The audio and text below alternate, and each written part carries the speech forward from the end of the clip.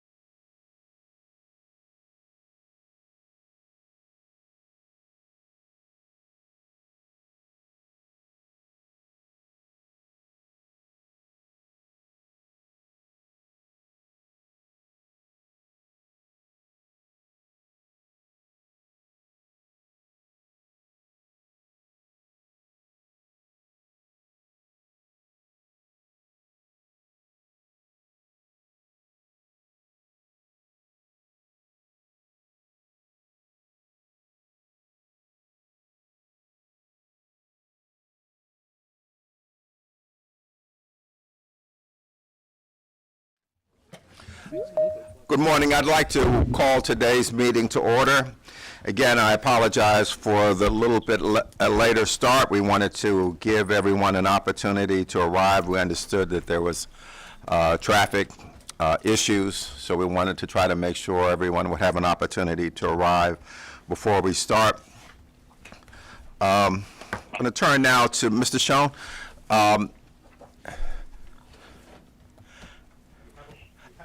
And Dr. Getty is on the line, I believe, as well.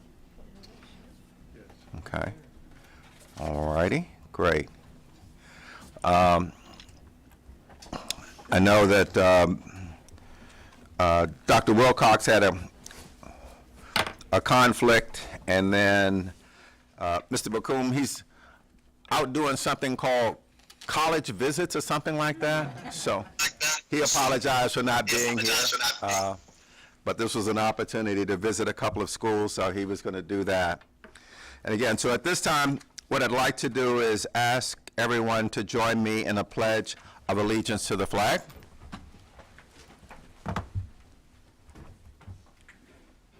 Pledge allegiance to the flag of the United States of America and to the republic for which it stands, one nation, under God, indivisible, with liberty and justice for all.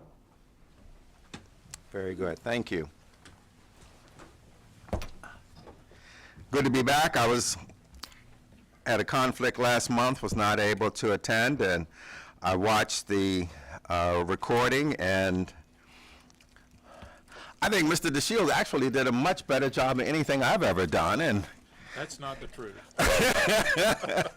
But, well, thank him very much and everyone for that. As you know, we have resumed our in-person meetings here at the MSDE building in Baltimore. We have the ability now to have public commenters comment virtually and in person. If you are someone on the virtual public comment list, if you experience problems, we just ask you to go audio, and we'll pick you up that way. We will start with the public commenters virtually, and then we will come to the commenters here in the room. Our meetings are available via live stream on the State Board website and through the vendor's website, the Town Hall web stream, and YouTube. The meeting agenda and the materials are posted there as well, and the video is archived there. As we now move to our public comment period, a point that we really like here on the board is to give the public an opportunity to speak to us. As I mentioned, I'll recognize the virtual registrants first, and then we'll come to the individuals here in the room. You will have 3 minutes. Your time will be monitored. At the end of your 3 minutes, we ask you to stop, to complete your sentence, but not to go any further. Direct your comments to the entire board, not to individuals. The board members will not respond, but we take the comments seriously and we take those into account. If you have written statements or any material like that, if you would send that to Dr. Lawson, and she will make sure, pardon me, that the board members receive them. Again, we welcome everyone to come and to provide comments. And as we've said in the past, feel free to express your passions. We just say, here we'd like to just conduct our business in a civil and respectful manner. So we're excited to have you come. Our first virtual presenter is Dr. Maria Navarro. Dr. Navarro. Good morning. Can you hear me? Yes, we can. Welcome. Welcome. Thank you. Good morning, State Board of Education and Mr. Chowdhury. My name is Maria Navarro, and I'm proud to be the superintendent of Charles County Public Schools. I come before you today to provide some testimony on behalf of my peer superintendents and myself regarding the initiatives in our state to expand access to quality early learning to more young people. This is such an important topic that it is one of the areas detailed in the blueprint for Maryland's future. In Charles County Public Schools, we have been steadily increasing access to full-day pre-K programs through the funds granted by MSDE and our local funding. This year, 15 of our 22 elementary schools offer a full-day, 4-year-old pre-K program. Next year, all of our 22 elementary schools will have a full-day, 4-year-old program with priority given to all Tier 1 students. We value the partnerships that are necessary between the public school system, community-based private providers, and other relevant stakeholders. Like many of my colleagues around the state, we have engaged with our private providers and our Early Childhood Advisory Council. We continue to encounter various barriers as we try to meet the requirements of a mixed delivery system per the blueprint. One major barrier in fulfilling the mandate of a mixed delivery system is a shortage of qualified workforce. As we contemplate solutions to this barrier, we are committed to creating alliances between our school system and higher education institutions in a way that is conducive to creating a sustainable plan. Through these alliances, we aim to create pipelines to bring forward a robust workforce that is committed to the vision of the school system and the blueprint. Another barrier is the lack of funding for infrastructure associated with high-quality private programs. While our private providers have shared their enthusiasm for MSD providing a per-pupil allotment, they have shared their concerns that funding lacks initial startup costs associated with purchasing curriculum and furniture and obtaining and maintaining certification, as the majority of the funds will need to be designated to competitive salaries. Our school system seeks the opportunity to explore how we, along with our local government and MSD, build the infrastructure to support private providers. Having the chance to propose innovative ideas to MSD and seek funding to address these concerns would allow individual counties to create plans that are based on each county's individual needs. We welcome the opportunity to pilot funded solutions that are aligned to the blueprint and the needs of each system. We recognize and embrace our role to help ensure all students receive a quality early childhood learning experience, regardless of whether it is in a private or public setting. I look forward to hearing more about how we expand quality early childhood throughout the state in the presentation later today, and I welcome each of you to visit our wonderful schools here in Charles County. Thank you very much. We appreciate it. Thank you very much for taking time. We appreciate it. At this time, we'd like to recognize Ms. Ashley Esposito. Hello. Thank Hi. you so much for allowing me to testify. I'm hearing feedback. Is that, sorry. Is it because y'all are, yeah, sorry, I can't hear. I think it's, could you mute your side? Sorry.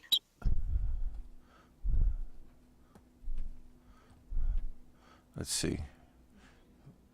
We still, just a second, we can't hear you. We're working on the audio. Just a second. We'll start the timer once you're ready. Beg pardon? Can you unmute your microphone? Yeah, I'm unmuted. Okay, But we'll start the timer now. Welcome, good morning. Okay, thank you for allowing me to test. Is it possible for you all to mute your audio? Hello? Okay. Why don't you try and let's see what we can do.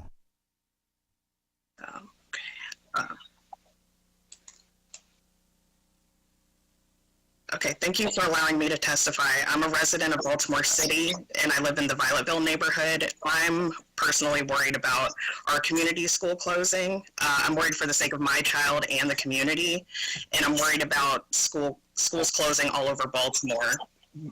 One of the reasons we bought our home in this neighborhood was because of the community school, and our school is a block away from our home.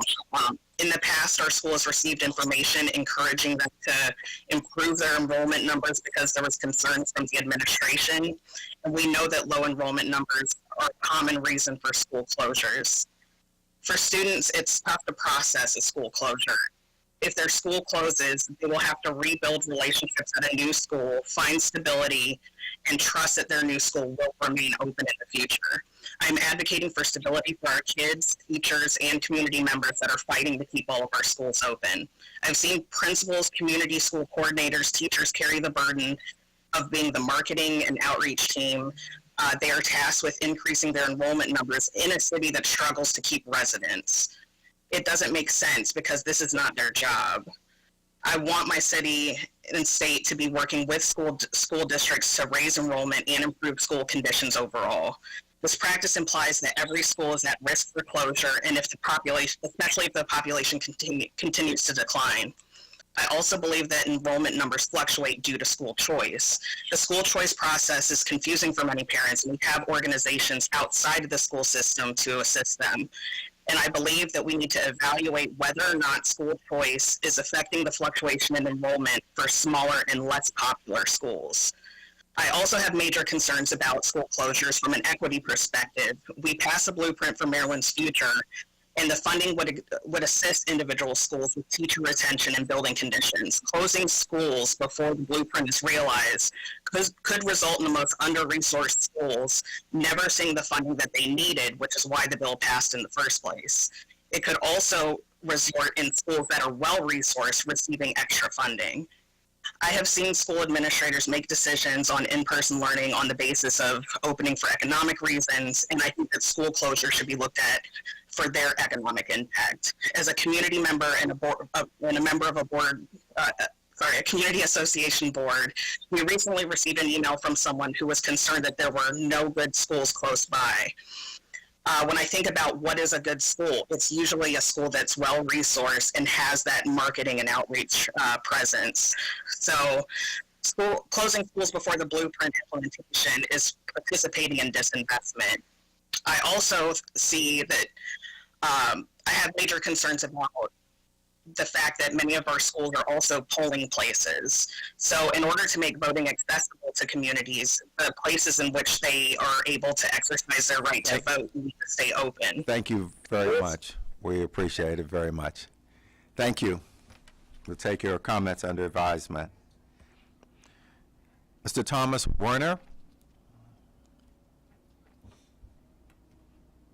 Mr. Werner?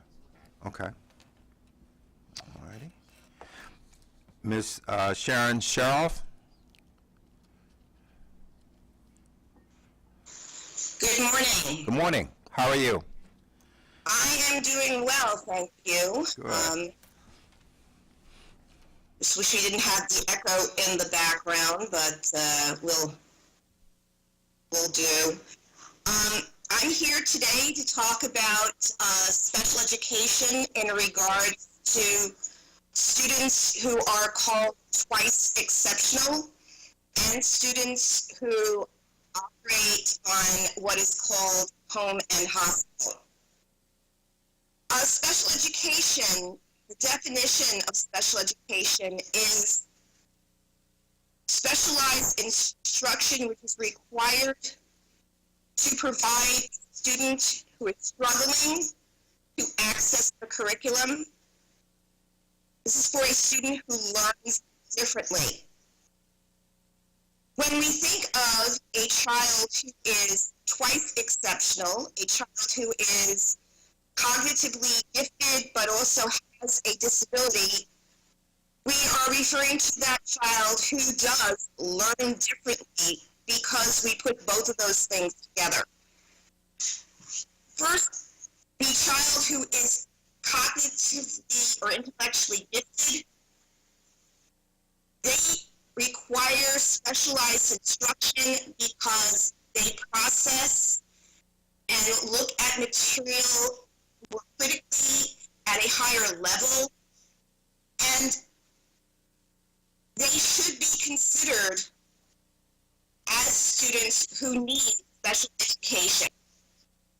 As a matter of fact, the Council for Exceptional Children has recognized students who are gifted for a number of years.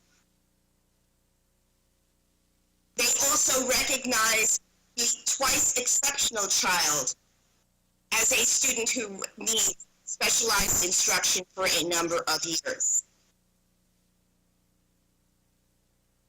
Historically, unfortunately, we as educators, when we look at a student with a disability, we do not look at them in terms of having possibly a cognitive gift. We looked at them as having only the ability to struggle and function below grade level. That's why they need specialized education. And I can tell you that that is very, very far from the truth. I've come before this board numerous times, and I have noted the fact that I have several learning disabilities, but I graduated summa cum laude because I had special education. Without that specialized education, I would not have been able to learn to read when I was in 6th grade. I think that it's incumbent on the state of Maryland to start looking at creating a new category for twice exceptional. Sure. So that we can start providing them the education that they truly deserve. Thank you very much. We appreciate your comments. Good to see you again. At this time, we're going to transition to our in-person participation, so you can come up to the station there. Ms. Michelle Nunn, welcome. How are you doing? I'm good. How are you? Good. Hi, my name is Michelle Nunn. I am here to talk about the Maryland Health Education Framework. I am a mother of first-grade twins in a Maryland public school. I also hold a current MSDE teaching certificate, and I've taught for the past 11 years, 4 years in Frederick County, 7 years in Howard County. I resigned at the end of last school year as a result of my family moving a bit too far for me to validate the commute, but it's really a blessing in disguise because it's giving me an opportunity to come and speak with you today on behalf of not only concerned parents, but also the many educators who oppose some elements of these framework standards, but just honestly are not allowed to have a voice right now because they're afraid of being ostracized at work or even losing their jobs. I will echo the thoughts of those who are in support of this framework that I too have seen an uptick in depression and anxiety amongst my students in past years. However, it is certainly not due to lack of instruction in gender identity or expression.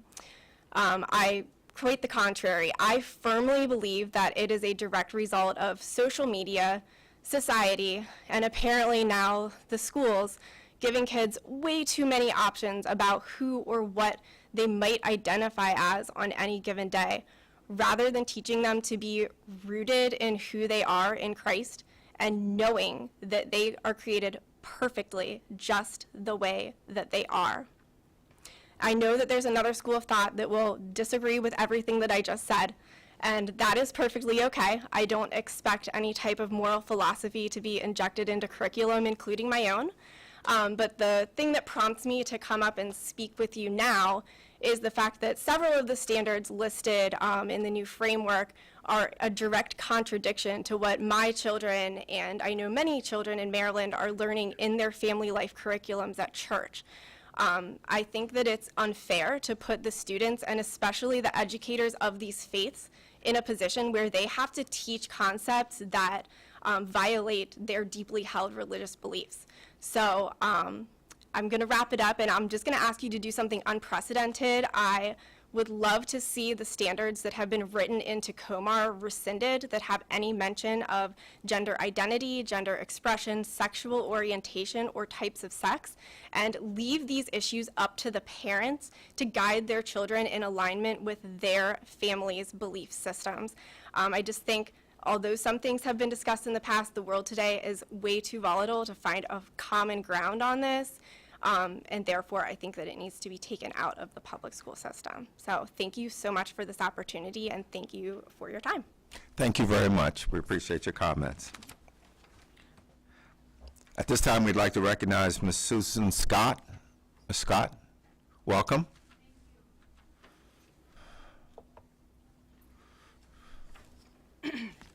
Good morning, members of the board.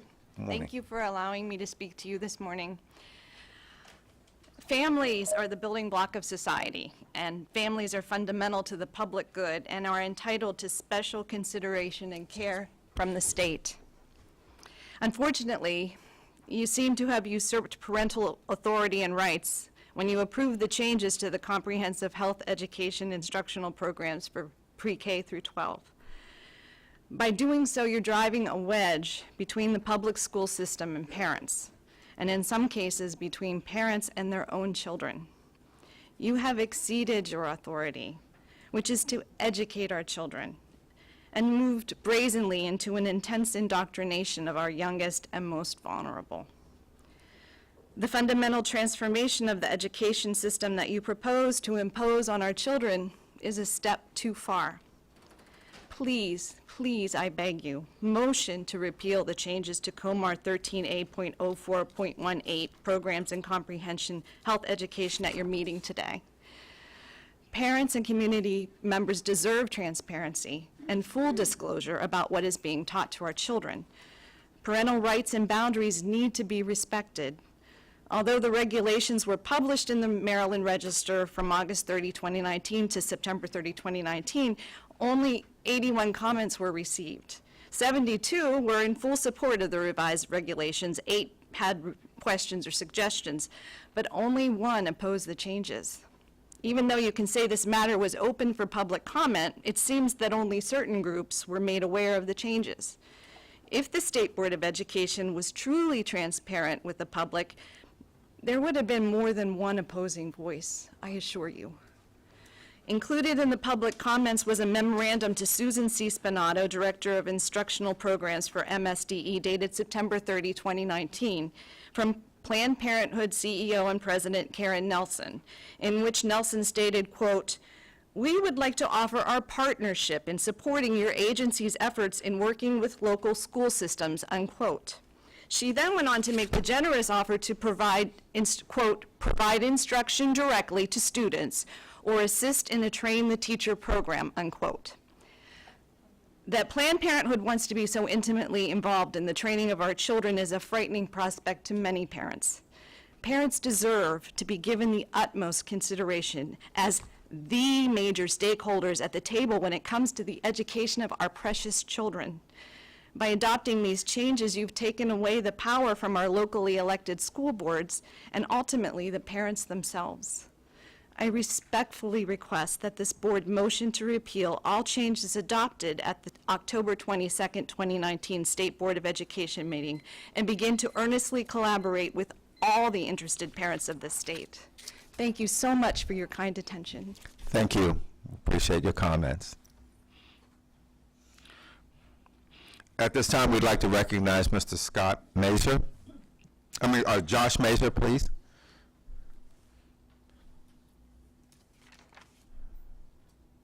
Mr. Mazur? Okay. This time, we'd like to recognize Ms. Cheryl Bose. Welcome. Good morning. Good to have you back.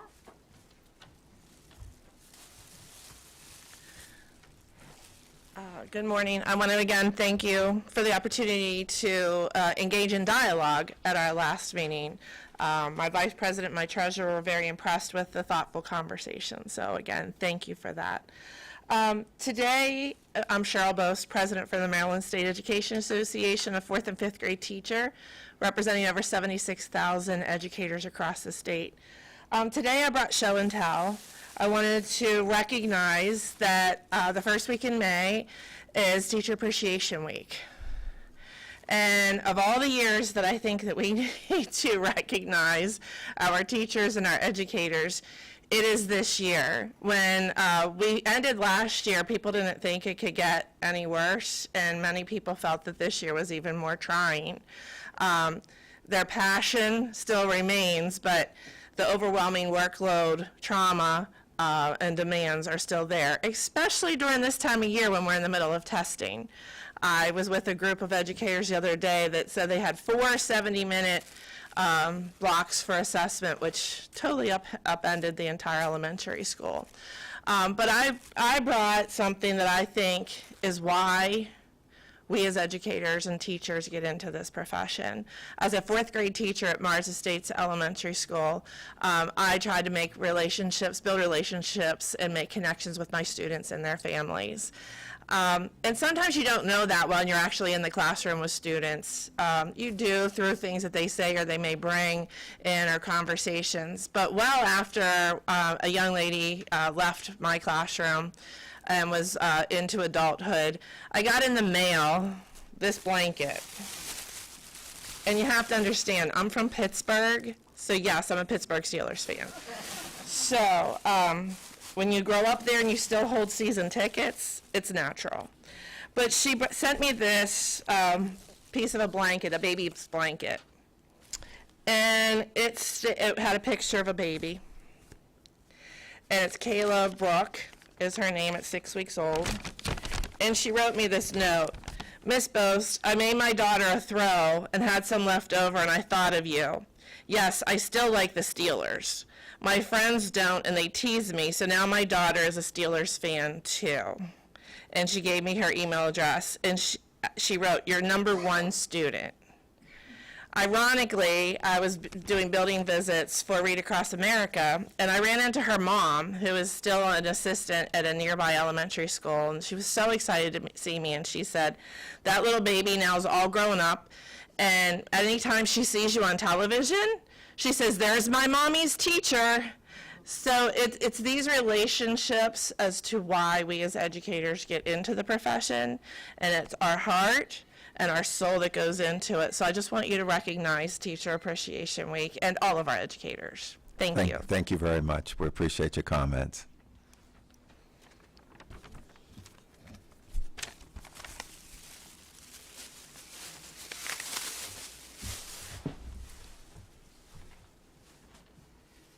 This time we'd like to recognize Ms. Carol Vidal. Welcome.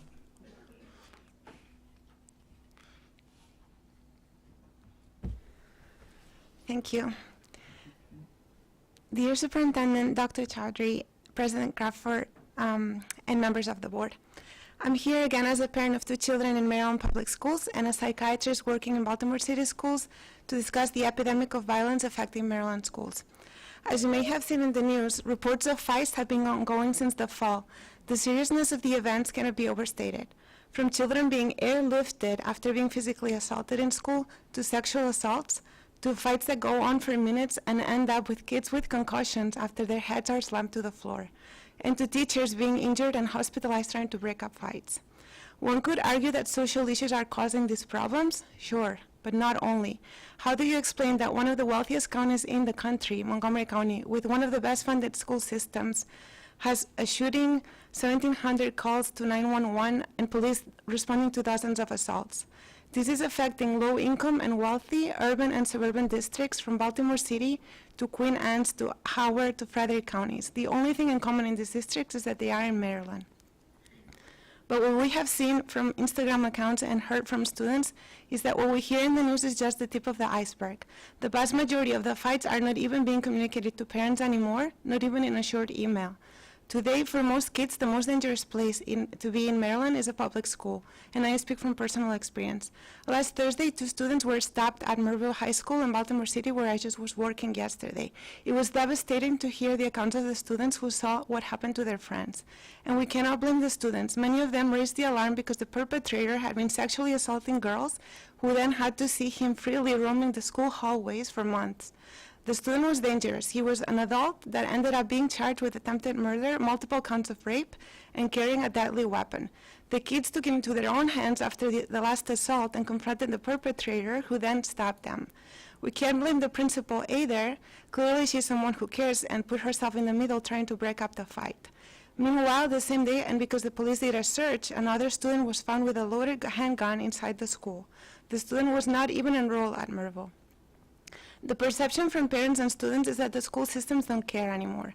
When administrators are asked, they respond that it is that the response is that appropriate consequences will be given to the students involved as outlined in the student handbook and policy. But if you look at these handbooks, they don't even have they don't even properly address the very serious behaviors. Our very big and crowded schools do not allow for staff to intervene before these dangerous behaviors take place.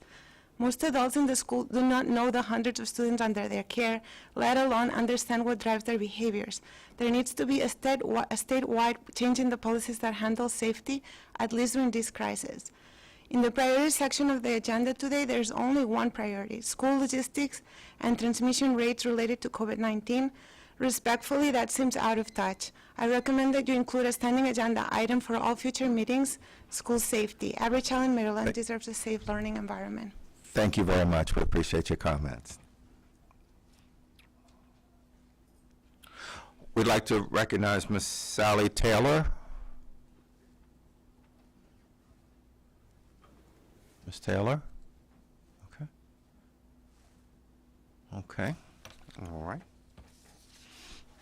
Well, want to thank all of the members of the public that took time out of their schedules to share comments, suggestions, concerns with the board. We greatly appreciate you doing that.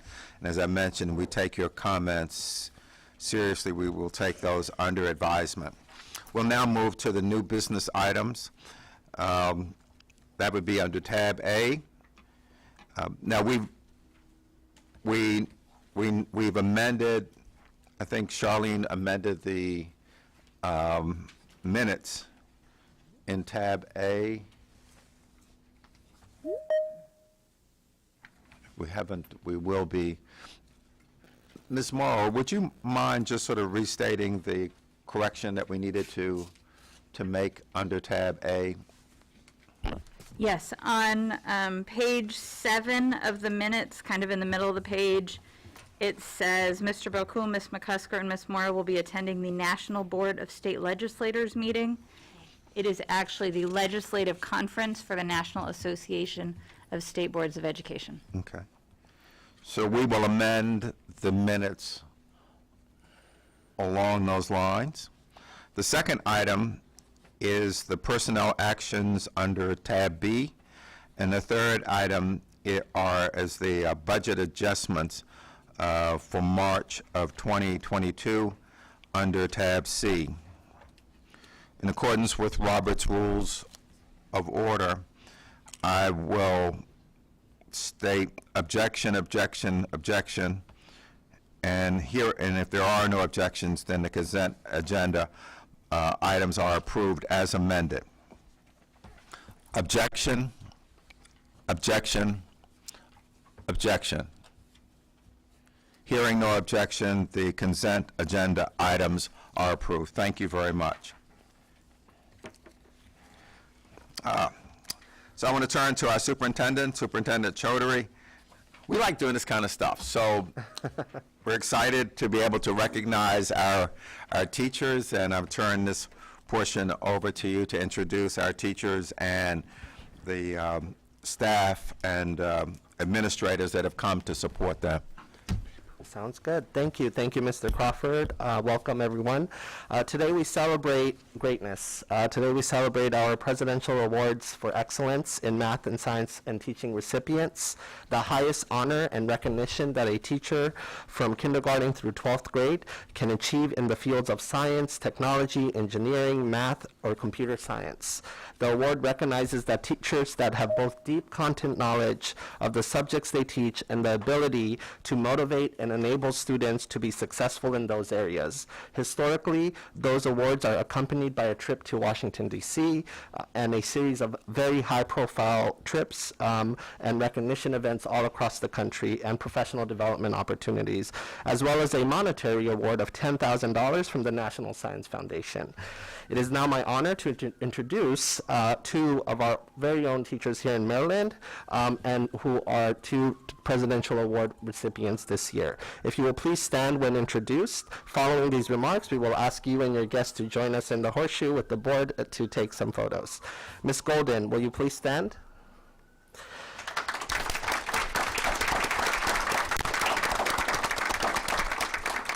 So So we're going to be clapping multiple times for you guys today. So Joni well deserved. Joni Golden is a Title I mathematics teacher at Glen Burnie Park Elementary School in Anne Arundel County. She's accompanied by Lisa Lighthoff, Regional Assistant Superintendent, and Colleen McFarland, Principal at Glen Burnie Park Elementary School.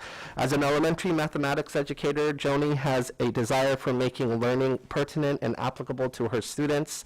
Her passion is evident when planning invigorating and engaging lessons. Helping students achieve and finding their true love of mathematics is her passion each and every day. Thank you and congratulations. Ms. Thompson, will you please stand?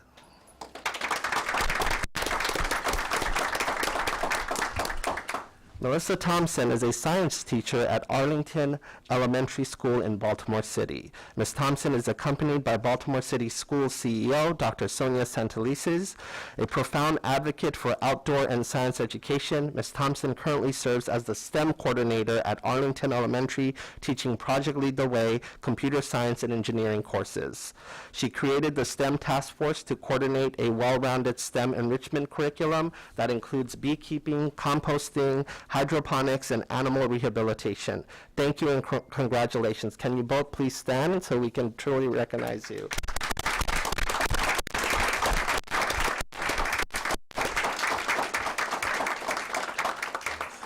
I just have one more portion in terms, this is a highly competitive award, right? They were selected by a committee of prominent mathematicians, scientists, mathematics and science education researchers, and district level personnel and classroom teachers. These educators are welcomed into an elite network of exemplary educators throughout the nation, and they inspire us, their students and fellow educators. So we would love to welcome you and your guests in the horseshoe, and we have your awards. Your name is etched on it, so you'll recognize which one is yours. So thank you so much, and we are just honored to be in presence of greatness. Thank you so much for what you do for our students. So the board will come up as well. Yes, Yes. we're all in the Yes, horseshoe. yes, Let's go to the horseshoe.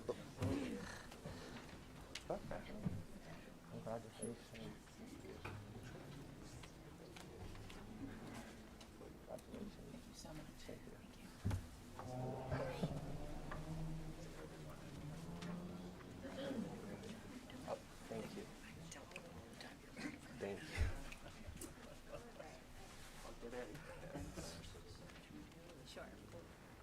Okay, and then we're going to double stack inside the horseshoe here so that we can get everyone in. Double stack. We don't know what that means. What does double? Yeah, we don't know anything about it. Wherever Laura tells you. Yes, and then board members and do whatever Laura tells you. Okay. Okay. That's what we'll do. Right behind. Or to the side, Senator Bates would be wonderful. We'll have Mr. DeShiel and General Sumter if you want to take the rear. Mr. Bartley, put him on the side. Mr. Bartley, can I get you behind on in the first row there? Yeah, that's what I was gonna say. I'm okay. Sorry, I'm sliding over. I'll get on the other side. Oh, you trying to, I don't know if it's gonna work anyway. All right, how's that looking? Can we see everyone? It might make sense for me to be in the back since I'm Okay. Could you? And then. Do we have Ms. Childers that could work. I can't see Ms. McCarthy.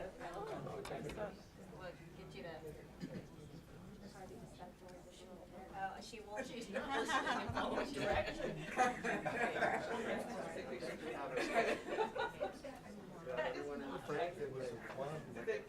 Us in education should figure out how to take a group photo, right? We can do this. Where's Life Touch? Right. All right. And hold it for just another moment, please.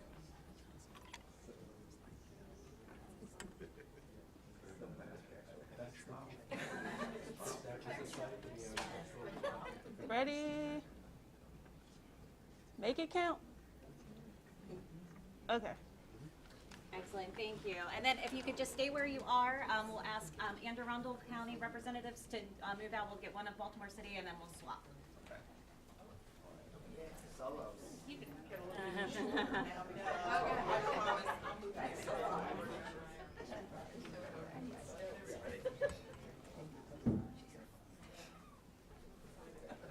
Yep, very look here.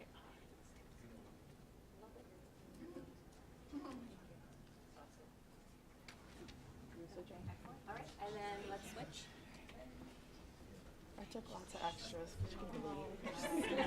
I appreciate it. Thank you so much.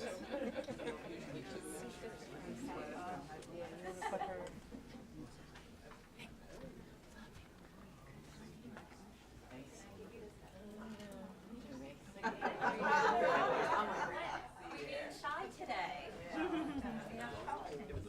All right, that looks good, thank you.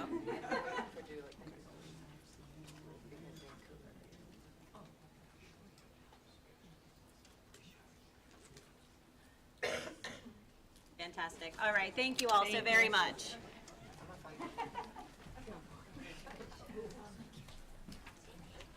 Our Kodak moment. That's not going to mean anything to anyone in a couple of years, right? Thank you so much.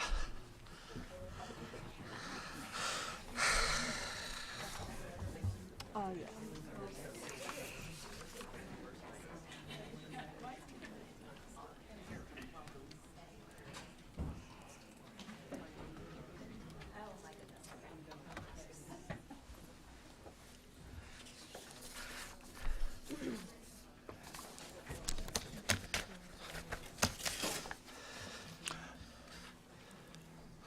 Outstanding, outstanding. Thank you so much for your dedication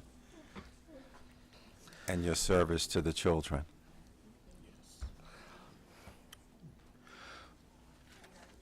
All righty, Dr. Green? Your folks are up at this point. Good morning, everyone. Yes, yes, yes. AAEEBB, they are in the house. Oh, I forgot the AAEB. Thank you. I'm saying so much. It's always AAEEBB. All right, we have the principals and their staff from our schools, our pilot schools, for the academic achievement. This is embarrassing. Achieving academic and equity and excellence for black boys. I got that part right.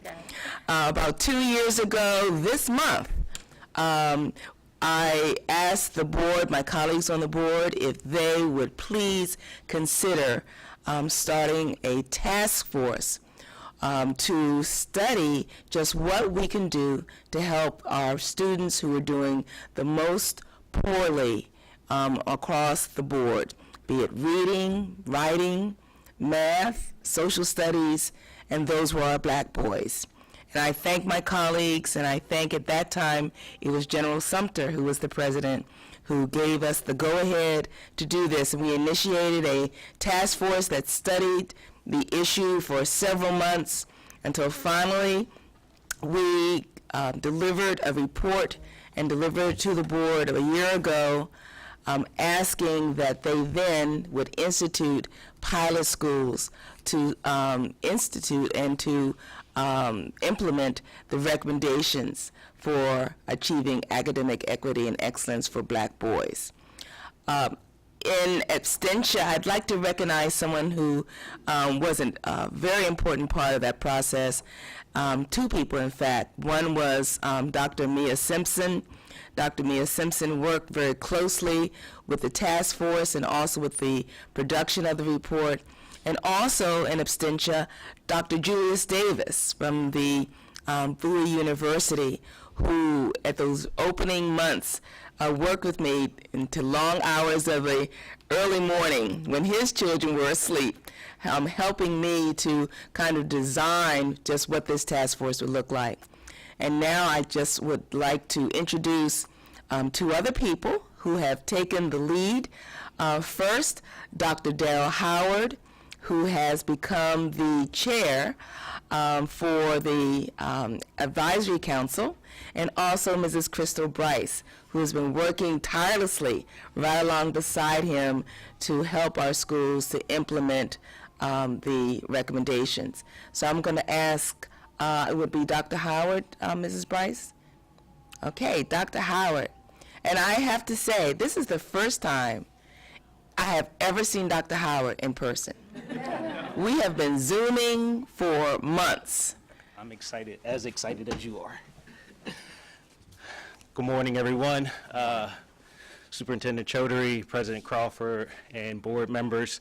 My name is Darryl Howard, and I am a Equity Instructional Specialist in Montgomery County Public Schools. I'm coming here today in my role as Advisory Council Chair of the Achieving Academic Equity and Excellence for Black Boys Initiative.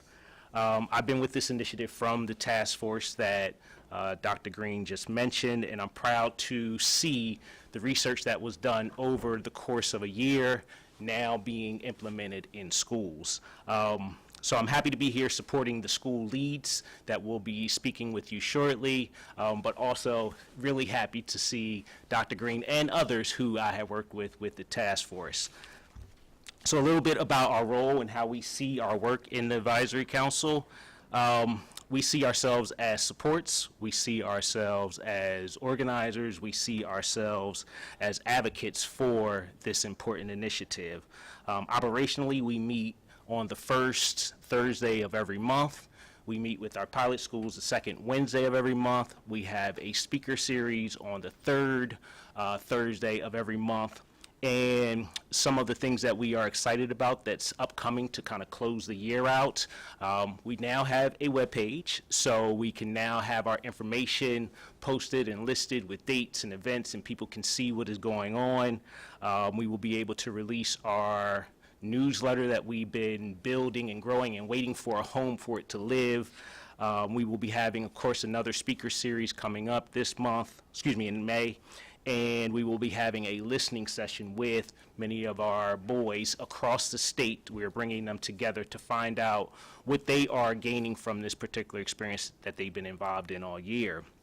At the conclusion of the year, we will have end-of-year reports from the pilot schools, and we will begin the planning for our annual summit, which we had last year virtually in August, and we had over 350 participants, so we're excited to see what the face-to-face outcome will look like. In closing, I would just like to say thank you for this opportunity, for having us come and share a little bit about what this research into practice looks like. As Dr. Green knows, I often use the words or this phrase, inequity exists in silence. So this is an opportunity for us to really think about the disparities in academic outcomes and discipline outcomes and look at what is happening in these schools that is transforming the culture of the school for these black boys. So with no further ado, I'm going to turn the microphone over to my pilot school colleagues.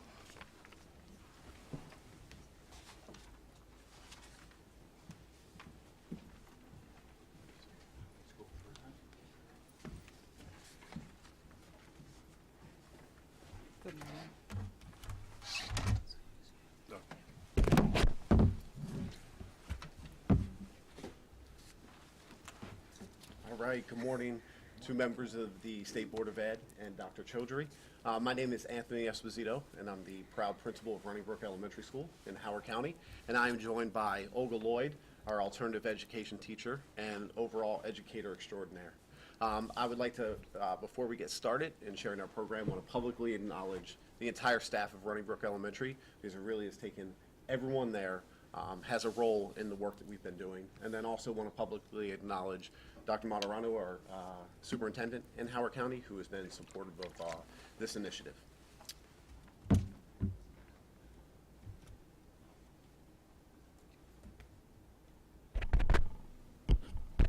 Should I start over? No. Okay.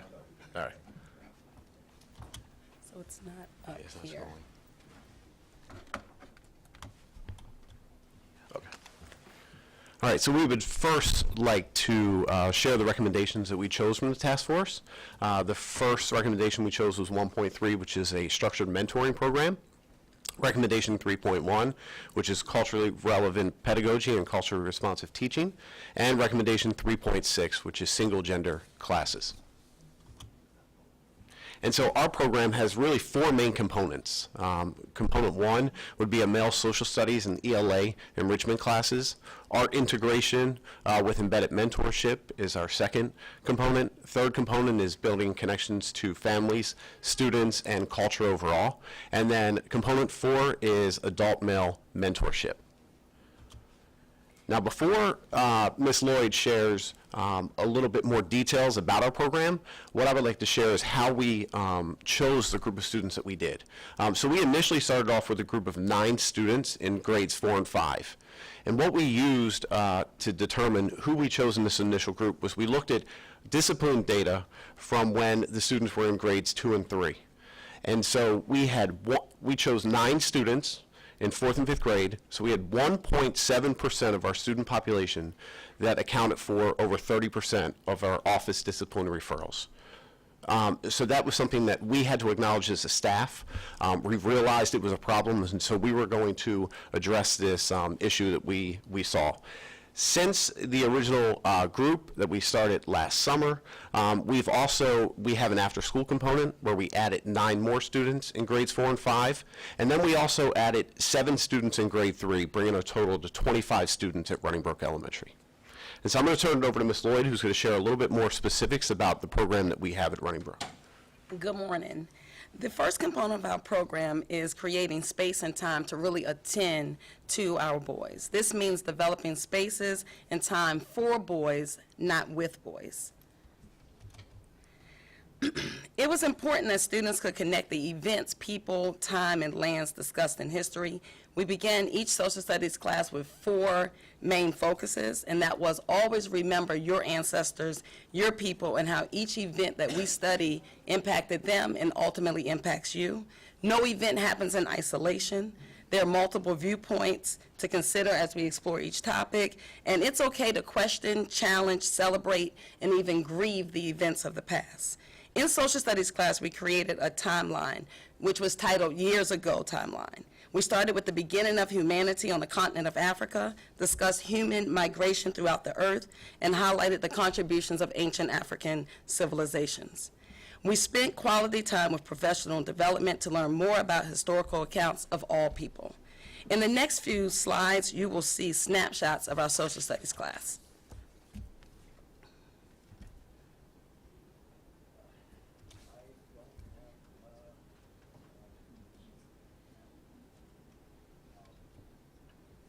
Next, we have art integration. Art is the expression and application of creativity and imagination. Simply put, creative activity. We use art as a healing place, a place to process emotions, and a place to express ideas. Each Thursday, our school has reserved the English Language Arts block as a dedicated space for our boys, for enrichment. After each session with the artist, UEE staff members, so UEE is the ultimate education experience. And this is our arts integration. Each quarter we have a resident and an artist in residency. After each session, after each Thursday, we would sit with the artist and actually have a debriefing.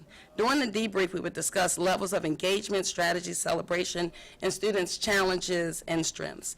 Each artist has deposited into the boys, into the teachers, and the entire program. We had 3 overarching goals for art integration. 1 was exposure to a career and the art form.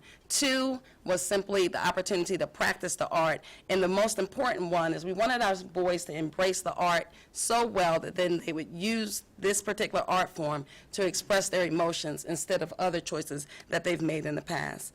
This year we worked with a spoken word artist who focused on the writing process. Then we got our bodies moving with a former dancer, and currently we're working with a visual artist. The children are receiving explicit instruction now that connects art and emotions while strategizing to self-regulate. Through African drumming, we are creating a community of men and boys that engage collectively in restoring our traditions. mentors, dads, and our scholars join together monthly to learn how to drum. We have captured, here we've captured one of our students actually reaching a goal. He came in over on the right-hand side. He came in actually frustrated one day, and after we talked for a little bit, he actually he grabbed the sticks and he actually just began to drum. So it took months, but we actually saw it come to fruition. And that's him there. Along with bringing artists in, everyone likes to get out to enjoy the arts. We've traveled to the National Museum of African American History and Culture in Washington, D.C., the Terrapin Adventures, and to the Baltimore Symphony Orchestra to see black violin. Our third component is truly our bread and butter. This is connecting with families, students, and culture. Our process to build the UEE family included, we started in June with parent interviews. We wanted to talk with every family about what they wanted for their boys, what were their goals. Then we had student interviews, a family retreat, family outings, and monthly parent meetings. No pictures to uplift this. However, there were countless times when Mr. Esposito, Mr. Nestor, my co-teacher, and I worked with students to overcome major emotional challenges. As we walked and discussed situations with our students, we learned of misunderstandings and or misreadings of an event. This program has allowed us to build a bridge of awareness, allowing us to truly see how often either we get it wrong or other students sort of misunderstand each other. What looks like malice may simply be silliness or playfulness. It is essential for us to pause and take into account the totality of each situation. Connecting to culture, ancient African culture, African American culture, and the culture of our times. Culture is not always color.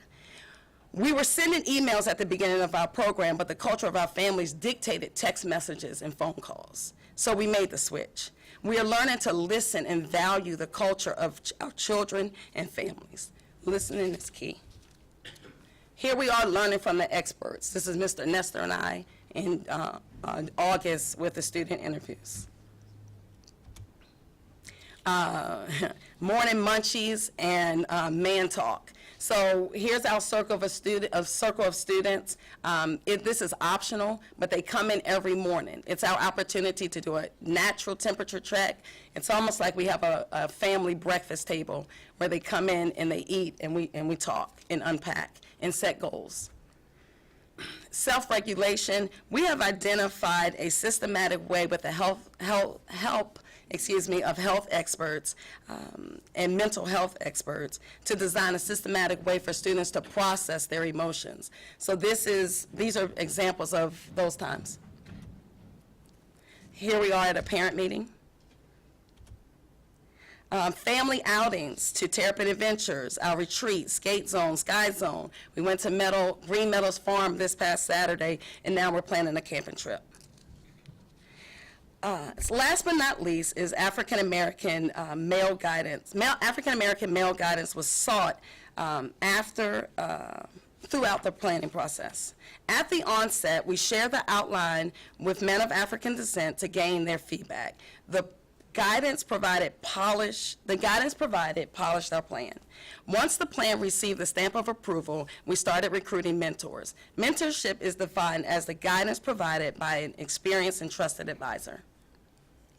We recruited a group of outstanding men and began to implement the plan. The mentors come and direct our after-school program. In the next few slides, you will see snapshots of our after-school program. The program meets 2 times per month. Here we are, bonding over basketball. This is the Esposito family. Mr. Esposito is he's the principal, he's disguised as a wrestling coach.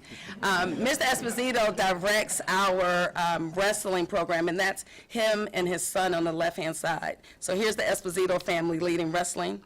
Quality time counts.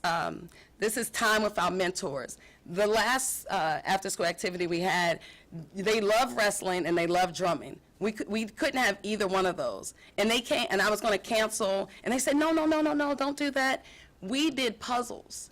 We did geography puzzles for like 45 minutes, and boys and puzzles and me and a couple of mentors, but they wanted to stay and have a good time. So they won our time. I'm going to hand it now over to Mr. Esposito. Yeah, so we have been looking for ways to collect data and look at the impact it's had on our school. And so I'm going to share one piece of data with you that we've seen already as a major impact. And that's why I wanted to publicly highlight the staff of Running Brook, because you'll see that this is school-wide. This isn't just, the UEE program. And so if you look at 2018-19 school year, as a school, we had 340 office referrals. Of those 340 office referrals, 102 of the office referrals were for students in our UEE program. When we move, which is again 30% of our office referrals. You look at 19-20, which the school year ended in March that year before we closed due to the pandemic. We had 277 office discipline referrals, and 86 of those were for students in UEE, which is 31%.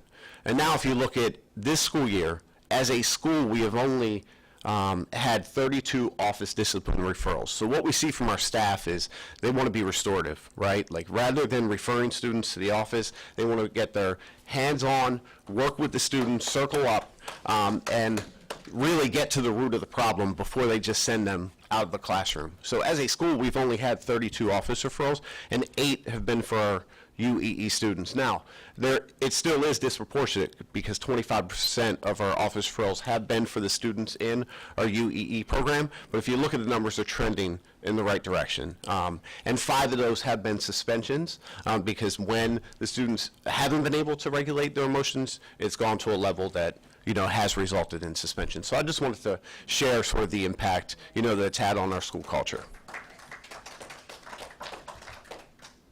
And so this is just to close out our time this morning. We just, wanted to share sort of our timeline of what we've done throughout the year. And again, this work started in June of 2021 when we thought we may be a pilot school for this grant. And then it's continued, throughout the year. And so this Friday, students are taking a field trip to Pizza University, and they're learning how to cook, and being mentored by a chef there. So that's what we have this morning. Thank you. Dr. Green, what did you have in mind? Do you want to have all of the presenters and then open it up to questions that way, or what do you suggest? I'm not sure. What would my colleagues want? What do you want? If questions or comments? Individual questions? Whatever. Okay. Okay. Okay. Great. Please, Sally. That was wonderful. Oh, let's see. Am I on? Yes. It was inspiring. Thank you so much for your presentation.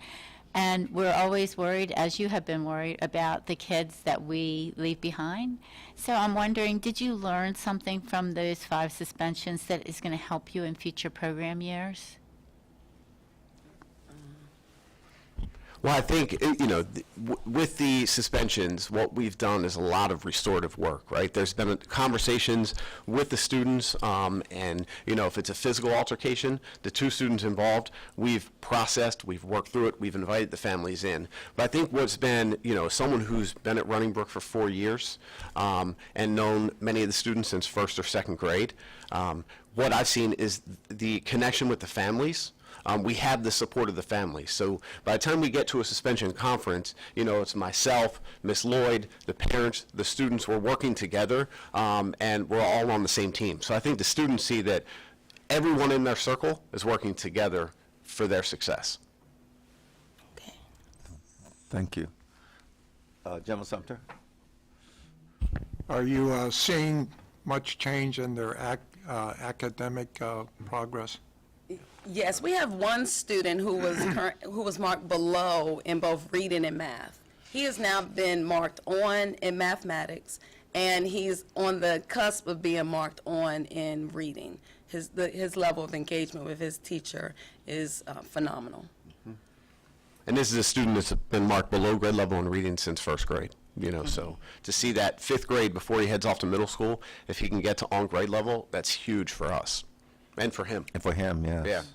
We also have 3 students that are in an above grade level mathematics class where all of them were being questioned at different levels throughout the year. And working along with the staff, really pushing hard with the students, we've been able to maintain their above grade level status. One of them, their homework stays on our desk, and the math teacher and myself he'll come in periodically and work on his math homework right there. Just keeping them engaged, and really, I think the relationship is key, like really learning what each student needs individually to actually help them succeed. Excellent. Ms. McCusker. Thank you. I love hearing that your entire staff has embraced restorative practice and that it has made such an incredible difference in your school, that taking this one initiative and expanding it to the whole staff has changed what sounds like your entire culture for positive. So the students that are in 5th grade and will be moving into middle school, so these supports and relationships have been so key in their success. Have you had any discussions with the middle school to try to expand some of these supports as they leave the nest, so to speak? Yes, that's something that we're really excited about, because at Running Brook Elementary, we're a 100% feed to Westlake Middle School, right? So we have a strong connection with the admin team there, as well as the teaching staff. So what's cool about the camping trip or actually we're doing an end of the year cookout. And so what we're going to do is we're going to celebrate the success of the students, but the middle school team is going to be present there. And so it's going to be almost like a handing off, our brightest and best to the middle school team at Westlake. So yes, there's been connections and ongoing dialogue and conversation between Westlake and Running Brook. Very good. Great. Question for you guys. So you've received pilot money that's allowing you to try to give birth to things and do things. Do you foresee being able to sustain things that you're doing if, when pilot money runs out, and how do you plan to do that, if you've thought about that, your budget and things like that? So you want me to? We can both. All right, you start. Well, They're so nice to each other. That's we are convinced that as we present and our colleagues, our other AAEEBB colleagues present, and we have funding for next year, we're convinced that the State Board of Education is going to just put us on the budget. That's the sustainability plan, guys. No, but in all seriousness, thinking about anything we're doing with the after-school wrestling and the mentors, like some of those things have a financial component to it, but much of it is like Olga said earlier, it's relationships, right? And it's getting those mentors on board, and expanding from there. But in regards to different equipment, camping equipment, wrestling, the activities we're doing, we are building for the future. So everything we purchased is something that will be housed and will remain at Running Brook for years to come. Excellent. Ms. Chang? Thank you. First, I want to congratulate with your great effort and your leadership with the staff in the school. I'm from Howard County too, very proud of it. And I have just kind of looked at differently about the UEE that you mentioned. The number is dramatically dropped about less than 10% now compared to a couple of years back. But I was just kind of looking into the kind of back end, say, you recruited 20-some students in this AAEEBB program. Are any students involved or been in that UEE report group, or that's just additional, like a report out of other unidentified students? You mean like the specific group, like the other children, are they identified UEE? I would say not technically, right? You want to clarify, I think, just the... Yeah, you have reported 8 so far this year, but are there any identified UEE reported students are part of the AAEEBB program? Just the 8, right? No, we do have some students who are in our after-school component. Yes. Okay. So outside of the 8, office discipline referrals for UEE students, there are students that have received some office referrals that we've included into our after-school program or into our group of 3rd graders that have regular lunch bunches with some of our mentors and male staff members. Okay, Yep. thank you so Sure. much. So you are kind of expanding the Yes. circle. And the goal next year is to expand it to, really this year we focus mainly on 4th and 5th grade. Next year, 3, 4, and 5, and slowly, we want to add on so that we are, we're a pre-K through 5 school. We want to incorporate pre-K through fifth eventually. Wonderful, thank you. Excellent. Senator Bates, and then we'll check with Dr. Getty, see if she has any comments. Senator Bates? First of all, I'd like to say I'm a very proud citizen of Howard County. Thank you very much. I know you all are doing great work. Are you sharing with the other schools, the elementary schools, and also, passing it on to the middle schools and so forth? Your success and maybe help them to do something similar? So Yeah. if I missed that in the presentation, I apologize. No, I'm glad you brought that up. So Longfellow Elementary, which is also in Wild Lake, is part of the pilot. It's one of the pilot schools, so we work closely with their team there. But Howard County as a whole has done a great job. So our community superintendent is Pat Saunderson, and so they've connected us with other elementary schools that that are interested in this work. But I think it's something that, as a county, we're looking at to expand to as many schools that want to implement this as possible. So yes, we've had those dialogue with central office staff. And also, Mr. Esposito presented at the Positive Discipline Work group. He presented our program there and got lots of questions from central office staff and staff throughout the county. I have to assume you get great support from the Board of Ed. Absolutely, yes. Thank Dr. Getty, did you have any questions? No questions, just a comment. I just want to applaud this school for their enthusiastic and thoughtful approach for developing this program. Just well done. Thank you. Thank you. Thank you. Excellent. Thank you very much. Dr. Green. Closing statement. I know that when I first called Mr. Esposito and asked if he would be interested in being a pilot school, he didn't miss a beat. Yes, yes, yes. So I just want to commend you on the fine work that you're doing at Running Brook. Thank and you. so proud of what you've accomplished. Thank you. I wanted to ask also now, how are you going to scale this in your school? So I met with the principal secretary a couple of months ago, and we got the number of African-American boys throughout the school, and we looked at how many students we have in our entire student body. And we've begun to talk about like sort of layering the program, where next year we will focus similar to what we're doing now. I want to twist to a math focus, but it will be third, fourth, and fifth with enrichment, math, and art. And then with our second graders, sort of what we're doing now with our third graders, where we have a bi-weekly lunch bunch with the mentors, finding those pockets of support. So there's the intense group that we started with, then there's the after-school program group, and then there is the third grade lunch bunch, where we'll continue that at different layers. Great, thank you. Thank you very much. You want bring up the next group? Absolutely. Thank you very much. Thank you. I was Very nice. prepared to just sit back and watch the show, but oh my goodness, I no, get you to have to work, participate. Dr. Green. All right. Southwest Academy in Baltimore County is up now. Welcome, April Franklin, the principal, and Hamill, the assistant principal, is here. Welcome.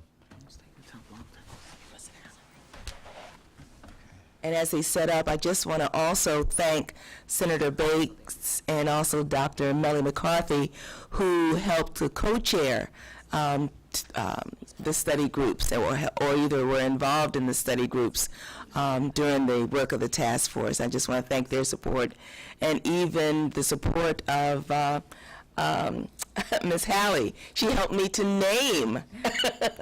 That's why she had to prompt me just now on what we called it. All right. Great things are happening at Southwest Academy. Welcome. Thank you, and good morning, Chairman Crawford, Vice Chair DeShiel, and Mr. Chaudhary, and members of the board. My name is April Franklin, principal of Southwest Academy. I am joined here with my assistant principal, Ann Hamill. During a recent visit with MSDE, Superintendent Williams shared information about the Baltimore County AAEE BB pilots, which for our district is called Black Boy Joy and Genius. We are thankful to Dr. Williams and the BCPS executive leadership for selecting Southwest Academy to pilot this deliberate movement, as Dr. Green has stated, in support of our Black boys. We are also thankful to Dr. Williams and the BCPS leadership for having each zone in our district pilot this movement in support of our Black boys. Our central schools, East schools, and West schools. Ms. Hamill and I are here today, of course, to represent the West Zone, specifically the Southwest Academy chapter of Black Boy Joy and Genius. So who we are and who we serve. Southwest Academy is a comprehensive middle school with a STEM magnet. We have 71 staff members, and we serve approximately 784 students. We are 65% Black, 14% Asian, 4% white, 14% Hispanic, and 3% multiracial. A more detailed description of our student groups is on the screen.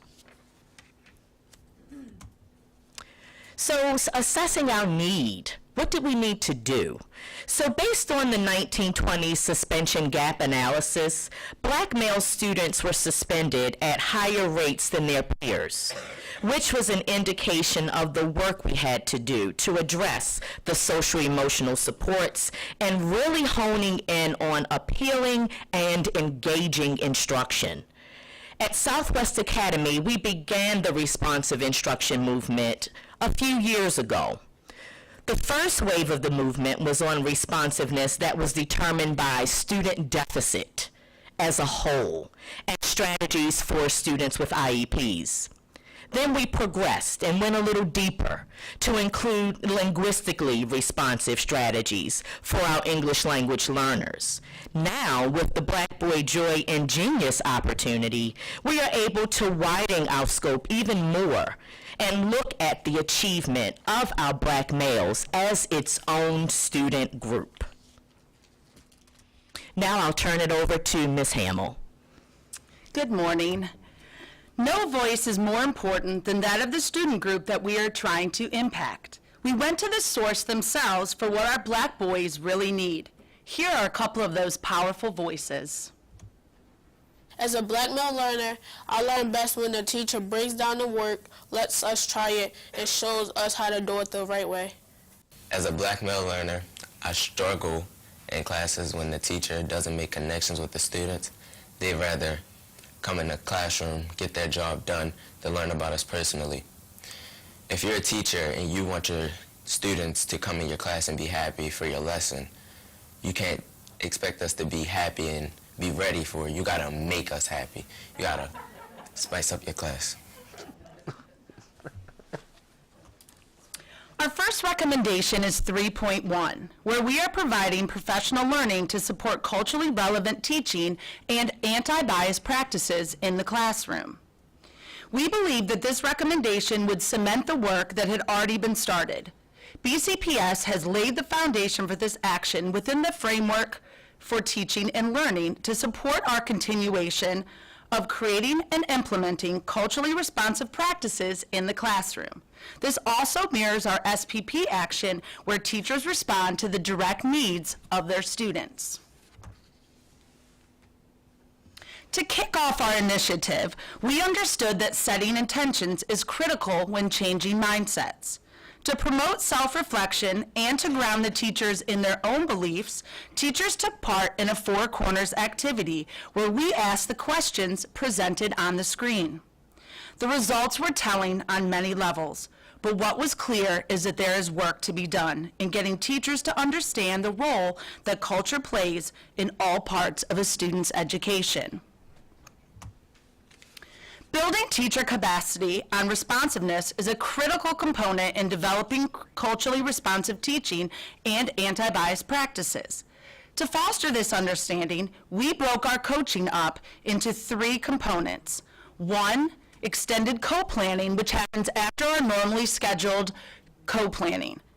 Then we also, which gave teachers an additional hour to stay after school to specifically look at the categories of our Black male learners and our other students who are in some of our subgroups.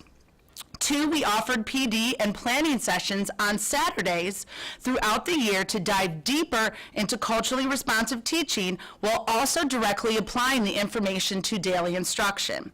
And 3rd, our AVID coordinator paired with Pikesville Middle School in Baltimore County's AVID coordinator to infuse AVID culturally responsive teaching strategies and implementation of the planning tool into professional developments given to the staff. For our book study, we chose Zaretta Hammond's book titled Culturally Responsive Teaching and the Brain. Zaretta Hammond lays out her book perfectly for supporting teachers' understanding of how brain-based research is tied to culturally relevant teaching. In the first chapters, teachers learn to examine their own culture, biases, and beliefs. Once they understood how their culture showed up in the classroom, it made it easier for them to understand how students' culture shows up into the classroom. Once that was established, the teachers dove deeper into culturally responsive teaching by examining how to be a warm demander.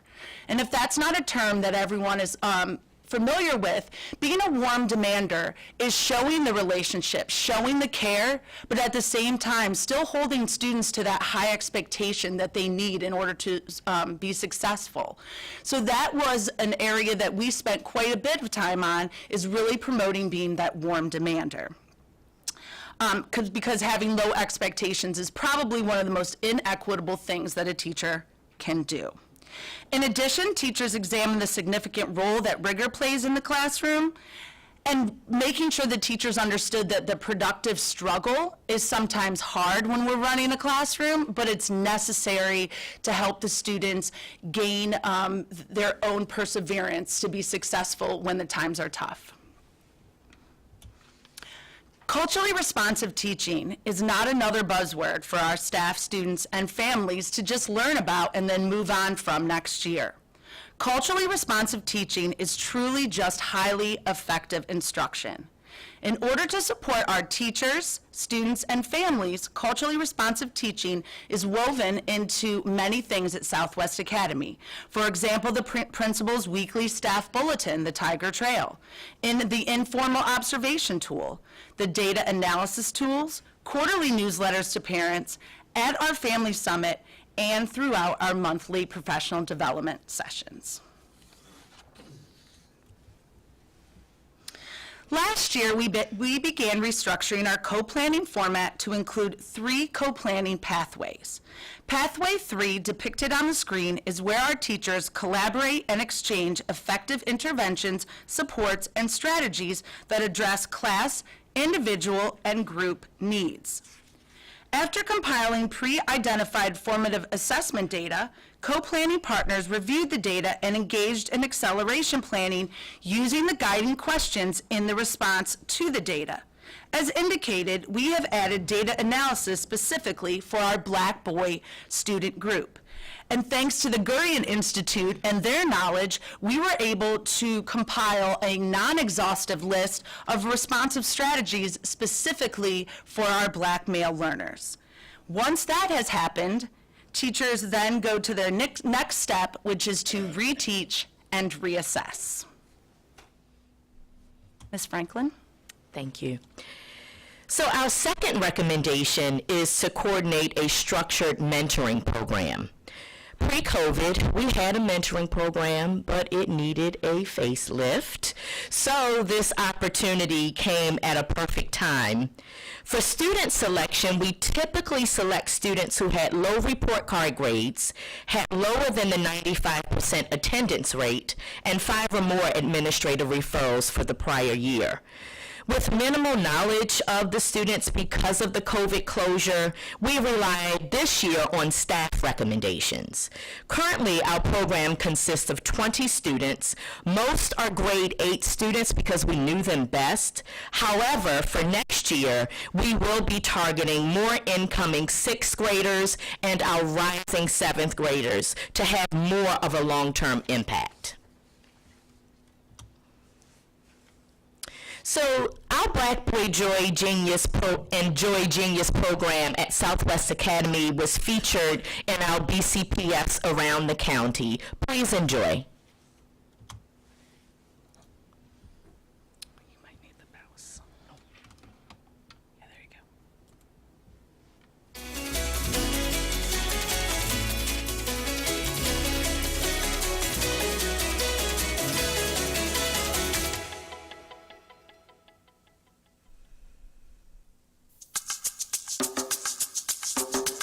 We've always had a mentoring program, but this year we've taken it to a whole new level.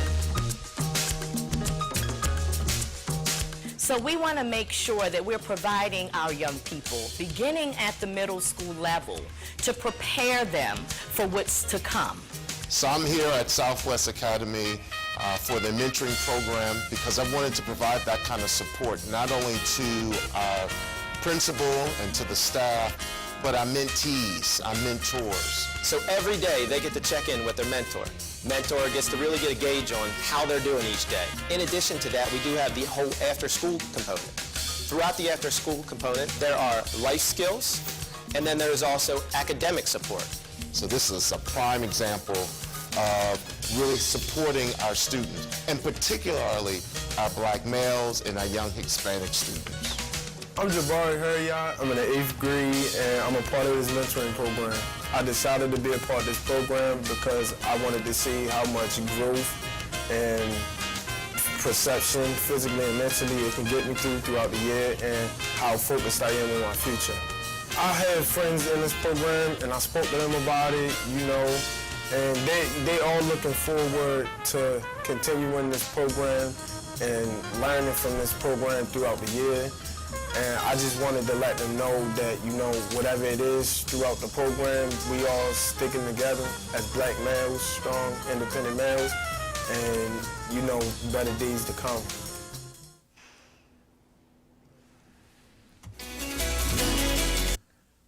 Okay, let me see.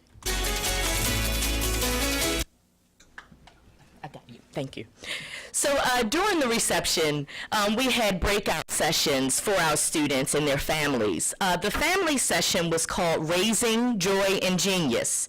During the family session, we provided a survey so families could tell us about their young men's sense of belonging at school, how well they feel respected, and their value on education. The families also provided us insight based on the question, identify your son's opportunities for improvement. Their responses included topics such as self-advocacy, listening, having follow-through, and being responsible. The student session was called Living Joy and Genius, where they engaged in a kickoff activity that allowed them to identify characteristics of a positive role model and then reflect on the anchor question, how can the positive qualities of your role model that you've chosen help you accomplish your specific goals in life? Dr. Williams, superintendent, gave inspirational remarks at the beginning of the program specifically geared to encouraging our young mentees. We ended the night with the Black Boy Joy and Genius at Southwest Academy pledge, and we provided motivating words by our own Mr. Doug Handy, our executive director of the BCPS Department of Equity and Cultural Proficiency. So just the structure of our mentoring program. All mentees begin their day with an SEL daily check-in during a homeroom class specifically just for them. We also have a weekly hour-and-a-half mentoring session on Wednesdays. Each session begins with an SEL check-in to see how their day went. Students play Math 24 and engage in hands-on activities for the book study of the text Miles Morales, that's Spider-Man. The mentors also facilitate reviews of students' individual academic success progress sheets, and at interim time and at the end of each quarter, they facilitate sessions on academic goal setting. The second portion of the session is with our community partners, specifically with Royalty Youth Ministry of Morning Star Baptist Church, one of our community partners. BCPS is also fortunate to be in partnership with the Baltimore County Police Department. So we have a school resource officer. We have them in our secondary schools. One of our mentors is the school resource officer who serves at our direct feeder high school, Woodlawn High School. Officer Young is also the founder of Save Our Young Baltimore, which is an evidence-based mentoring program. They work with the students on topics such as life skills, career exploration, conflict resolution, mindfulness, safe interactions with law enforcement, social media expectations, and spiritual well-being. One of the major cells of the program is the opportunity to take learning outside of the walls of Southwest Academy. We have attended a football game at the Morgan State University, followed by a meet and greet with the players. They enjoyed that immensely. Now that it is safer to go on outings and fellowship outside of the school building, we look forward to planning more learning opportunities. So here are a few testimonies about the impact of Black Boy Joy and Genius at SWA and how it has had on the students not only in school but also at home. Black Boy Joy and Genius has helped me be motivated and going hard for my work so I can achieve my goal to be a football player or an architect. Black Boy Joy and Genius has helped me have good relationships with my teachers, and they motivate me to come to school every day so I am able to accomplish my dreams by being an NFL superstar. Superstar. Being a mom of a student of the Black Boy Joy program, I've seen my son come from an alternative school to now here where he is thriving and he's on a roll. He loves going to class because the teachers are listening to his input. He gives suggestions on what he thinks would be a better learning experience for him and his friends, and he enjoys that very much. He also loves the meetings they have once a week where he can express himself, what he's going through emotionally, in and out of school. So I've seen progress at home as well. And by the way, her son is the one that told the teachers to spice it up. So thankfully, we are seeing the results. We do feel that we are making an impact. As shared, BCPS chose one school from each of the zones. Just the collaboration alone amongst all the schools in the district that are fortunate enough to pilot this movement has been very, very beneficial to all of us as leaders. And because we are providing time for self-reflection, coupled with clearly defining what it is and what it means to be culturally responsive, planning engaging activities for students, we're seeing those results in the classroom. We see evidence of the work in formal and informal observations where we are really tracking engagement. We also see evidence in the classroom environment because they have culturally relevant visuals, and we see higher engagement because students feel like they are seen, heard, and valued.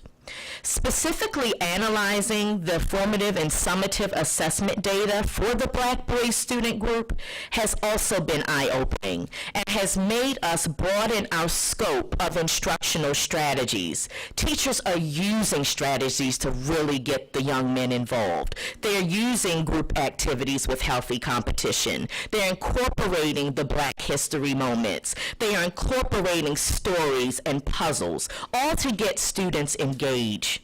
We are also a work in progress. We have to see the fruits translate to our summative assessments, and that is one of our focus areas for next year, how we're going to deepen that learning.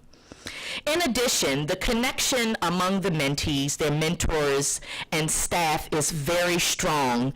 I have seen the young men hold each other accountable and support one another when needed. Ultimately, academic progress has increased and behavioral referrals have decreased. So we are making an impact. We have a dynamic team of educators at Southwest Academy all throughout the school building. We are passionate about the work to interrupt the negative trends of suspensions and achievement data for our Black boys. So thank you for your time and attention this morning, and we also thank you for this opportunity to pilot this AAEEBB movement, Dr. Green. At this time, we are open for any questions.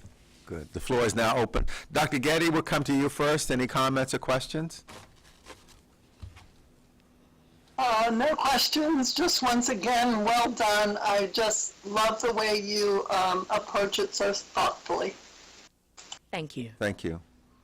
Open it up. Comments, questions? Just excellent. Ms. Howley. Thank you for another great presentation. I'm really interested in your mentors because they have a daily meeting. So where are you recruiting the mentors? So it's a mentoring homeroom. So we have one of our teachers. It's like a check-in class, but every student has a homeroom in the school. But this is a specific homeroom for the Black Boy Joy and Genius members. They check in, they talk, they unpack the night before and prepare them for their day. Just getting them grounded and prepared for learning that day. So you have multiple mentors interacting with the boys? Yes. Yeah. And so the homeroom would be one, and then when you do field trips or you do other activities, you have people from the community, like the person you mentioned who was part of the, had their own youth program. Yes. So when you're getting these other members from the community, how did you recruit those members? Well, we already had the partnership with Morning Star Baptist Church, and they actually reached out to me because we have a very strong partnership. The youth minister reached out and said, hey, April, I hear that you all have a mentoring program. Like I said, we really need a facelift, so adding the funding for that has been very beneficial. But we already had that partnership, and Officer Young has been a substitute SRO in our school from time to time, and he wanted to make sure that we're beginning earlier, because when they get to the feeder high school, we're seeing almost different perceptions of the students. So we wanted to start younger. So that's why he's coming into the middle school helping us. I think that's so exciting. I really enjoyed that part of your presentation. Thank you. Thank you. Thank you. Okay. Dr. Millie McCarthy. So once again, thank you for a wonderful presentation. I loved everything you had to say, but I have to tell you, I love Black Boy Joy and Genius. Yay. Brilliant. Thank I you. love it. Mr. Handy's in the building. Excellent. Thank you. Okay. Dr. Green. And again, Mr. Handy was the one who approached me about including the schools, and I told him, I said, Mr. Handy, we can only accept 2 schools from a county, and my arm is now wrenched out of place because he said, we've got 3 schools, we have to do these 3 schools. So I thank you, Mr. Handy, for your persistence, and thank you, Principal Franklin and Assistant Principal Hamill, for your presentation. Thank you. Keep up that Black Boy Joy and Genius. Thank you so much. Thank you. Thank you. Thank you. Thank you. All right. Charles County is in the house, my home county, and we welcome Diane Roberts, principal at Westlake High School. We've already heard from the superintendent, Dr. Navarro, from Charles County, and now Mrs. Roberts. Mrs. Roberts' school, Westlake, is one of only 2 high schools that are involved in the pilot schools. Can I make a change real quick?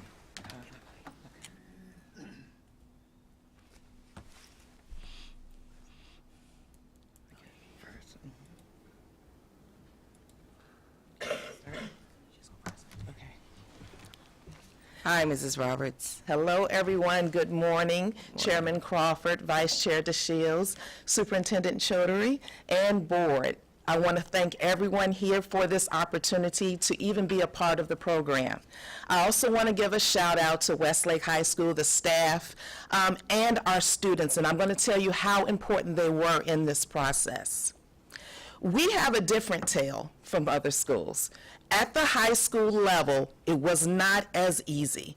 So my tale is a tale of determination. It is a tale of perseverance. We began the pilot program, and I had the opportunity to be a part of the task force. So this was extremely close to my heart. I wanted to be a part of the task force because I saw some things coming, right? I'm going to say BC, before COVID. I saw some things coming our way. I saw our 9th grade students and I saw our male students who were disinterested in education. And they were hall walkers, and they were in the building, and when it was time to go, they didn't want to go home. So I'm like, okay, what are we going to do? So I saw it coming, so when it was time to join the task force, I thought, okay, here's a solution. Well, we had the task force, and in August of this school year, I had a community meeting. At the community meeting, we talked about, what's your interest? Our men in the community came forth. It was a wonderful Saturday. Our superintendent, Dr. Navarro, joined us, and we were all excited. And then the first day of school occurred, and we saw trauma. We saw trauma like we had never seen it before. At the high school level, it was just very evident. And we kept saying, okay, we need to get this going, we need to get this going. And it was just very difficult to find the time to do it.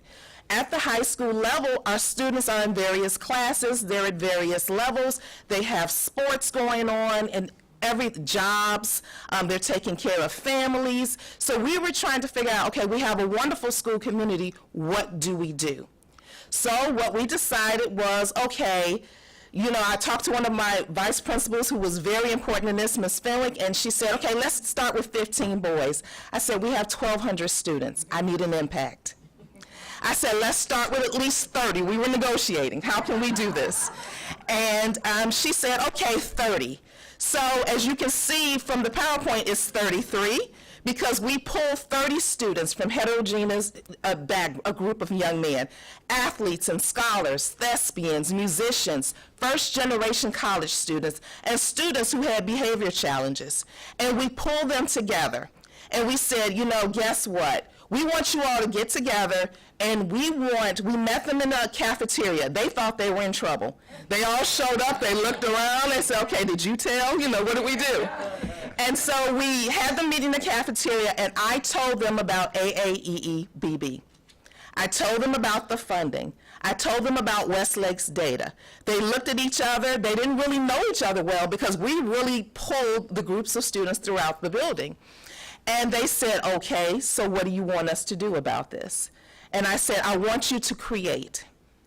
I told them that we had chosen recommendation 1.4, implement a rites of passage program, and we were also going to make the most for our money and implement the peer mentoring also within that. We were like, okay, we can do 2 of them in this. And they looked at me at first, they said, well, what's a rites of passage program? What are you talking about?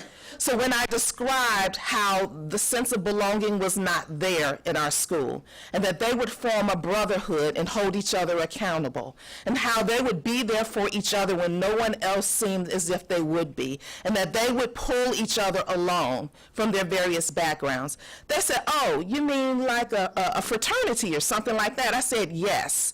They said, okay, we can do that. What do you want us to do next? I said, what's your name? Give me a name for yourselves. And so they began to talk to each other and go from table to table. And then they said, you know what, we decided, and they gave us about 3 or 4 names, and they had to vote on it. They decided they would become the Westlake High School Elite Black Men. So then I challenged them, and I said, okay, well, elite black men, I have 2 questions for you. One, why do you put it as elite black men? Why is it that way when someone else comes in? And they said, well, didn't you say the funding was for black boys? And I said, well, yes, I did. They said, that's why we're black men. I said, okay. And then the next part was, tell me what elite means to you. So they got together. This is a picture of our boys working together in the media center. They got together and they decided, okay, we're going to put some things in place. So I fed them lunch, because you have to feed teenage boys. So I fed them lunch, and they began the process of what is an elite black man. This is what they said elite means. And I'll give you just a few of them. Top tier, dedication, leaders, mentally strong, to represent the community. And you can read the rest of it. Someone even said royalty, mighty. After that, I said, okay, you have defined elite. Now tell me, give me some of the rules. Give me a draft of what you want this to look like. And they wrote some rules, beginning with you cannot use the N-word, owning your own behavior. One of the ones I like, and I'm not going to read them all to you, but holding your name to a brand.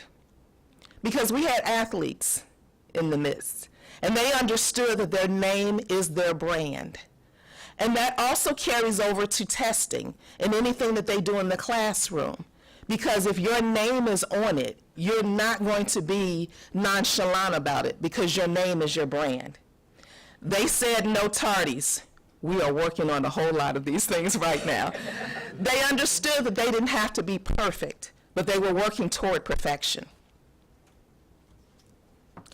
So we needed help, because it was a bunch of ladies telling these young men how to be elite black men. So we called in one of the people who gave us some information, one of the groups, COSBOC, the Coalition of Schools Educating Boys of Color. And they specialize in rites of passage programs with a hip-hop pedagogy. So I said, okay, come on in, let's see. I don't know if your hip-hop is going to be the boys' hip-hop, but let's see what happens. And the boys they met with them virtually, and they just weren't sure. So I said, okay, we'll come in person. But then we still had the problem of time. At the high school level, it's time. So what we did was we decided to do an in-school field trip, a day-long in-school field trip. And we got the boys and we fed them all day again, feeding them. And COSBOC came. Mr. Timothy Jones came from COSBOC, and he began with a warm-up exercise, because I was really trying to see, are we going to use the money in this way? Because I wanted the most return on investment for the money that we were given. And so his warm-up exercise was, write about those you owe and those you will show. These are some of the responses from the young man. I'll read one. Who I owe, my mom. She has been there for me through thick and thin. Who I want to show, my grandma that died 3 years ago, that even without her, I'm still pushing through life. That became the boys, teenage boys, to see them become vulnerable in front of each other, and they did not know each other well. And you know, it's always stereotypical that black boys are posturing. They dropped the posturing during this time. And Dr. Darrell Howard was there also. He came, he said, I want to see this. So it was just a wonderful opportunity for our boys to get together. During the time, they met with our resource officer. And he talked to them about real life issues. He talked to them about safe schools and what that means if you are safe schooled. He talked to them how their brand really is their name, and that what they do in the community can spill over into schools. He talked about school violence. He talked about making good decisions, and the boys listened. And they were able to ask him key questions. And then I asked a provocative question afterward. How do you feel? Do you feel safe with an officer in the school? Most of the boys said, I understand things now. Yes, we want this. So, circle debrief at the end of the day. The boys got together and they had to tell what was their actualization after the day. And they said, we were amazed because they got in a circle, they were hugging each other, and we're looking like, this is amazing after one day, wow. During that time, we also challenged the boys to be thermometers and not thermostats. We told them for 33 young men, they can actually set the climate in the school. Don't just read the climate, set the climate. So at the end of the day, they, as a group, said they went around in each boy, and here's some of the quotes. I would like to start by saying how smart everyone is in this room today. I realize that as a black man, we will have a lot in common, and we all came together today.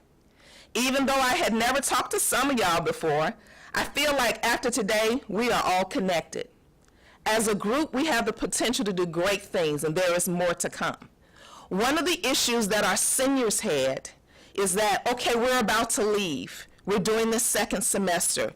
How will we have an impact? And so I said to them, I need you to have an impact. I need you to turn around. I need you to come back, and I need you to be there. You guys are founders of an organization and a movement at Westlake High School. This is us at the end of the day. They have their shirts on because part of the rites of passage is to have an identity and to identify together as a group. Proof of concept. We thank you so much to everyone who met with us here, because we were like, okay, what are we doing here? We're seeing the vulnerability, we see the love, all of that. They're going forth, they're motivated. Proof of concept. We're pulling grades, attendance, referrals, anecdotal records, staff feedback, parent feedback. The participation, do the boys show up when we call them together, and the actual development of the rites of passage curriculum. That is in the hands of the young men. They are also doing Strength Finder. When we send our boys off to college, we want to make sure they understand that they do not approach life from a deficit mindset anymore. What are your strengths? Where do you see yourself here? Because you do have a place and you do belong, no matter where you end up after high school. And again, I admonish them, you must turn back. Challenges, putting the heart back in our schools for our black boys. When the kids came in, I have to be honest, it was some reckless behavior. And it was behaviors that we had never seen before, and we understood because I live in the Westlake community. I love the Westlake community. This was not a reflection of our community. This was a reflection of, I have been loose for almost 2 years, I am coming back, and what we found was in our lower grades, they never had the high school experience.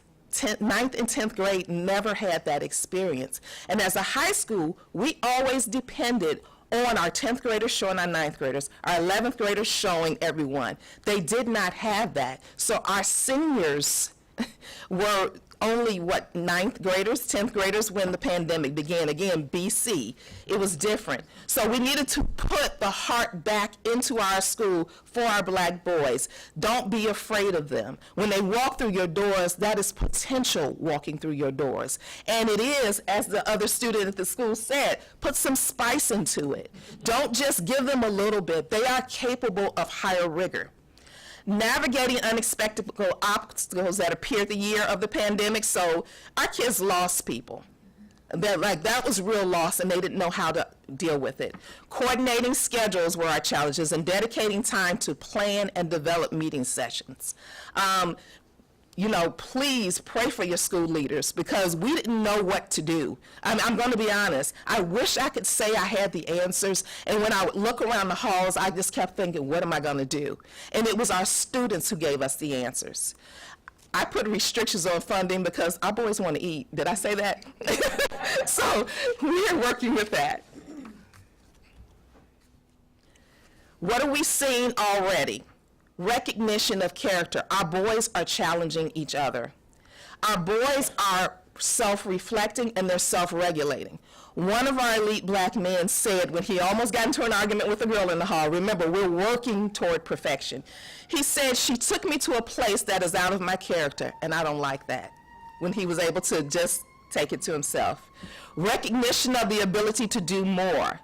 One of our younger men, because the 33 who lead will now be they will lead 33 who need. And those 33 who need, now we have 66. And we're going to keep going and going. That's how we're expanding in our building. But one of our students who was just selected to be a part of the elite black men, he came to tell on a student that was already a leader. He said, "You need to go get him. He's not being elite. He's over there at the vending machine," instead of going to class. So they're using the vocabulary. Recognition of the right to feel proud. I got my EBM application. I realized that I need to start doing more in school. These are the quotes from our boys. We're going to review data and grades to our courses. We're actually going to hand schedule EBM, all the members of the elite black men, because we want to make sure that they are challenging themselves. A lot of our boys who have disconnected from school, they're going to try to take easy courses, and they're going to go along with the notion that they don't know. That's not true. A lot of our boys, when we talk to them, I'm like, "Why aren't you in AP? Why aren't you in an honors class? Why aren't you exploring this over there?" "I don't know." Well, we're not accepting "I don't know" anymore. We're going to create an avid cohort of elite black men. We're going to provide support using things that are already in place in avid strategies. And we're going to increase the rigor and the supports for the young men. Thank you very much. Do you have any questions? Very good. Okay. Is there questions? Mr. Bartley. Ms. Roberts, thank you for your presentation. I really enjoyed it. And I really, really love the rules that you allowed the participants of the program to come up with. In my experience, groups that design and designate the rules for themselves, they own them and they live up to them. And it was like goosebumps when you presented that to us, and also your circle of debrief at the end of the day, and the comment you made, set the climate in the school, be the thermostat and not the thermometer. I'm going to steal that and use that because you're right. And you include a very important group, and people on the board might get sick and tired of me saying this all the time, but I'm a student athlete. I'm a former student athlete. And I didn't realize it when I was in high school or in college that people look up to the athletes. And if you're an academic, you're a scholar, you're an athlete, sometimes they look at you as leaders. And including that group of men in this group is very important, especially since you guys have the state championship basketball team. Yes, yes. I was trying not to mention it, but we are state champions. Wait a minute, and not only the championship in basketball, but also we won an award for sportsmanship. So. Oh, excellent, excellent. And I really, really, really buy into and believe what you're doing with this group of students, and the rules thing, and them holding one another accountable for the rules is going to result in a big change. People tend to follow the rules that they set for themselves and their peer group rather than rules that are placed upon them, and I think that's an excellent idea. Thanks for sharing. Yes. Thank you. Dr. Miller McCarthy, and then Mr. DeShiel, and then we'll go to Dr. Getty. It's good to see you again. Good to see you. You are a brilliant leader. Thank you. And the way you made yourself vulnerable and expressed this vulnerability, anyone who's in a school and leading a school saw what you saw, but at the high school level, exaggerated, and it was hard, more than hard. And the fact that you kind of laid yourself out before these young men and said, "I need your help. I need you to step up," empowered them beyond any empowerment possible. So I commend you. You almost brought me to tears sometime in this, and I just am just so thrilled with this program. And it's going to be, I don't know if I'm going to date myself. There was that Breck commercial, and so on and so on and so on. This is going to be, and so on and so on. It is going to be the center of the culture of your school. Congratulations. Thank you. Well done. Thank you. Yes, I'd just like to echo what Dr. Mealy McCarthy just said. Leadership drives change. And what I have observed from the presentations this morning is that we have leadership in a very important area of learning for black boys. And you and your team of people, all of you who are here today making these presentations, are making a difference, an important difference in the lives of people who need encouragement and support. There's nothing more important than doing that. So I just too would like to applaud the leadership that you all are showing to make a difference, an important, positive difference in the lives of young people. So thank you for that. We commend all of you for what you're doing. We appreciate it. Thank you. Thank you. Thank you. Dr. Getty? I have one comment and one question. My comment is about the safety of your school. I am so impressed with the idea of 33 boys influencing the behavior of your culture in your school, and how that must really improve the safety in your school, making sure to discourage the behaviors that aren't safe. So that's my comment, but my question is, when you were designing this program, did you feel frustration that you were starting so late in the game in high school? Do you feel like you wish you could push it down to the middle school and get things started sooner? Absolutely. I love high school students, though. They're so raw and real. They really are, and they make you vulnerable because real recognizes real. But we are going to work with the other pilot school in our district. That's J.P. Ryan Elementary School. So we have, we're trying to set up dates to go and visit their fifth graders. And then we would like to partner with, and I told the boys they had a responsibility to. 1 mile around Westlake High School belongs to us. 1 mile.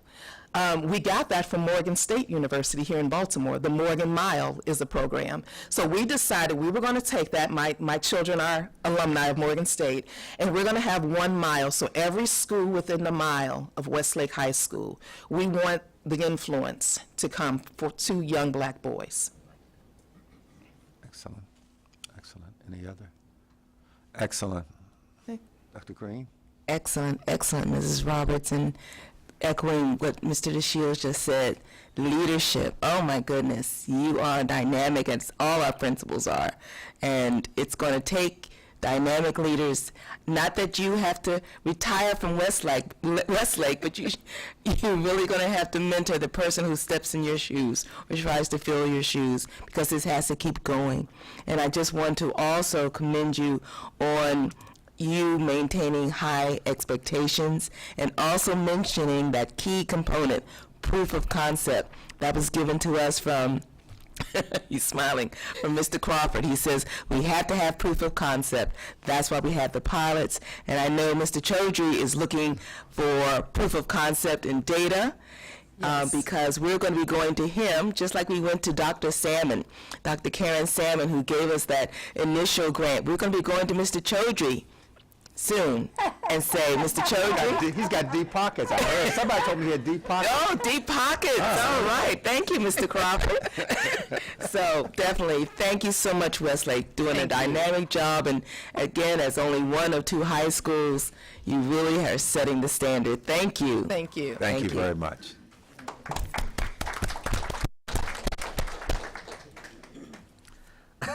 All right, last but definitely not least, we have Ms. Kalisha Miller, principal at Pikesville Middle School, and Anthony Jackson, her assistant principal, coming before us, talking about the great things they're doing. Mr. Handy has truly recruited the schools that he felt had a real heart for our program, and we're excited to have them. Hearing some more about Black Boy Joy. All right. Love it. Good morning. Good morning. President Crawford, Vice President DeShields, Superintendent Chartery, and members of the board. My name is Kalisha Miller, and I am the proud principal of Pikesville Middle School in Baltimore County. Today I have joining me Mr. Anthony Jackson, assistant principal. Today we're going to share with you Black Boy Joy and Genius at Pikesville Middle School. I'm here to represent the central area of Baltimore County. As one of my colleagues in this pilot program pointed out, this is not an initiative, because initiatives have a start and stop date. This is a movement for us to improve the academic achievement of our Black boys. I would like to thank Dr. Williams, Superintendent of Baltimore County, for selecting Pikesville Middle as one of the schools to help lead this movement. Who we are and who we serve. Pikesville Middle School is a comprehensive middle school. We currently have 952 students. We have 81 instructional staff members. 65% of our students are Black. 15% of our students are Hispanic. 13% of our students are white. 4% of our students are Asian. And 3% of our students are multi-race.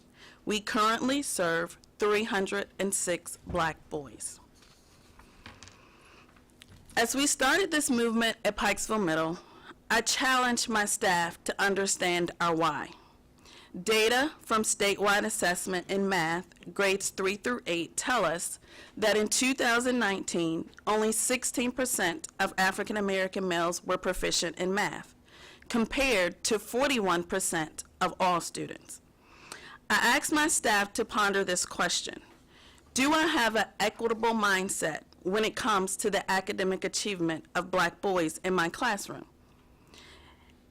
If I believe that I have an equitable mindset, then why are Black boys not achieving at the same rate as their peers? These are the questions that I challenge my staff to ponder every day as we make instructional decisions for the teaching and learning process at Pikesville Middle School. As a pilot school, we were asked to select 2 recommendations. We selected coordinating a structured mentoring program and providing culturally responsive teaching practices to our staff. As the instructional leader of the school, I knew that we had to provide support to our teachers parallel to the support of our identified young men. For our staff, we needed to spend time ensuring that teachers knew culturally responsive strategies in order to incorporate them in their daily lessons. Our staff are engaged in a year-long book study, Culturally Responsive Teaching and the Brain by Zaretta Hammond. Monthly, we engage in professional development based on the chapters in the book.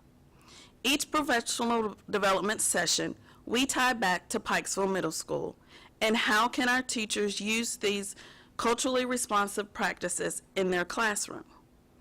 In addition to the monthly professional development sessions, we offer after-school and Saturday planning sessions by content to ensure teachers are using the culturally responsive strategies when planning. These co-planning sessions are led by the content department chairs to ensure that our teachers are having mindful reflections of their teaching and learning and analyzing student-level data to make sure we are making decisions that best meets the needs of our students. Parallel to engaging our staff in culturally responsive teaching, we also wanted to make sure students understand brain-based learning. Research tells us that boys and girls learn differently. So we wanted our staff to have a resource to understand how to make modifications to their lesson plans to support the learning styles of boys. Through monthly professional development sessions, teachers learn strategies to incorporate in their lesson planning to engage our boys. As an AVID school, we also leverage AVID culturally relevant teaching training to support our teachers. We focused on 3 areas: insist on rigor, making sure that whatever modifications we make, we do not lose the rigor in our lessons; aligning the work, making sure that our educators understand how this work promotes college and career readiness for our students. And finally, advocating for our students, making sure that we have a school-wide culture that informs culturally relevant teaching practices throughout our building. And finally, we have family summits. In this movement, we knew it was imperative to engage our parents. Each quarter, we host a family summit for our boys and their families. The Family Summit provides an opportunity for our staff to provide additional support to our boys while supporting the whole child. During our family summits, parents can attend sessions on how they can support their boys at home, supporting them in being college and career ready, and how to stay engaged in their children's education.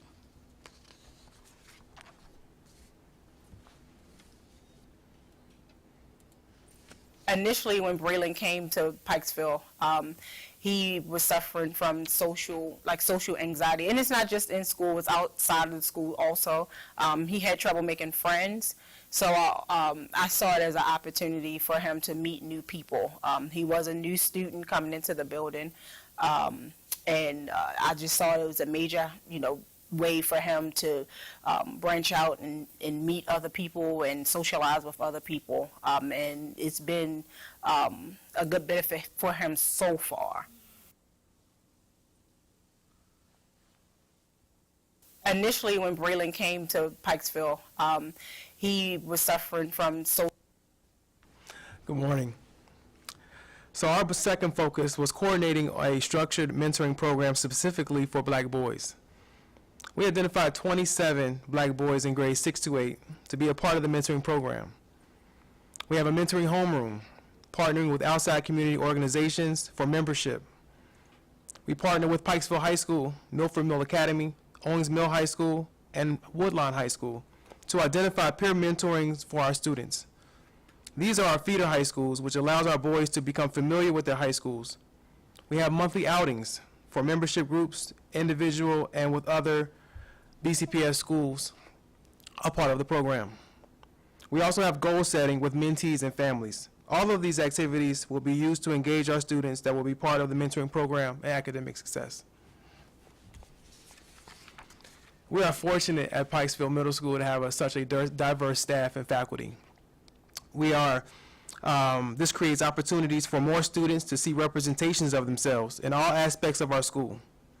They represent coaches, teachers, student support, and building staff. Their presence and work in our building allow more students to see representations of themselves and increase our ability to make meaningful connections with students. These men have accepted the task to become mentor leaders.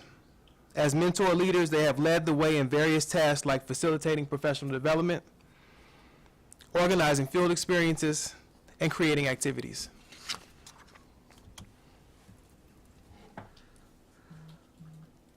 Ultimately, I believe that I receive a lot of internal joy from the fact that I see a lot of myself in these young men. It provides me with an opportunity to shape the minds of young African American men, and it also helps us to move them away from the stereotypical images that they see in the media and replace that with positive learning experiences, social and emotional learning experiences, and also provide them with the academic support that they need.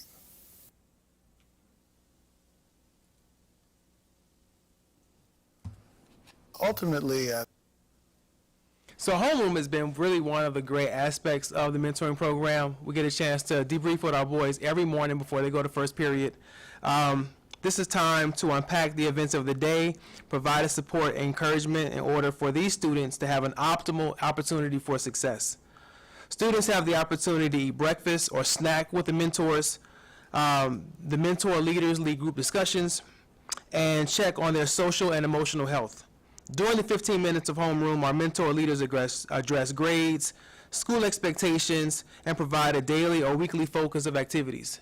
As you saw in the previous picture, we had about 17 men involved in some way in our program. So you would see anywhere from 5 to 6 of those men every 15 minutes in the morning interfacing with our students.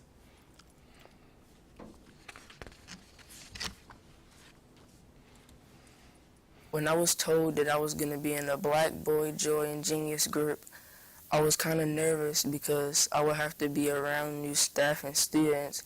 But now that I pretty much know everybody, I'm way more comfortable. And the staff in my group have helped me and encouraged me to do better in and out of the classroom. This program benefited me this year because it gave me guidance with money and taught me how to manage it. This program has benefited me by helping me stay on top of my work and assignments. In the morning, we often review our assignments and work to see what we have to do and have even more time to actually do them. This program benefited me by giving me another black male to look up to and helped me resolve problems with my words and giving me motivational videos that inspired me. My experience here was fun and inspirational. It helped me bring new bonds and meet new people. Next year, I think that y'all should have more field trips and bring more guest speakers like Morgan State football team. He really is in the 8th grade. When I was told... One of our part of our mentoring activities, these provide various activities which is important to garner the engagement needed to push growth. On certain days, there is a focus that drives the agenda for the day. We have Math Mondays, which is about reinforcing critical thinking skills. This opens the opportunities to expose students to math-related professions and build on their math skills that are being taught in classes. The math challenges also give students constructive ways to collaborate with each other. Tie Tuesdays is about professionalism. What professionalism looks like in the classroom, what it looks like in the hallways, and in our community. We also have an academic and behavior support plans developed by our mentor leader, Dr. Lee, where we focus individually on students' needs so that we can meet them with success. The culmination of these Wednesday morning tasks usually results in their present. I'm sorry, let me back up. One of the more interesting parts of our mentor mornings is Wednesday. Parents bring our students in before school starts and partner up with some of our mentor leaders and use the theme of culinary to interface and fellowship with our students. This involved the presentation of food preparation, where our staff comes to school and are greeted by snacks, prepared meals that are done by our students. And this has also incorporated some of our female students, so it teaches them how to constructively relate to each other. It's been a real benefit in the spring of this year with these Wednesdays. For students needing academic and behavior support, individualized success plans provide students with great target goals and gives mentor leaders as well as staff a large to support students in specific areas. Our mentoring activities have also given opportunities for students to get out of the building. During February, our students researched profiles of African Americans and share highlights of their achievement on the morning announcements. In the fall, our program kicked off with a family night where we had a BCPS alum come and talk to our students about his struggles in middle school and high school. He was involved in a situation where he was shot and paralyzed in his senior year of high school. And a situation like that can turn for the worst, but with support, he was able to go to college at Morgan, become an engineer, and to spend his time not only being an engineer and furthering STEM in our schools, but becoming a leader and advocate for young people. And so he was able to speak at our family night, interfacing with our students, and our students got a chance to see how we continue to persevere through adversity. He was definitely a walking testament to that, and we really appreciated him being a part of that with our boys. We also have a partnership that we strengthened with Milford Mill Academy, which is our feeder high school. This gave our opportunity for our high school students to see our middle school students, and for our middle school students to see what their hard work could relate to. This culminated into a football signing ceremony at Milford High School, where our students got a chance to see seniors accept college letters of intent to become student athletes beyond high school and further their education.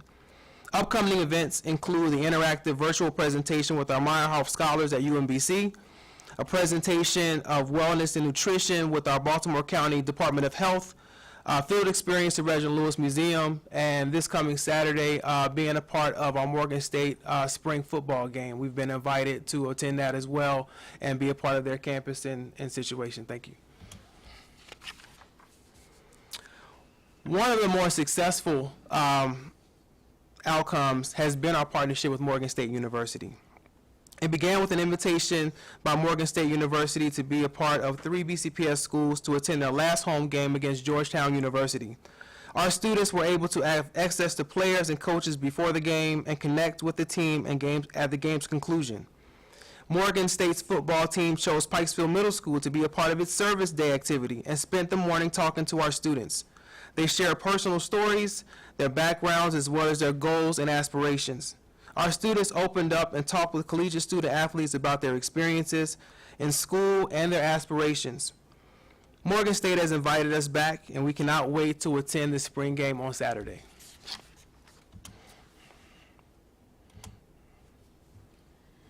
So we've shared with you a lot that we're doing. So I know now is the question of that proof of concept. Is it making a difference?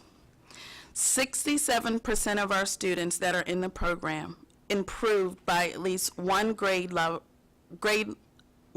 grade from first quarter to second quarter in at least one of 4 major subjects. 59% of students in the program had an A or a B in math first or second quarter.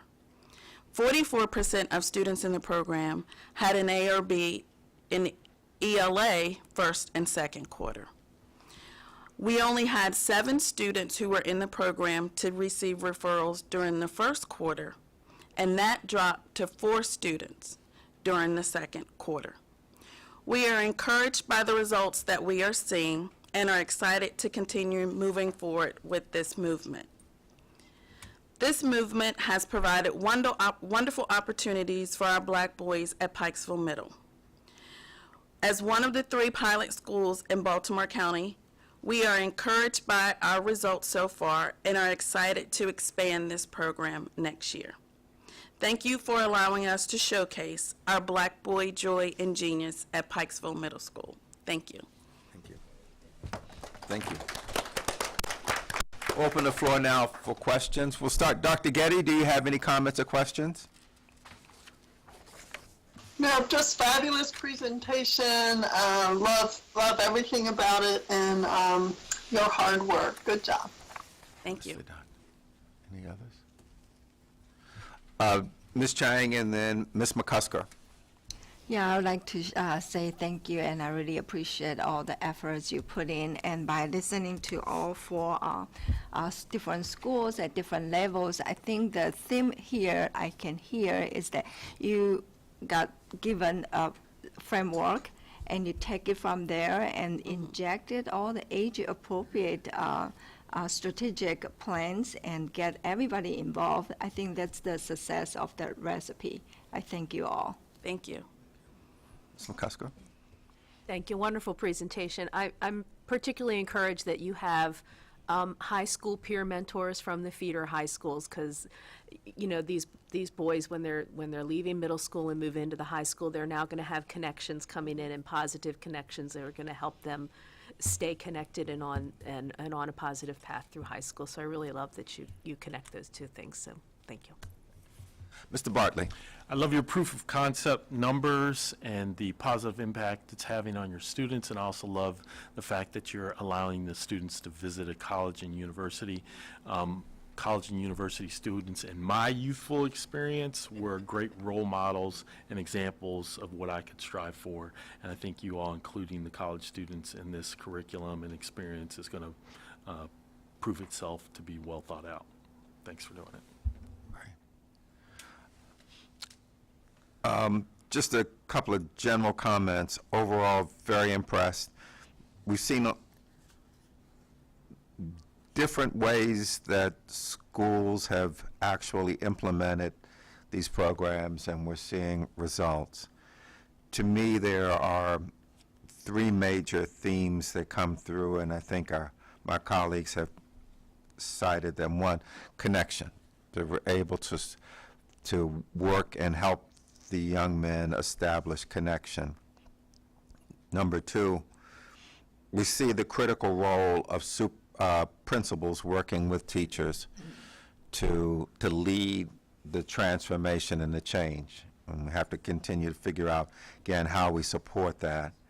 Because as we look at the blueprint, again, it's going to be those principals and teachers coming together that are going to be the real people on the ground to really drive this change. And then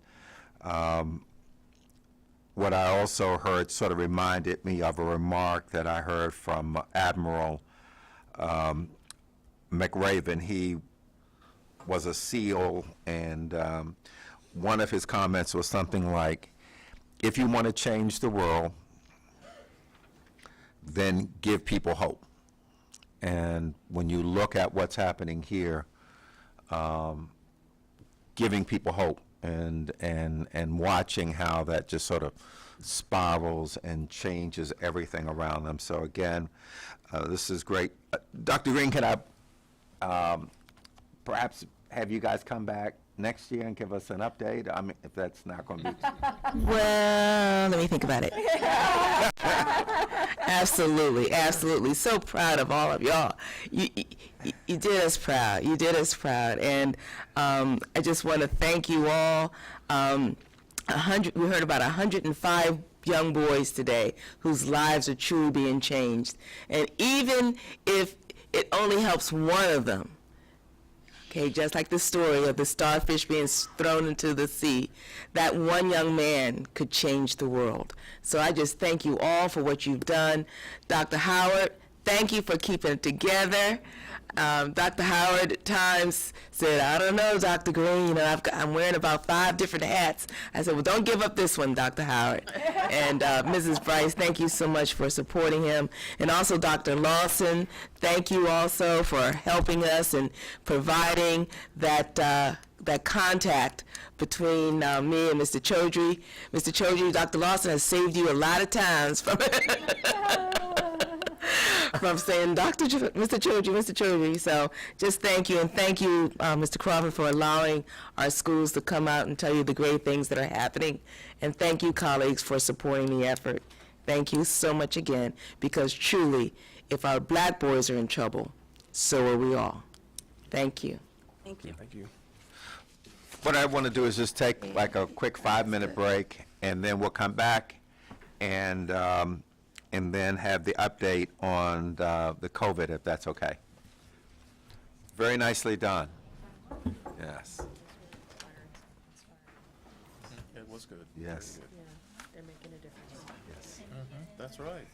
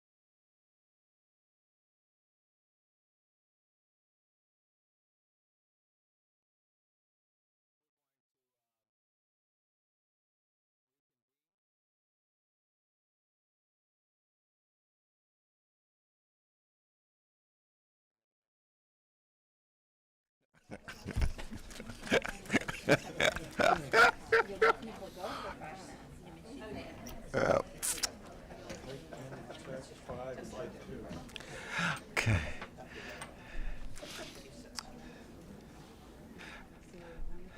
Okay, so we'll reconvene. Superintendent Chaudhary, are you ready for the update on this school logistics and transmission rates? Yeah, so I wanted to see if you guys wanted to approach it like we did last meeting, where if there was any aspect of the presentation you would like Mary and I to discuss, or we can provide the full presentation. I mean, you know, the overall nutshell is Maryland is in a great place, continuing to you know, lower levels of hospitalization, vaccinations continue to improve. You know, our student vaccination numbers are not where they need to be, but they are improving. Maryland continues to lead overall population-wise on the new CDC metric that was unveiled actually the day AELR voted to repeal the mask mandate. We are doing really well on that. There was a spike in cases with the new variant, but the new variant is more milder than any other variant that we've had, so that's the good news there. You know, there's been more, you know, the big thing approaches at the school level is, you know, be more adamant and vigilant about if you're sick, stay home. So test at home, stay home, versus, you know, doing what we did earlier in the pandemic, which was, you know, a lot of testing at the school site, taking staff time, and then now you're also seeing more versions of test to treat, where you can go test and also get treatment, right, especially for our more vulnerable population. So if you wanted to jump into any of the data, we're happy to do that, but last time you guys told me to make that available, and so I'm taking Jean's suggestion there, and so you let me know. Mary's ready to go, and I'm happy to discuss. Okay. Why don't we jump into the data? We'll start with Ms. Howley, and then I'll check with Dr. Getty, and give the board members an opportunity to ask questions. Yep. The only data I'd like you to comment on is there's a few jurisdictions that are experiencing still, relative to the rest of the Maryland, high numbers. And if you could give us any insight into what's driving that. Vaccination rates, you know, community vaccination rates are still tracking with higher, relatively higher hospitalization in cases. I mean, it's true nationally, it's true in our own backyard, it's true, you know, just even within, if you just take a pocket or community or a neighborhood. So that's what it is. I mean, you could lay the data side by side, and that's what we're seeing. And so that's, Mary, would you say anything differently? No, I would not. There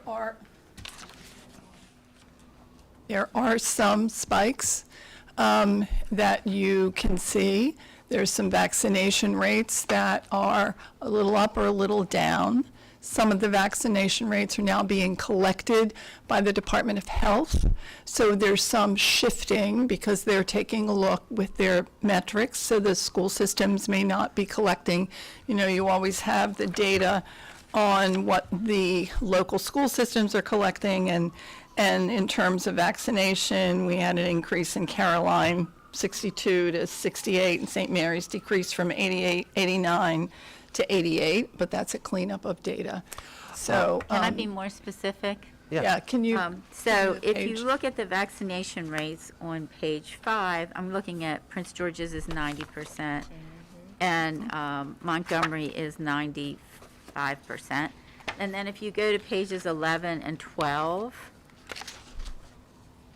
you'll see, like, in the staff quarantine and the student quarantine, they have higher numbers in the most recent data collection. They are bigger systems. I think that's important to remember. They are also more aggressive about testing than others, right, and the availability. So that's what I would attribute that to.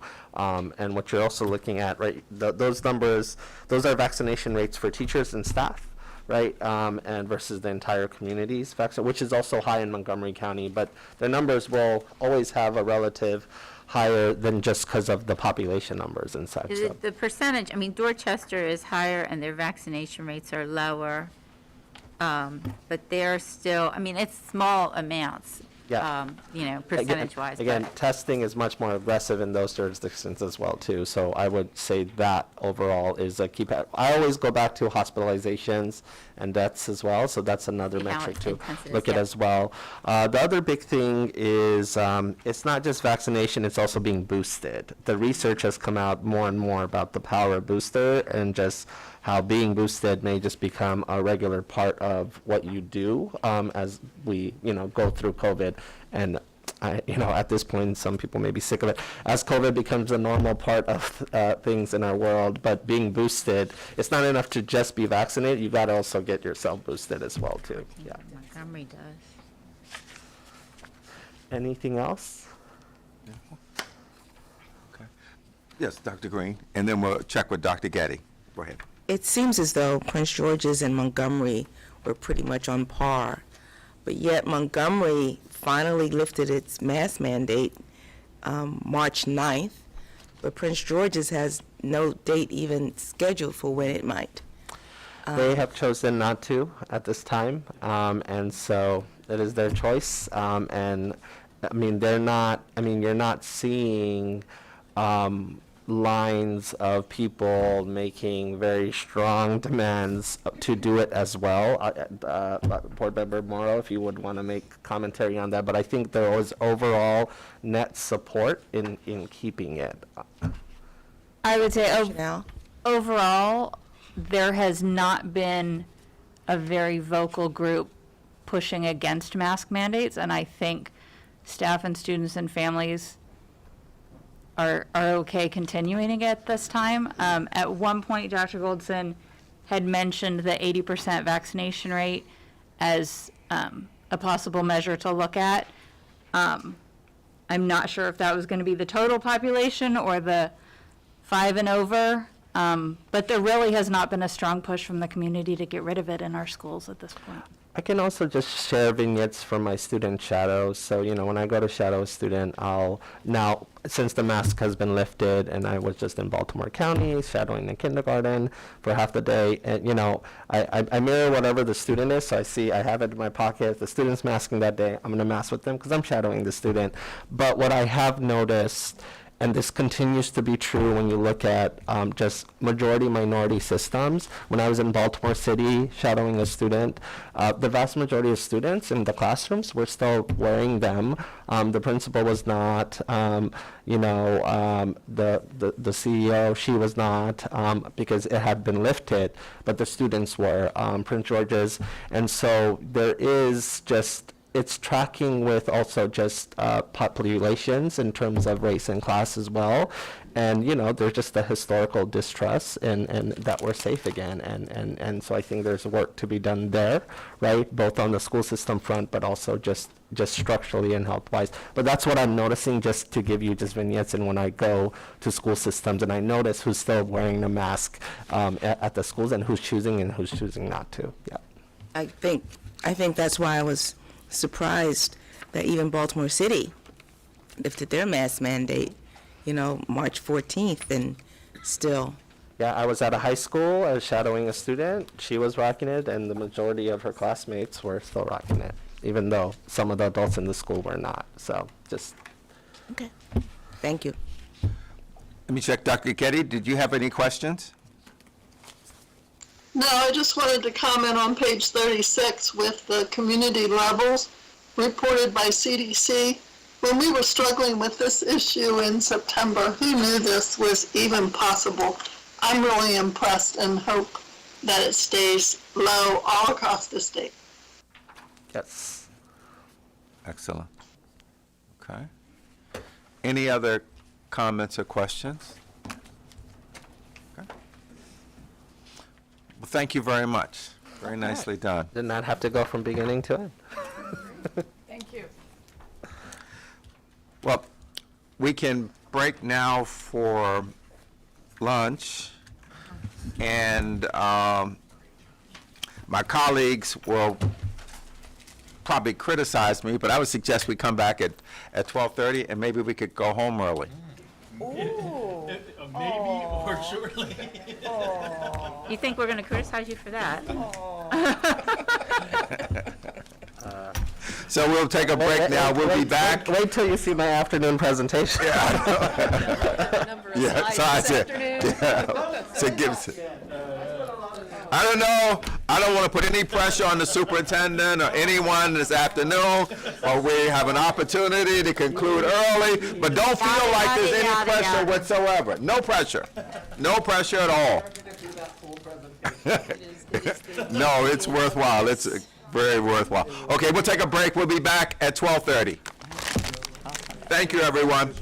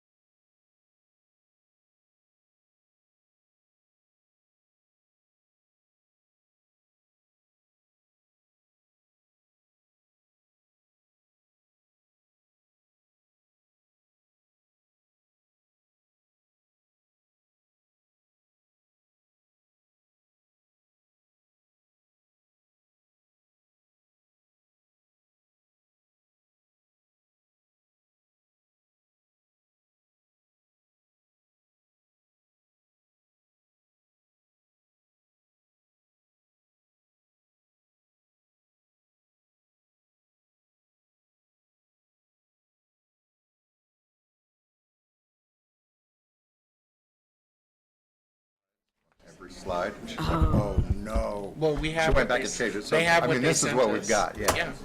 But there's a new Can one they out that send just does a it? quick fade. Can they send us the new one? I would have thought she did. Welcome back, everyone. Time to. Is this on? We are now at tab E, the Blueprint Deep Dive into Early Childhood. We'll now, this is information and discussion item. We'll turn now to Superintendent Chaudhary. Thank you, President Crawford. So we continue our deep dives, and today will be early childhood education.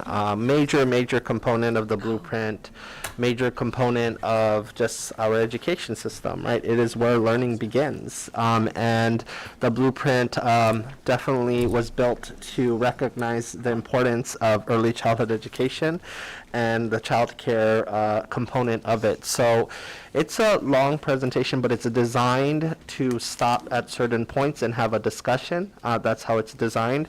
We also wanted to, I know there's a running joke, the superintendent does long presentations. Part of this is also making sure we are fulfilling our continued responsibility to educate our public on the blueprint. That is a component in the law. So I do like to pack a punch as much as possible in our presentation. And Stephen and Dr. Collins worked really hard on it, and they also went through multiple revisions with me, and you probably know how that went. And so with that, I want to introduce Assistant Superintendent of Early Childhood Education, Stephen Hicks, who you know, and Dr. Deanne Collins, Deputy Superintendent of Teaching and Learning. So we'll stop at certain points if you have questions. The question should be about what you just got in terms of those slides, and then we'll keep going. And there's some videos in between as well.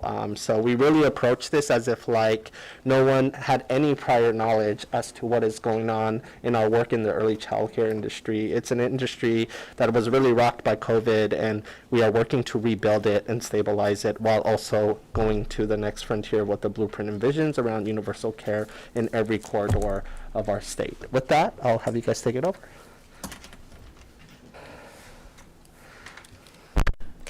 Great, thank you, Mr. Chaudhary. Good afternoon, President Crawford, Superintendent Dashiell, and members of the board. Mr. Hicks and I are really excited about this presentation. It's an exciting topic that we both enjoy. And yes, as Mr. Chaudhary mentioned, it's long, but it's valuable long. It's great information that we are both excited to talk about.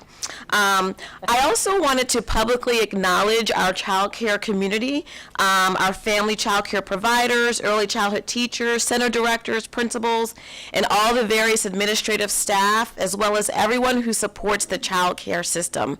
It's a large system with very important people, and this work cannot be done alone. So we're really grateful today. So in terms of what we are going to highlight today, we're going to focus on 4 areas. The first is laying the foundation, where we'll look at the work that's been done over the last few years to prepare for the blueprint. Then we'll unpack what we're calling 5 big buckets around early childhood education and the new law and the blueprint for Maryland's future. We'll also discuss programs and initiatives at the Maryland State Department of Education.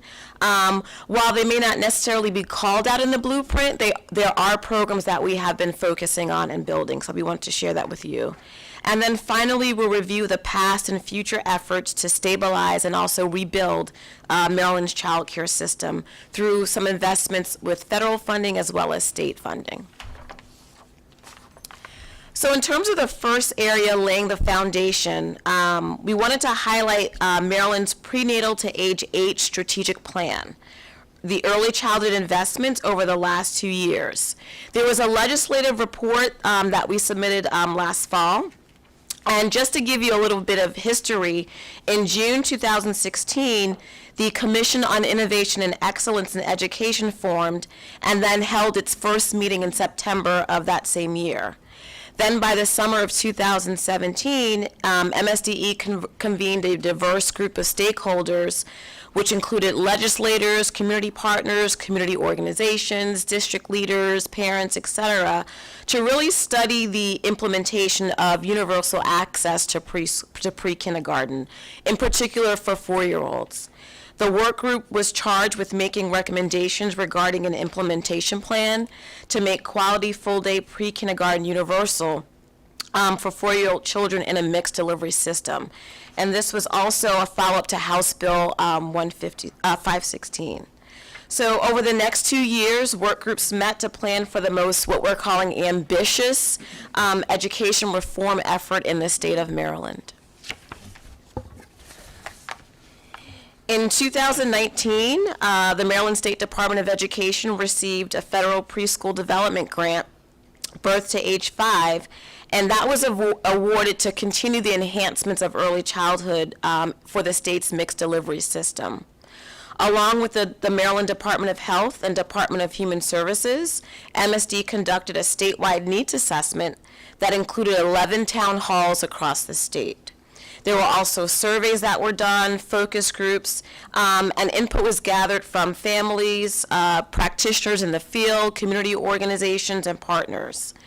All of that information was then used to set what we call the North Star vision, the vision around the strategic plan, the mission and vision around early childhood, and also to help us create a collective roadmap to improve learning and the developmental outcomes for children from prenatal to age 8.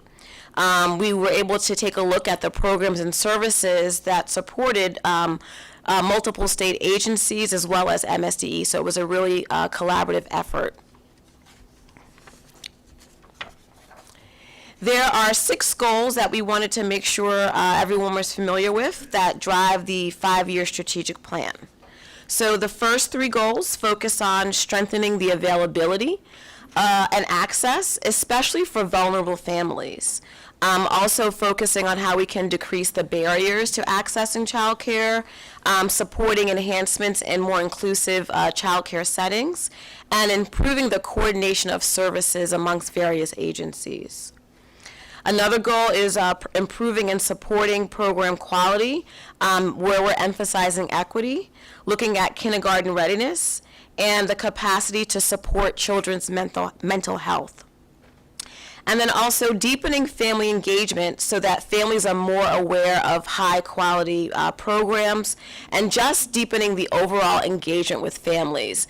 I have learned in my past experience, and Mr. Hicks, that we never can slow down our engagement with families. It's something we have to constantly be looking at and thinking about and changing as our communities change. We have to adapt to the changing state of our community. So that stakeholder engagement is a really, really key point that we always need to remember and keep at the forefront as we do all of these planning, sort of the purpose and the why that we are doing this to support early childhood.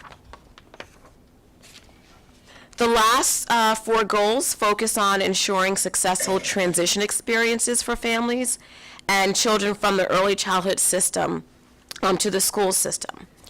Also supporting the early childhood workforce, which is really important, both with emphasizing their professional development so that they can be successful as they support families.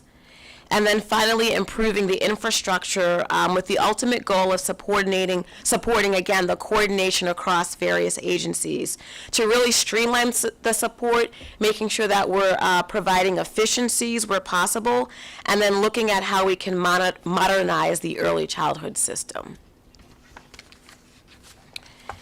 So in an effort to help operationalize these 6 goals, for the last 2 years, MSD has already been implementing the early childhood programs and initiatives that are outlined in the blueprint, using over $100 million in funding from state investments. So we're calling those pre-blueprint investments. They've supported increasing programs and services for 3- and 4-year-olds in the mixed delivery system, participating in the Maryland Excels program, looking at degree and credentialing programs, expanding our family support centers, which are our PADI centers and our Judy centers, and increasing funding for the infant and toddler programs, and the administration of the Kindergarten Readiness Assessment, which you've sometimes heard as the KRA. Later on in the presentation, we'll go into more deeper information about all of these programs that I've mentioned. The blueprint for Maryland's future law required MSDE to report to the Accountability and Implementation Board and the Maryland General Assembly an update on all of the planning that was associated with the specific early childhood components that are within the blueprint.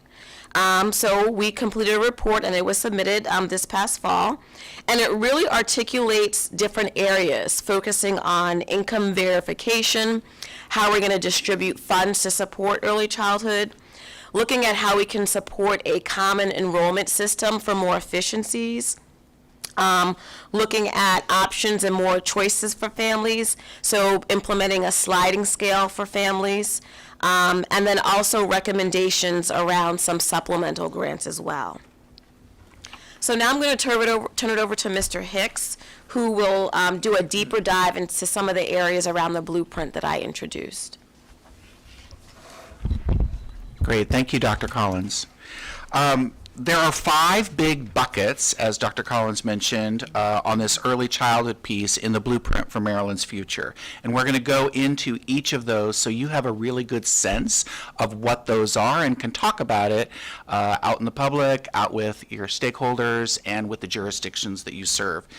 The first one is mixed delivery pre-K, program quality, workforce, expanded support programs, and then the R4K, or Ready for Kindergarten, assessment system. Next. All right, so let's take a look at a broad overview first of these 5 buckets.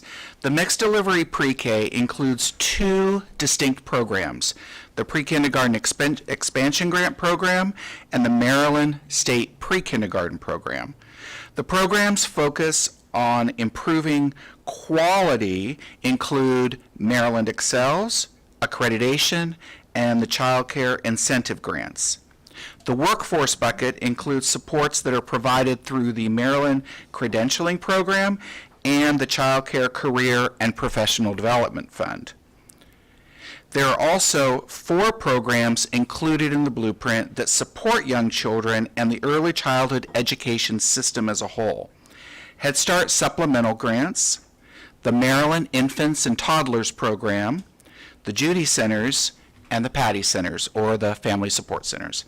The last bucket is Ready for Kindergarten, or the R4K system. This includes the Early Learning Assessment and also the Kindergarten Readiness Assessment, or KRA. Next. All right, first let's talk about this mixed delivery pre-K. Mixed delivery means that parents have a choice in choosing a setting for pre-K from either a private provider, which would be a licensed child care program, either a center or a registered family child care home, or a public provider, which would be our schools.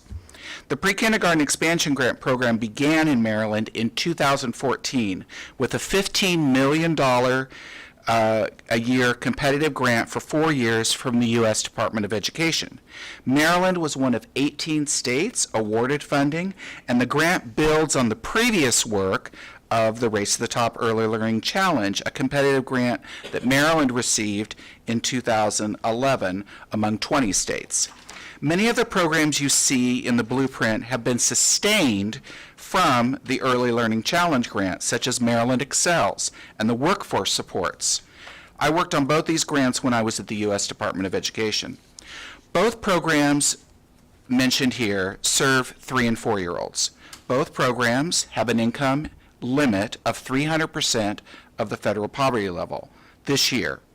In the pre-kindergarten expansion grants, children with disabilities and English learners are also eligible to participate regardless of income. Local school systems in Maryland are required to offer all 4-year-olds at 185% of federal poverty level a minimum of half-day pre-K. So this builds on that long-standing requirement. Full-day pre-kindergarten is completely voluntary. Want to make sure that everyone understands that. It is voluntary for the child or the family to participate, and it is voluntary to be offered by a private or public provider. The Maryland State Pre-Kindergarten Program uses 3 tiers. This is explicitly written in the blueprint. Tier 1 is for families earning up to 300% of federal poverty level and for 3 and 4-year-olds, and is composed of a state and local contribution using a wealth-based formula. Tier 2 is for families earning above 300% federal poverty level, and the state contribution or share only applies to 4-year-olds. 3-year-olds are not part of Tier 2. Tier 2 begins in FY25 with a sliding scale that will include a family share. There is no state share for families in Tier 3 earning above 600% federal poverty level. Of course, local school systems may provide pre-K to any child regardless of income.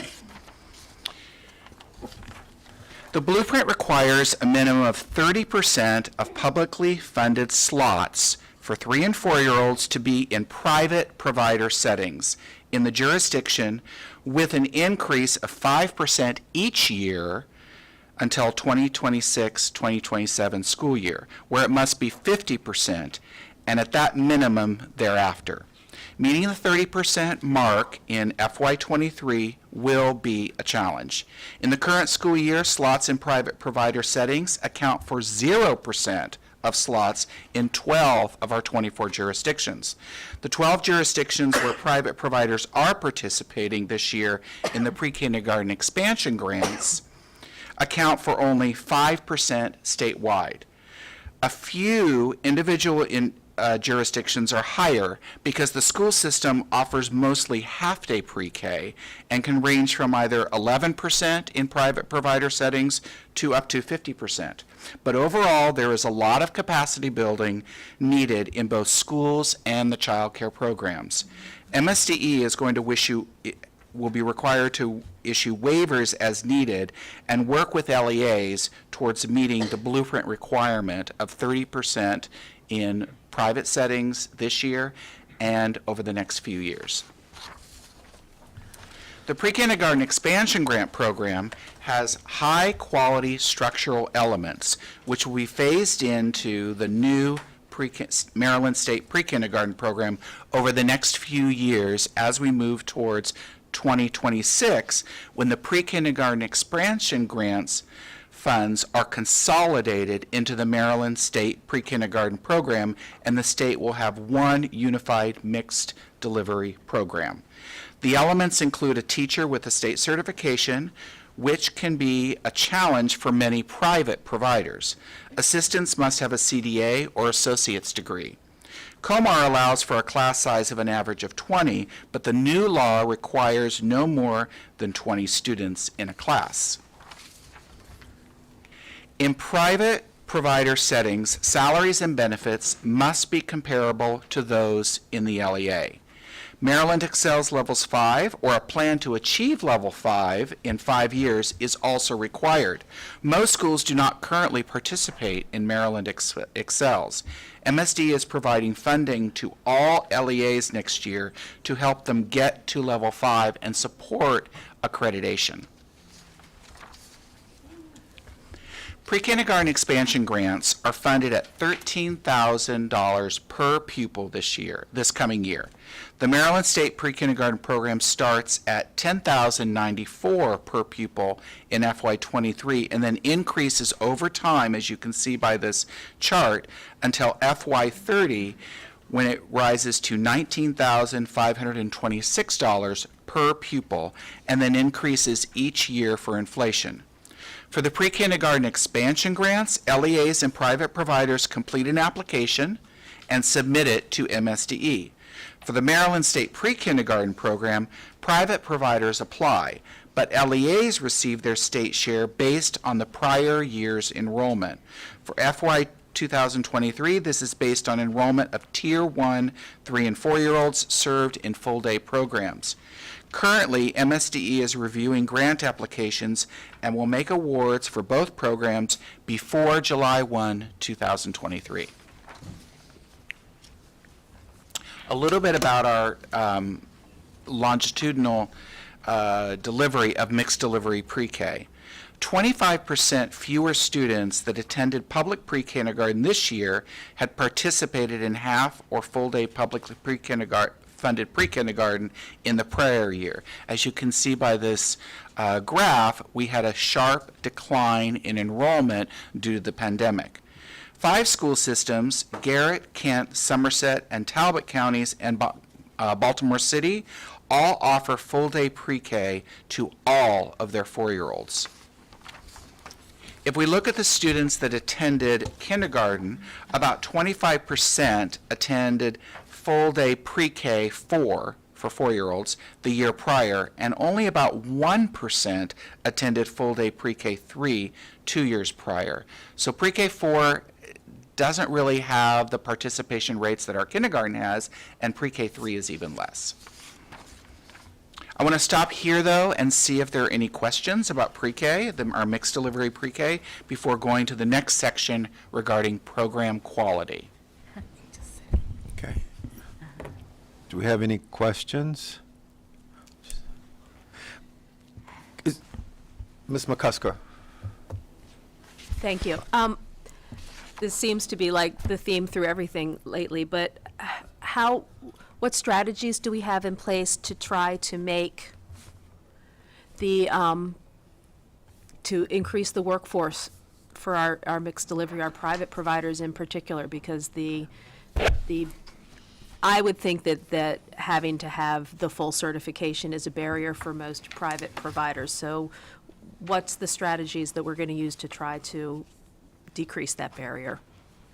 There's a section in the presentation that's going to deep dive into that. So if you want to wait, we can, or we can preview. But essentially, the theme of that is we're going to have to get real flexible in how we allow people to level up.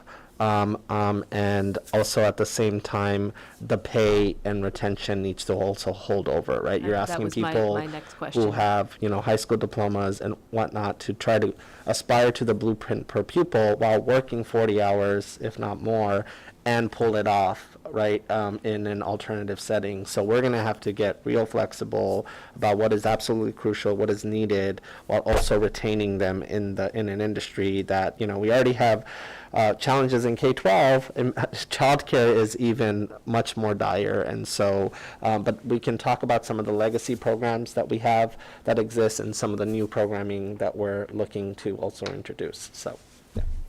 Thank you. Okay, Ms. Howley, Dr. Green, and Dr. Millie McCarthy.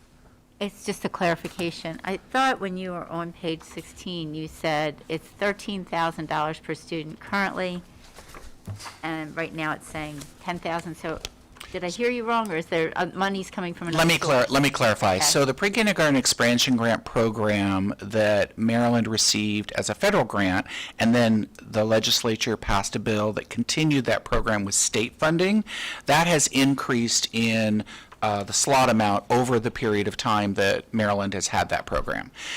Next year, that's per slot amount will be $13,000, and the private providers and school systems can apply to expand their program. The Maryland State Pre-Kindergarten Program is the program that was created in the blueprint, and that is also a mixed delivery program, and funding begins at $10,094. The criteria for high quality is not as high until 2026, so I believe that's why it's kind of phased in, this per pupil amount, but it increases over time exponentially each year. Do you get one or the other? Yes, you can apply for one or the other. And you would do it based on the criteria that you meet? That's right. So for example, both programs you have to have a credentialed teacher. That's a certainty.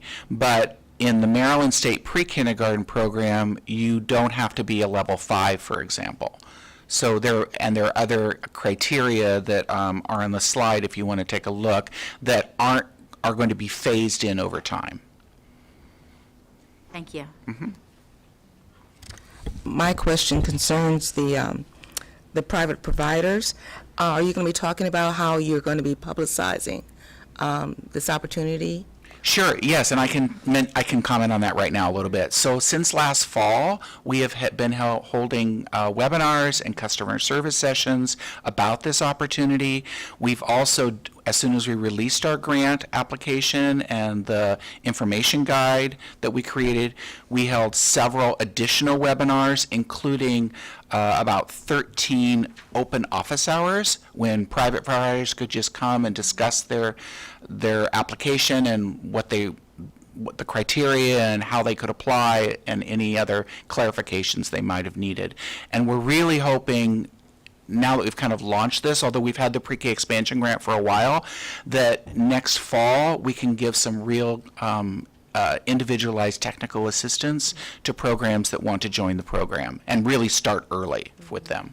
Okay, thank you. One of the key aspects of the blueprint is every county school system needs to go into a deep, strong MOU with its private providers to essentially build a universe around this mixed delivery vision. Now, as a former school system person myself, we don't naturally share in that way, and so it's going to take some work. And in our main recommendation, that one of our main recommendation, the report we submit, we need to have kind of like a unified enrollment system where parents can go in, essentially shop models, right?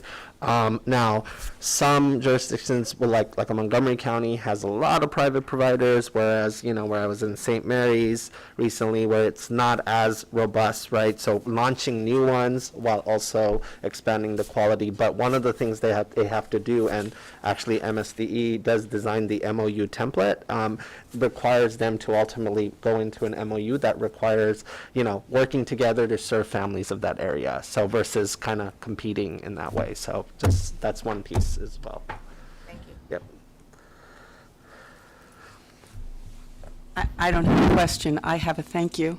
And my thank you is the fact that you're including increased funding for infants and toddlers, and that if you're a student with a disability or an English learner, you're eligible for a pre-K regardless. Thank you for that, because I just put in an article that I submitted to a national journal. Great. Great. Yeah, maybe I was right. Thank you for that, because I think there's a terrific opportunity to really make a difference early on, because there's just not enough services for this group of learners early on. So I commend you on that. I think it's great. Thank you. And correct me if I'm wrong, that wasn't legislatively mandated. We included that as a design element. On Was our, it legislative? It was not No. legislative. We Yeah. actually included that. Thank you. So That's Yeah. great. Yeah, we are really committed to inclusive settings, and Marcella and I, who you'll hear from in a moment, on the infants and toddlers program, we have worked closely together to make sure that we support, in many ways, inclusive settings, and then supporting the private providers in being able to provide that. Well, it's such an opportunity, too, because it's an opportunity to take two pots of money and combine them. I didn't say that. Do something so that you have two pots of money that could become greater than the two pots when you combine it that way. So I'm just so thrilled. Thank you. And I can give personal testimony that it works, because I was in Montgomery County. I oversaw early childhood, and we partnered with our infants and toddlers and Office of Special Education to open 2 early childhood learning centers that were inclusive settings, with 3- and 4-year-olds with disabilities, co-teachers, with private providers in the building, with a family child care center. It takes work, as Mr. Chaudhary said. You gotta there's detention, right? But at the end of the day, everybody has the ultimate goal of our core work around students and families, and it does work. It is possible. So And it's appreciate breaking that. down those silos That's that right. we've talked about. So Yeah. thank you. It's wonderful. And just to clarify also, you're going to hear a lot about our different child care settings, our licensed or registered child care settings. So we have our registered family child care programs, and that's where the provider can serve up to 8 children in his or her home. A large family child care home, which is up to 12 children. We also have centers, which probably most people are familiar with, and they can range from anywhere from 10 children to sometimes big centers in Maryland are 350 children at that site. And then we also have letters compliance, and these are not licensed, but they are registered with us, and these are religious-based schools. So we are really open to making sure that we find as many slots as possible in multiple settings and provide that choice for parents.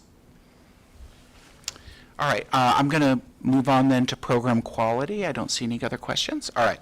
So the next bucket in the early childhood space is program quality. And MSDE supports childcare programs and public pre-kindergarten programs to improve quality through Maryland Excels. Maryland Excels is our quality rating and improvement system. And to get various quality levels, including Maryland Excels Level 5, which requires national or state accreditation, MSDE provides support through the Child Care Accreditation Support Fund and the Child Care Incentive Grant Program.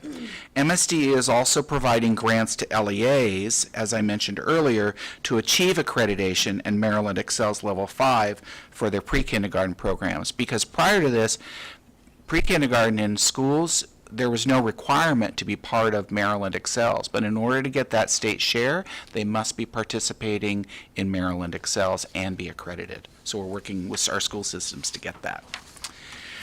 Maryland Excels is the state's quality rating and improvement system that awards ratings to programs from levels 1 to 5, 5 being the highest, based on nationally recognized standards and best practices. Quality assurance specialists who are employed by MSDE support child care providers and districts. Maryland Excels provides information about the quality of programs and sets a standard for quality, and this is very transparent for parents. Pre-kindergarten programs receiving state funds and those accepting child care scholarships must participate in Maryland Excels. Maryland Excels was created in partnerships with Johns Hopkins University's Ideals Institute. Let's take a look. It's just Baltimore City. My office oversees it, so it's just the noise of living the city life. Wow, okay. Everything's safe. Let's take a look at a video about Maryland's quality rating and improvement system. Please show the video if you would.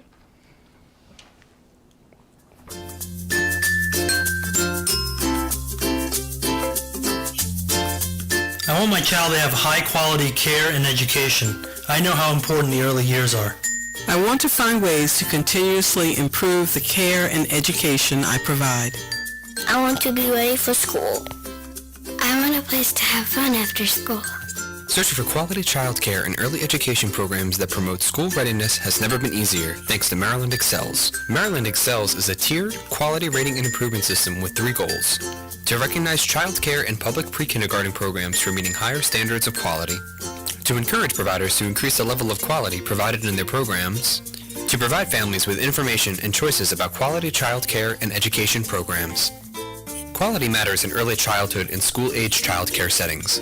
The experiences and relationships children form in the early years and in out-of-school time are critical to building effective social, emotional, thinking, and learning skills. I want to get help when I need it. I want to be who I am. I want to be happy to see my teacher every day. I want to learn new things. I want to feel safe. Maryland Excels is a voluntary program for licensed child care centers, registered family child care providers, public pre-kindergartens, before and after care programs for school-age children, among others. Beginning in July 2015, any family receiving child care subsidy vouchers will be required to use a Maryland Excels participating program. Programs participating in Maryland Excels work to meet the standards and publish a rating ranging from 1 to 5. Publishing a rating at any level means a program is committed to continuous improvement. Work does not stop when a level 5 rating is achieved. In order for a provider to maintain their rating, they develop and implement their plan for ongoing program improvement. Maryland Excels builds on the foundation of the state's rigorous child care licensing requirements. In order to earn higher ratings, programs demonstrate their achievements and ongoing improvements such as observing and measuring children's progress, providing opportunities for family engagement, developing activities aligned with learning guidelines and approved state curricula, holding family-teacher conferences, increasing staff training opportunities, using independent assessors, and achieving state or national accreditation. When searching for programs on the Maryland Excels website or mobile app, you will be able to see the check rating a program is earned. If you do not see the program your child attends on the list, encourage your provider to enroll in the system. In addition to the published rating, Maryland Excels recognizes childcare and public pre-kindergarten programs that provide services over and above those outlined in the standards. Those recognitions include asthma-friendly childcare, cultural and linguistic competency, health and wellness, and quality business practices. These recognitions help families to locate a program that meets their child's unique needs and priorities. Programs that are identified as asthma-friendly childcare sites by Maryland Excels have taken steps to address environmental controls and asthma management and education. I have asthma, but Miss Veronica helps me to understand it so my mom does not have to worry while she's at work. Making a commitment to serve healthy foods and promoting physical activity have a positive impact on a child's development. Miss Ann is helping me choose healthy snacks. Culture influences all aspects of a child's development, and it's important for early childhood and school-age programs to accommodate a child's home language and culture. I like that Miss Monica speaks to me in Spanish. Successful programs not only provide quality childcare and early education, they also have sound business practices. I like my current provider because in addition to providing great care and early education for my child, they also have put in place sound policies and procedures, and they continue to strive for excellence. High-quality childcare and early education is essential to ensure our children are ready for their future. Together with Maryland Excels, we can work to continually improve the care and education our children receive. For more information, to find a program, or to find out if your current program participates in Maryland Excels, please visit the Find a Program portal on the Maryland Excels website or download the Quality Finder mobile app. The web address is www.marylandexcels.org. And don't worry, Dad, I can help you. So parents can go online, they can use it on a mobile app, as you just saw, and they can find a childcare program at different levels for different ages and in their communities, either close to work or close to their home. Next slide. So let's take a little bit of a look at some of the data. Today, 66% of all licensed and regulated childcare programs are voluntarily participating in Maryland Excels. And I think that's really important. They are choosing to participate. 82% of centers and 57% of childcare homes. There are only a small percent right now, though, of schools currently participating because it was never, there was never really an incentive. It was not required at all for pre-K, but that will change as mixed delivery pre-kindergarten expands. Programs can participate without yet being rated in levels 1 through 5. So first they can sign up and they're participating in Maryland Excels. They can participate in the Child Care Scholarship Program, but they don't yet have to be ranked level. They have a year to do that. As you can see, though, most of our programs are at level 1. We consider levels 3 to 5 as high quality to where we want to move our program. So we have a lot of work to do to kind of flip this table where we want most of the programs at these higher levels. Just recently, Johns Hopkins Ideals Institute and MSDE launched a digital badge campaign. These are digital badges for each level, 1 through 5, that providers can use in their social media and advertising to affix to their information so parents can easily identify their level. We are already seeing providers using these on Facebook and other social media and publications. Next, we will be providing decals for their windows and other visible locations. In order to get to high levels, programs are assigned a program coordinator who reviews and rates submitted evidence. Quality assurance specialists provide ongoing support for providers to move through those different levels, and programs have access to free approved professional development, best practices, and strategies for increasing their quality rating. Programs also have access to free assessment tools. The quality assurance specialists at MSDE work with the program coordinators at the Ideals Institute to move programs through the quality levels. Now, the blueprint provides funding for Maryland Excels as an incentive and requires the awarding of bonuses at various levels based on the program and capacity, ranging from $50 for a small center or a family child care home at level 1 to $4,500 for a large center at level 5. We have provided these bonuses in the past. We've had additional funding like Race to the Top Early Learning Challenge or the Pre-K Expansion Grant. They've been very helpful as incentives to get programs to move to different levels, but we've never had a consistent funding source like the Blueprint now provides. In addition to the program bonuses, programs with a published rating of 3, 4, or 5 and participating in the scholarship, Child Care Scholarship Program are eligible for differential payments, calculated as a percent of the Child Care Scholarship the family receives. So all programs must be participating in Maryland Excels in order to participate in the Child Care Scholarship Program, which we'll talk about in a moment. But if you are at levels 3, 4, and 5, which we again consider high quality, you actually get a higher bonus on top of the tuition reimbursement or scholarship payment that MSDE makes. So we're trying to offer that as an incentive for programs to get higher quality. Children participating in the Child Care Scholarship Program, it's income-based, so we have our lower income families, and those are the vulnerable families and children we want to be in higher quality programs. This merging of these two goals between the Child Care Scholarship Program and Maryland Excels help to get our more vulnerable children in those higher quality programs. The other piece we have around program quality is the Child Care Accreditation Support Fund. The support fund provides support for Maryland accreditation. We have our own state accreditation because Maryland likes to create its own things. So we have our state accreditation, and then we also support 11 national accreditations. And child care programs can decide, and now schools, which accreditation they want to use. But we will support them in any accreditation because we know that that's part of what we can measure through quality, and it is part of getting Maryland Excels Level 5. The other area where we are supporting program quality through the Blueprint is the Child Care Incentive Grant Program. And to achieve the higher levels of Maryland Excels, programs need to improve the quality of their program. And as you can imagine, there are costs involved for these small businesses.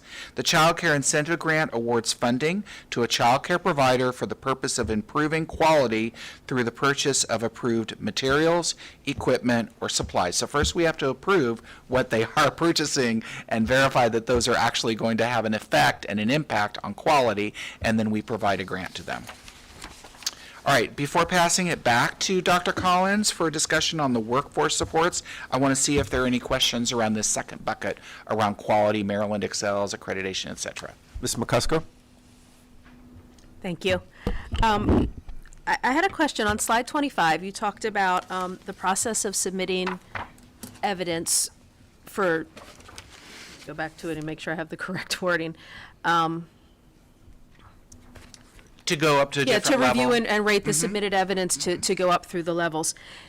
Is the process of submitting evidence overly cumbersome? Is that a barrier for some centers where they feel like it's a cumbersome process and it's too much to collect and submit? Like, I know as a teacher, I've been on committees where we had to submit for, and you end up with this huge cumbersome form that's difficult to upload to. Are we making that an easy process so there is an incentive to Sure, gather that evidence? that's a really great question. So over the last 5 or 6 years that we've been working with Johns Hopkins Ideals, they have constantly improved the processing. So if there's an online portal where providers can upload the information, if they don't have access to the internet, as some of our rural communities do not, or they don't have access to technology, they can go to one of our resource and referral agencies, which are around the state, which we're going to talk about later also, that support the workforce, and they can use their assistance.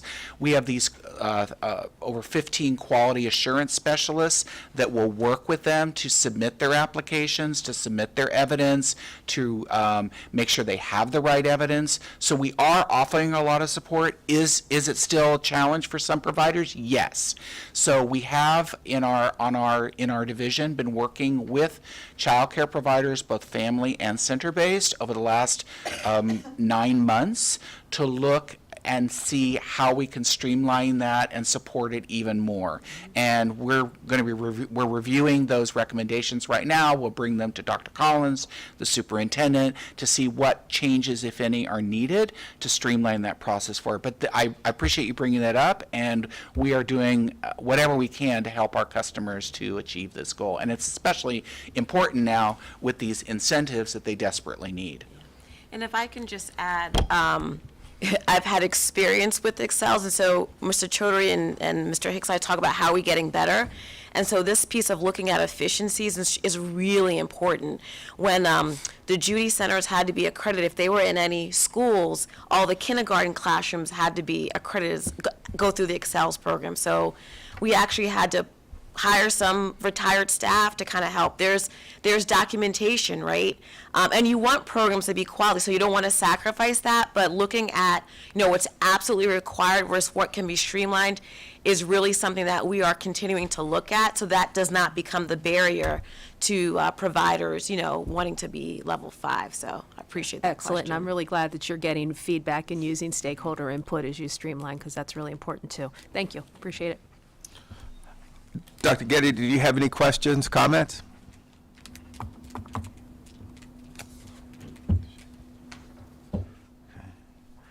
Okay. I have a question. Yes, Mr. Barton. Going back to slide number 27, program quality. Programs with published ratings of 1, 2, 3, 4, 5 are eligible for Maryland Excel bonuses. I was wondering why the bonuses weren't the same for all licensed centers regardless of their capacity. Because some of the centers could be in a lowly populated area and can't get up to the capacity of the other centers. And even though they're have a quality level rating that is high, they don't receive the same amount of bonus. It's a great question. So the bonuses are tiered that way so that they support the programs on how far the funds can go. So if you're a family child care provider and you're working in your home, or a small center, you have 8 to 10 kids, your needs for quality are probably less than, say, a program that might have 200 kids and 20 classrooms, where you're trying to spread those funds out to support all of those various classrooms. And it's sometimes for the specific classrooms, because when you're getting accredited in Maryland accreditation, or you're getting evaluated in Maryland Excels, it's for the entire site, not just one classroom. So that is why it was structured this way, and that's in our COMAR regulations. We're also looking to see how we can use additional funds to increase these bonuses for everyone. We have had some pretty good experience with this being a good incentive, but I think your question is a good one. Also, programs that are at those different levels, they have to, for example, have half of their staff participating in our Maryland Child Care Credential Program, which Dr. Collins is going to talk about in a moment. So getting one person, if you're a family child care provider, or a center with one teacher into the program, compared to if you have a bigger program and you're trying to get 50% of your staff with the professional development needs met and also into the credentialing program, you're going to need to invest more. And that's, I think, why it's structured that way. So these bonuses are for the center and not... They're for the center. They're not for the individual.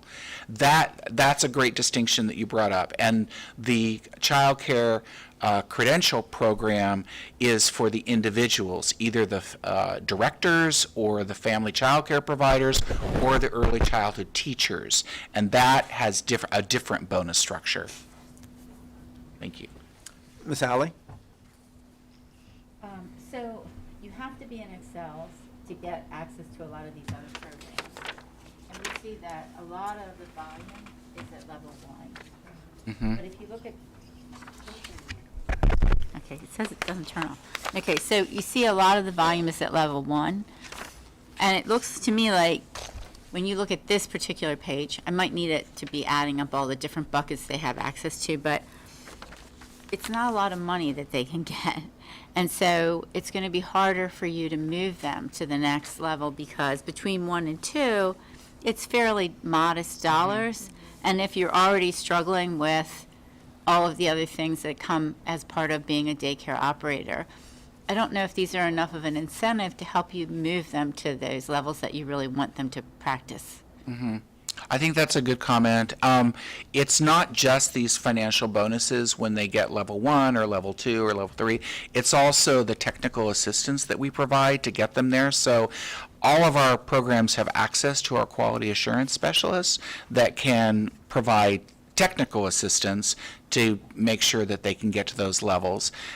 It's not always a case of that they need to make more purchases or do other things. It's mostly the time that is spent to provide the documentation of what you're doing. You have to maybe use a curricula, and we have other programs to support our free curricula for 4 and 3-year-olds if programs want to use that, or they can use the Child Care Incentive Grant Program to make other purchases. So those can be from anywhere from $1,000 to $2,500, depending again on the program size, to provide. But I think what you're saying is that maybe higher bonuses would incentivize programs, put a little fire under them to get to these higher levels. If I said it a different way, if I said, okay, here's $1 million. Is it on or not? Okay, here's $1 million, and I'd like you to move half of these people that are level 1 to level 2. What would you propose in that case? As a plan to do it? Well, one of the things we would do is provide more assistance, technical assistance. And last year, not just the incentives, like if you get this, you get more money, but providing the technical assistance to make real systemic change in your program. So one of the things we'll be mentioning in a moment is what passed in the state legislature called Go FCC. This is a program to support family child care. It was started in Montgomery County, and the legislature picked it up, passed a bill. We have funding in the FY23 budget to support 3 programs. They also have to get matching funds. The 3 programs are funded at $150,000 each.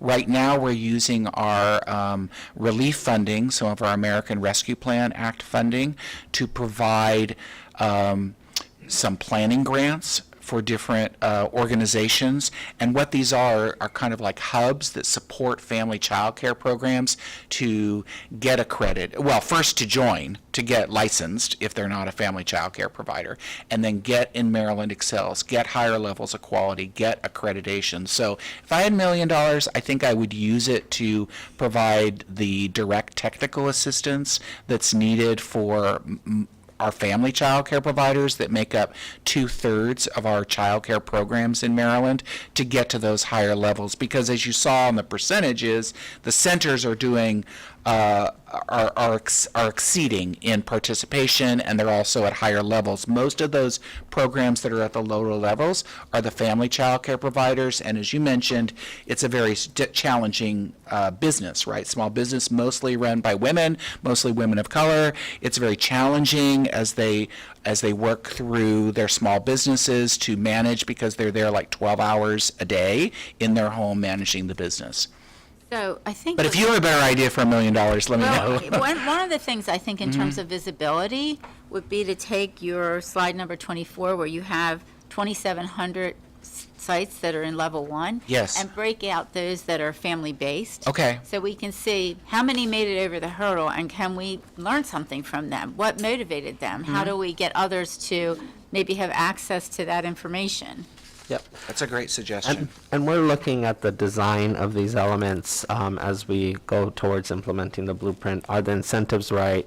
I mean, you've heard me not be shy about just the incentives designed for the K-12 and national board and what that looks like. So we're looking at that as well, and whether or not we have the right incentives to motivate people to move, jump in, right? And then, or is there a motivation to just really cross over from 1 to 2, and do you get like a one-time that is like you feel in a significant manner? And so, well heard, great commentary on that. So, yeah. Thank you.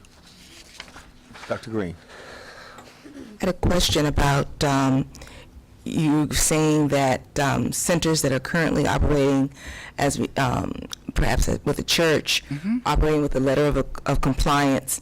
I know one thing that happened with the Boost program is that some of those Christian schools, especially, if they didn't ascribe to a certain ideology, they weren't eligible. Is this going to happen with this as well for religious daycare providers or operating a letter of compliance? Do they also have to ascribe to a certain ideology or?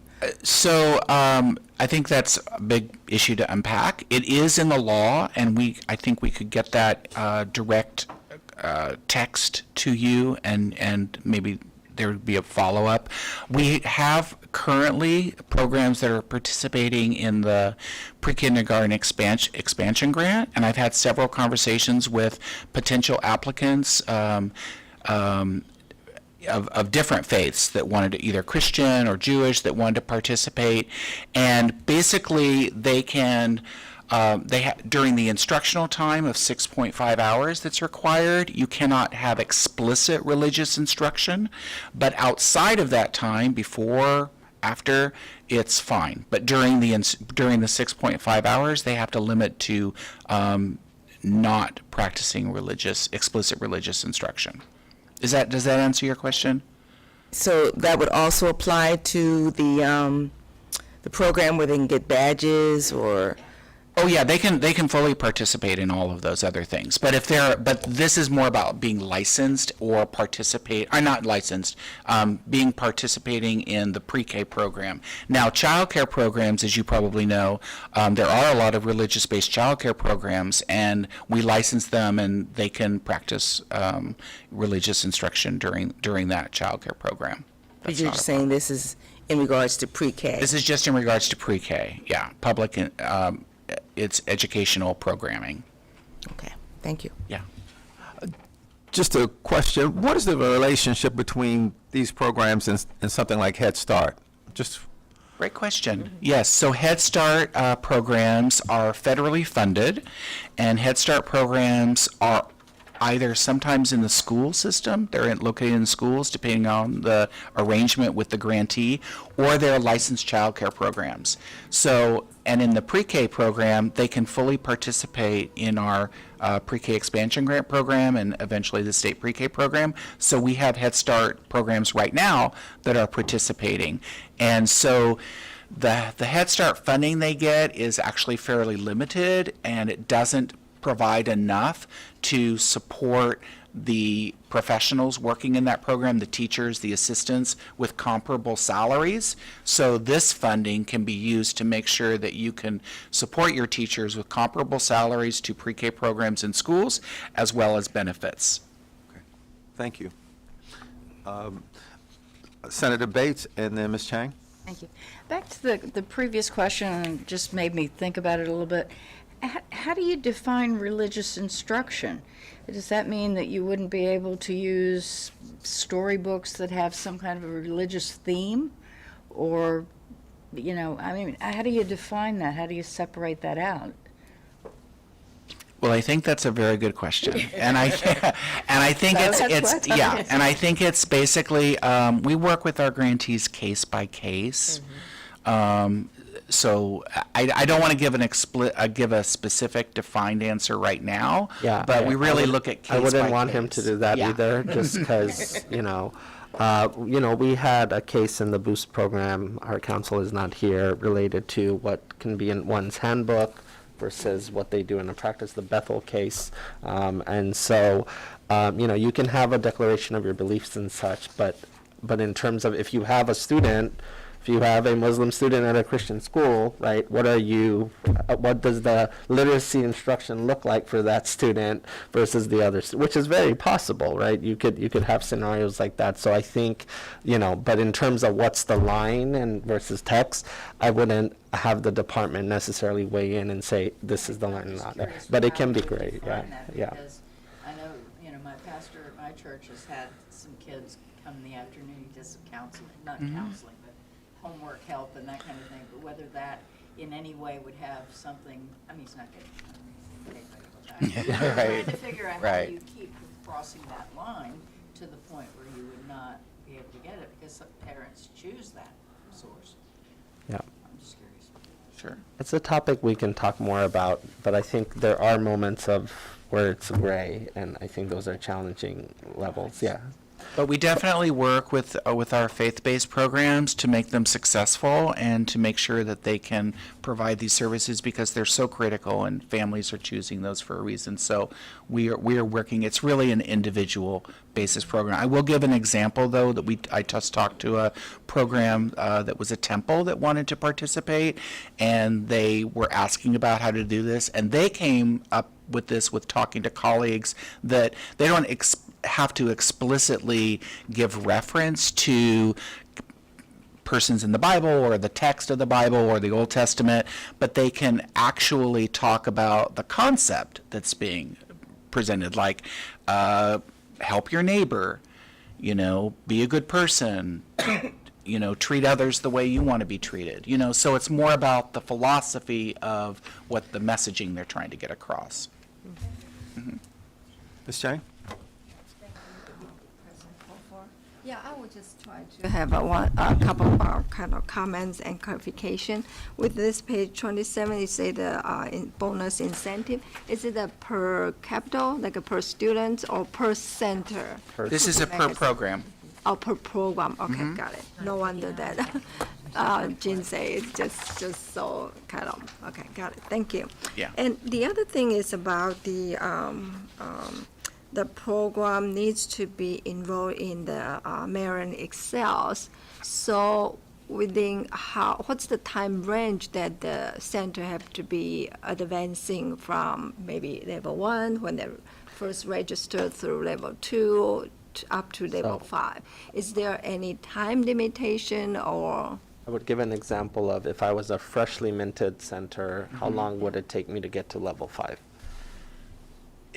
There's so many. There's lots of variables. If I was doing everything back to back and I pulled everything off. I think you could definitely do it in 5 years. And this is the discussion we had on the Kerwin Commission and with others when we got questions about this. And that's why in the blueprint it talks about to participate, you need to have a plan to get to level 5 within 5 years. So I think for some they can do it if they're a level 3, they could probably get to level 5 in 2 to 3 years, but for others it may take longer to do that. It really depends on the program.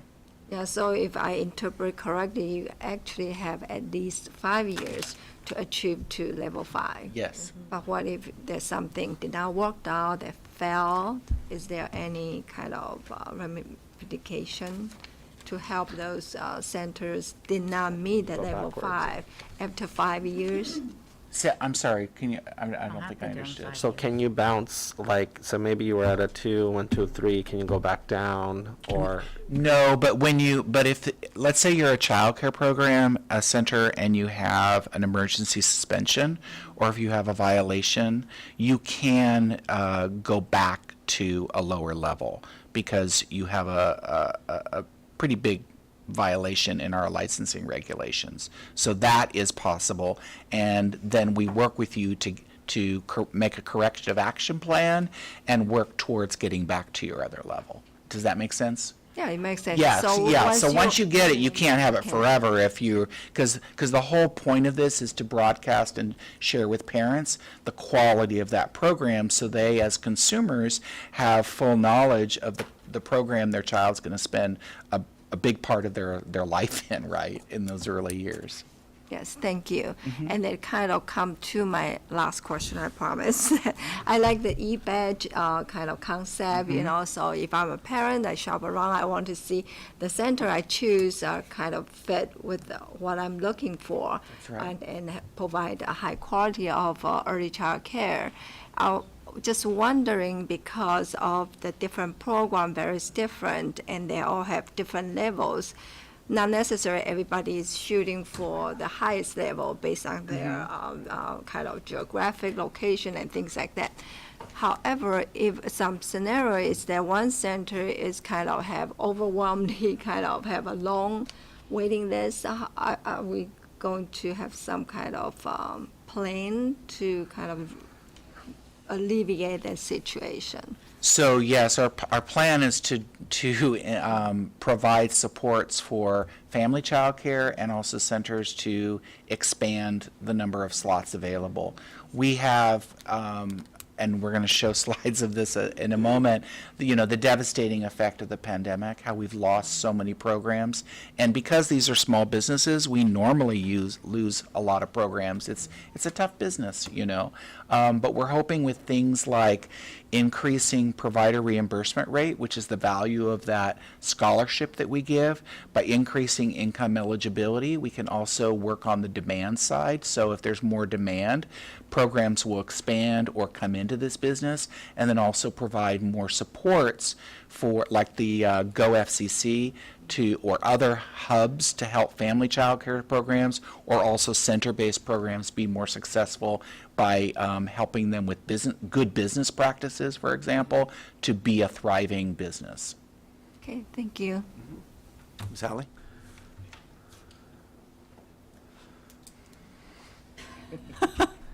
Okay.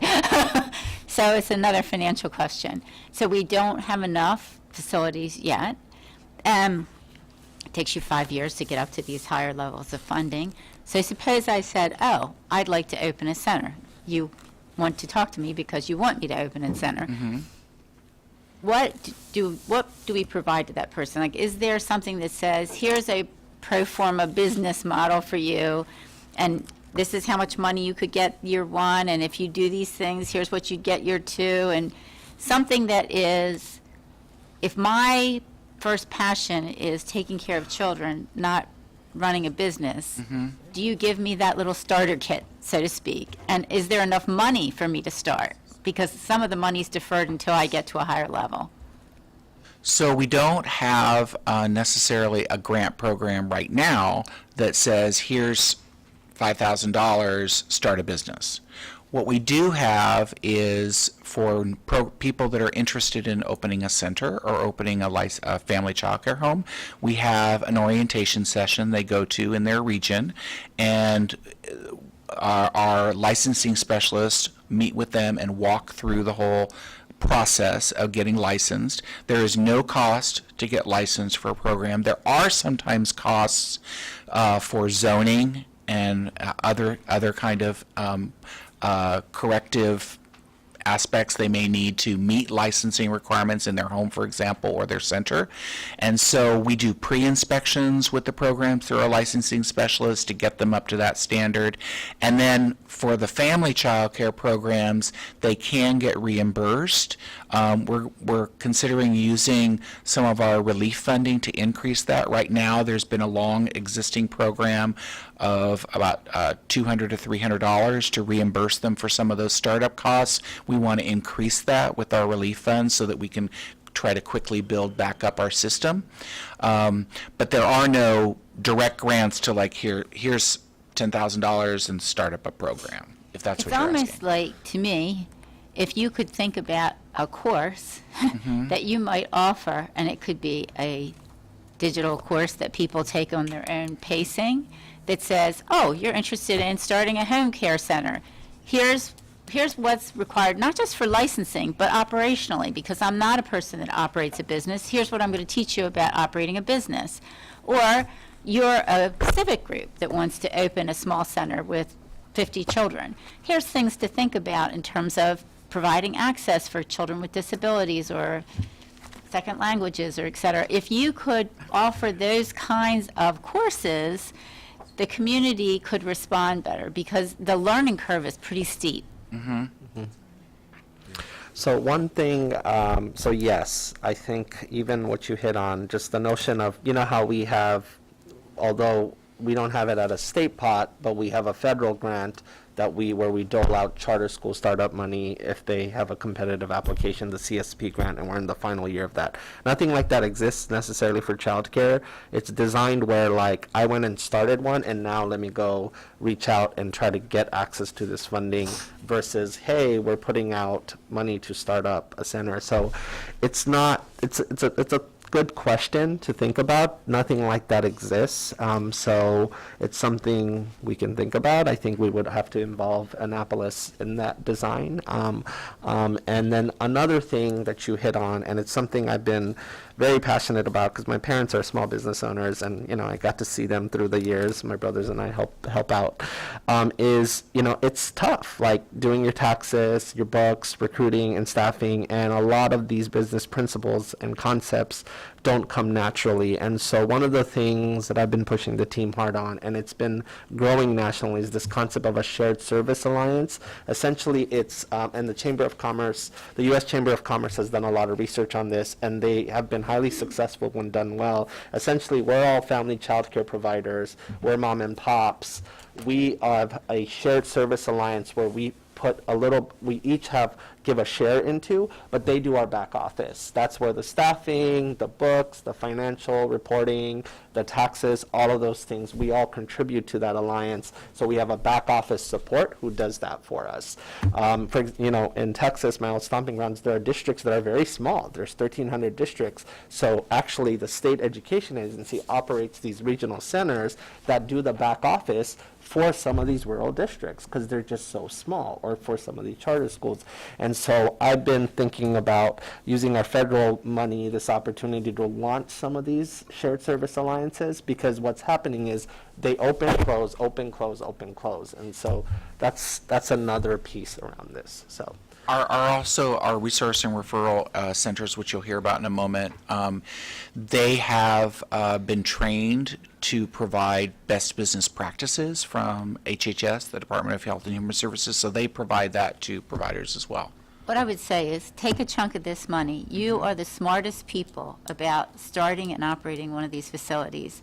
If you said, let's build a course, you would provide so much light to people who are learning the hard way. And you have the knowledge. And you have the knowledge about doing curriculum design and instructional design, and so it's right up your alley. I like that suggestion. I agree Thank you. wholeheartedly. That's a great suggestion. Excellent. I want to offer something to the board, since you said the pressure's on me about today's ending time. And so I want to offer a part 1 and part 2 of childcare.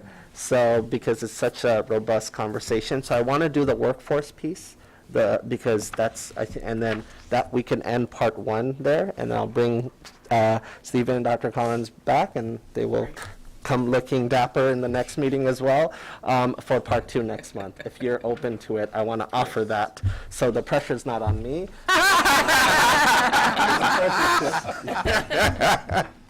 No, but I think that's reasonable. I'd like to be able to just I take our agree. time and go through this. So, yes, So do it part in 2 1, parts. let's end part 1 after the workforce, and then we'll Okay. move on to legislative updates. Okay. Does that sound good? Okay. Great, All right. great. I have one more question. Dr. Getty has a question. Okay.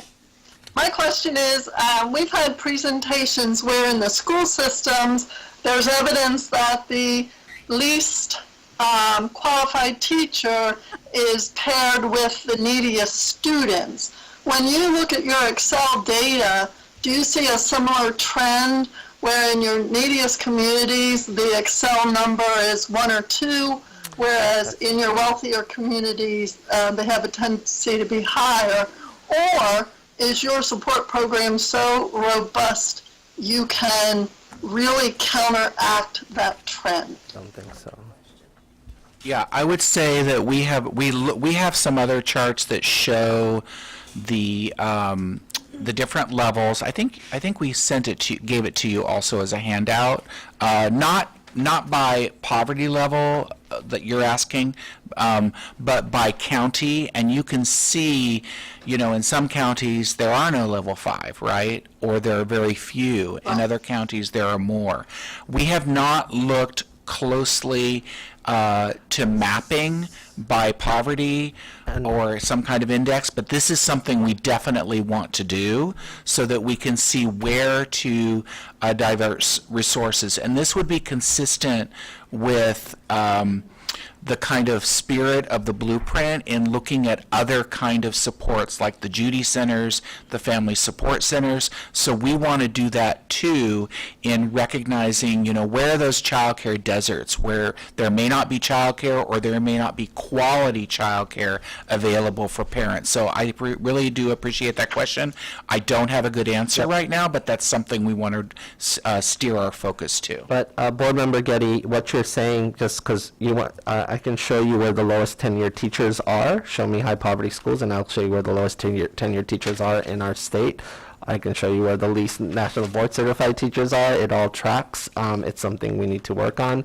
But what you stated, I recently sent the team a report that came from actually Pennsylvania looking at this exact topic. They know because I send them a lot of stuff to tell them what I'm thinking about.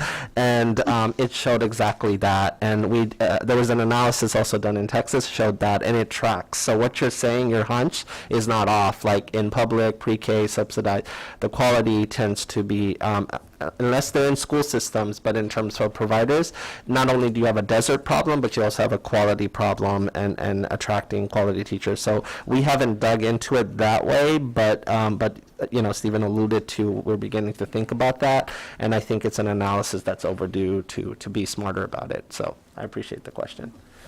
All right, thank you. Thank you. All right, you want to go to workforce, and then we'll end part one. Okay. Thank you. So I'm going to talk about workforce, and MSD has many programs and initiatives to support the child workforce area, which is extremely, extremely important to the success of the child care community. The two that are specifically included in the blueprint is the Maryland Child Care Credentialing Program, and that provides tuition assistance for child care providers. And then there's the other program, the Child Care Career and Professional Development Fund.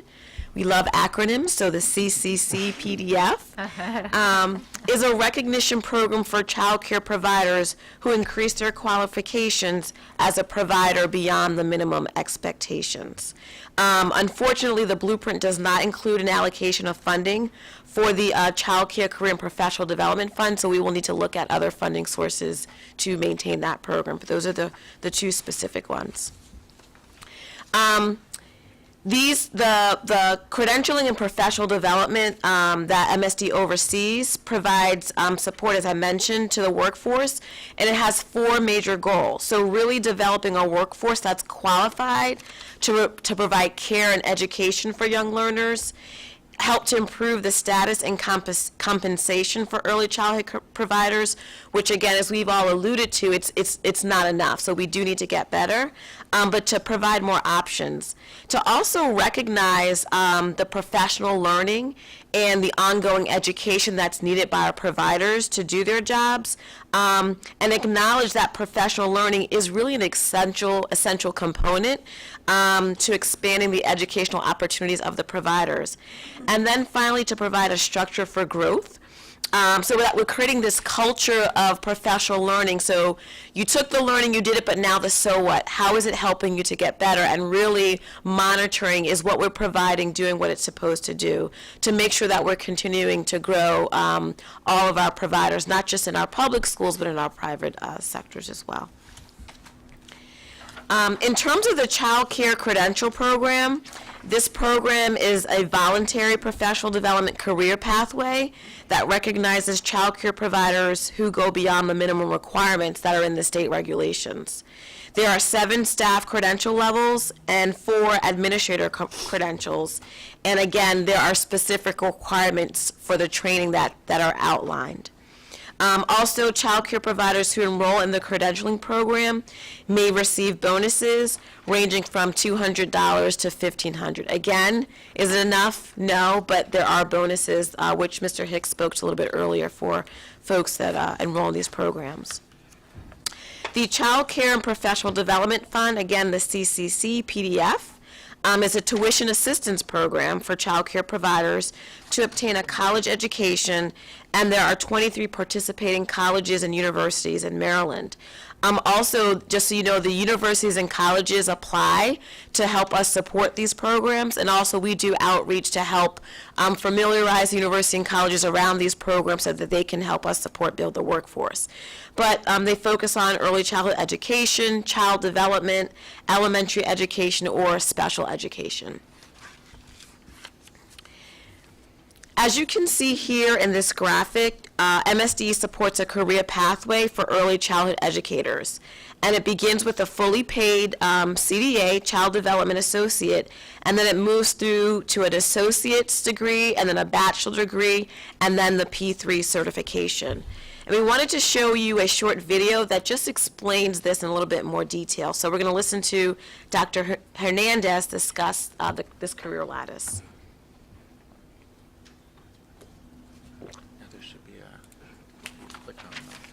The bottom. So anywhere on the graphic, Each day, we rise, ready to do more, to ask more.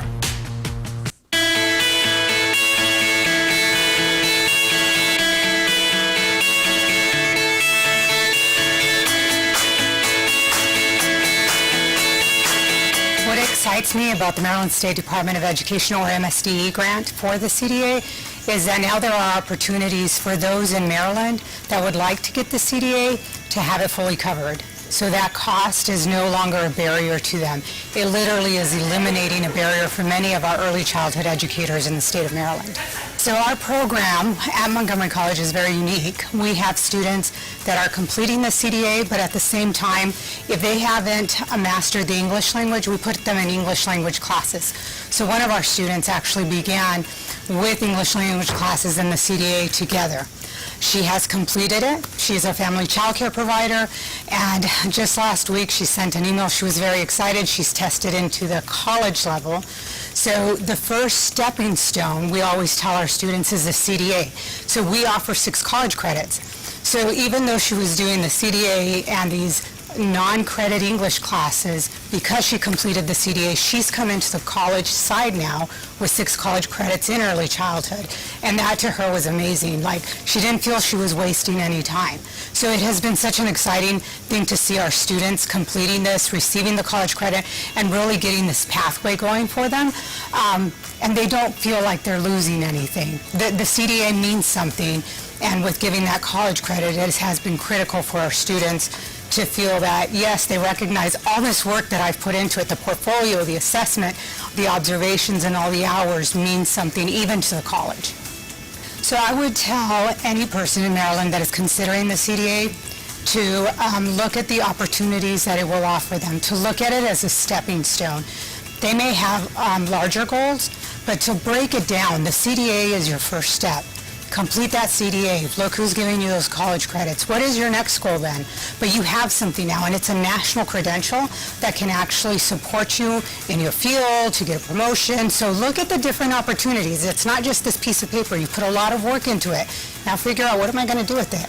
What is my next goal? So I use it as a stepping stone. We've done this. It's a CDA. You have it. Fabulous. Now what are we going to do next? Let's support you with your next goal. Mine for the CDA was a stepping stone. I started with it.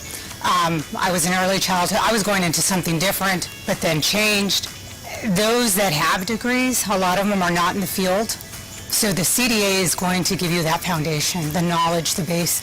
You're going to learn about theories, health, safety, and nutrition. Lots of different pieces of early childhood education go into this, but also there is a practicum piece. You're putting a portfolio together and so many hours, and that's critical, and somebody's coming out to observe you. So you have to put this into practice. Those that have the degrees, it's an opportunity, because if you're in the field, you need to know about early childhood. It's an opportunity for you to have a credential now that is actually in early childhood education. So your degree may be in something else, but a lot of states, a lot of different organizations may not accept it. They want you to, and we want you to have that background because you're working with young children. Have that component, that foundation. So that CDA, again, even for somebody that has that degree, can be the foundation for them to go into early childhood and have that background. You need to have that base. There's opportunities and there's funding right now. We didn't have that before in Maryland. Take the opportunity. That funding's available. get them into the classes. Your staff, your teachers are going to get that base knowledge. They're going to have a credential, which is going to support your center for that high quality that everybody is looking for. So put it into practice. Your teachers are already getting their hours and they're working. Now get that piece of paper that says, hey, look, I've completed it. And with the opportunities that the Maryland State Department of Education is offering, the funding that is available, all directors should be looking at that. How many of my teachers can I get into these programs? Where can I find them? What other supports are there in place? How can we get them the CDA? And then what is the next step? So there's opportunities. Take them while they're here. We don't know how long this funding will last. So while it's available, put in as many teachers that you have in your center. It's no cost to you, and that's the big one for centers. It's not a cost to you, and it's a benefit to your center and to the child care provider or your teacher that is working.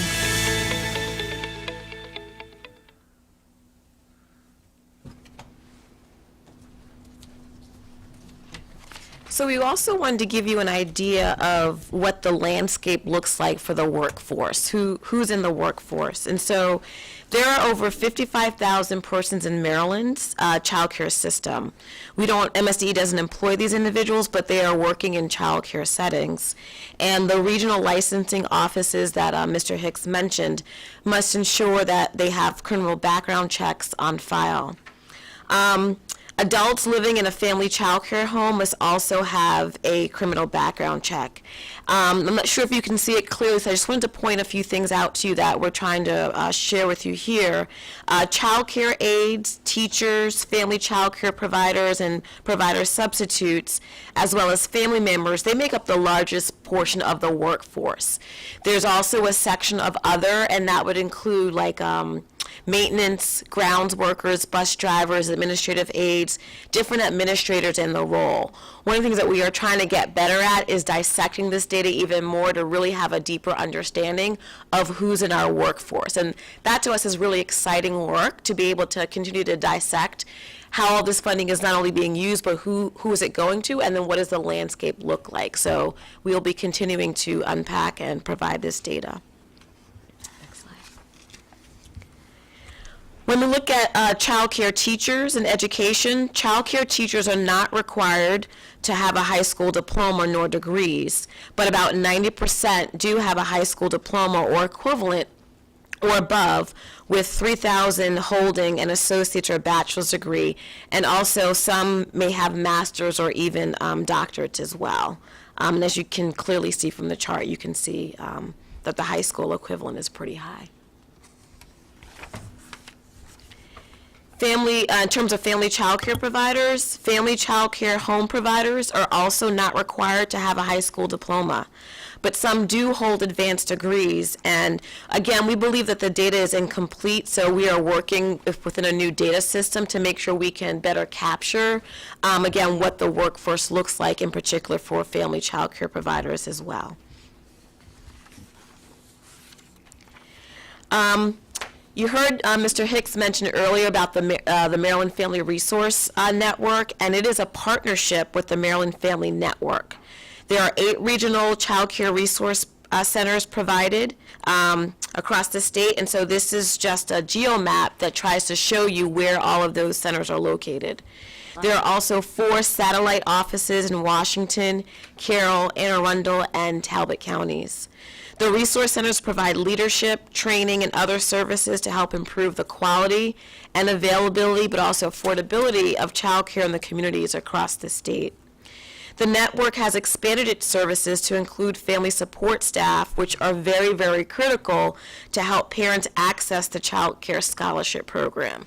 As you heard us talk today, there's just lots of information, and so being able to hold the hands or that one-on-one personal touch or over-communicate is really, really important. So having dedicated staff to be able to do this is really, really important.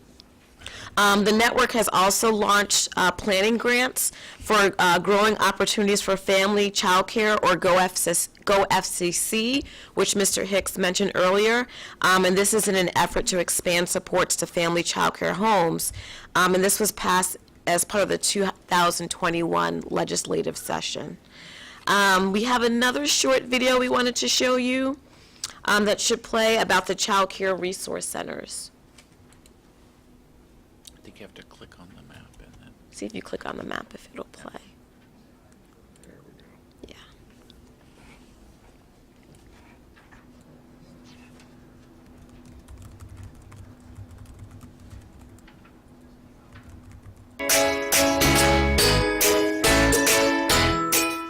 Maryland's regional child care resource centers make up the Maryland Child Care Resource Network, which provides leadership, training, and other services to improve the quality, availability, and affordability of child care in communities across the state.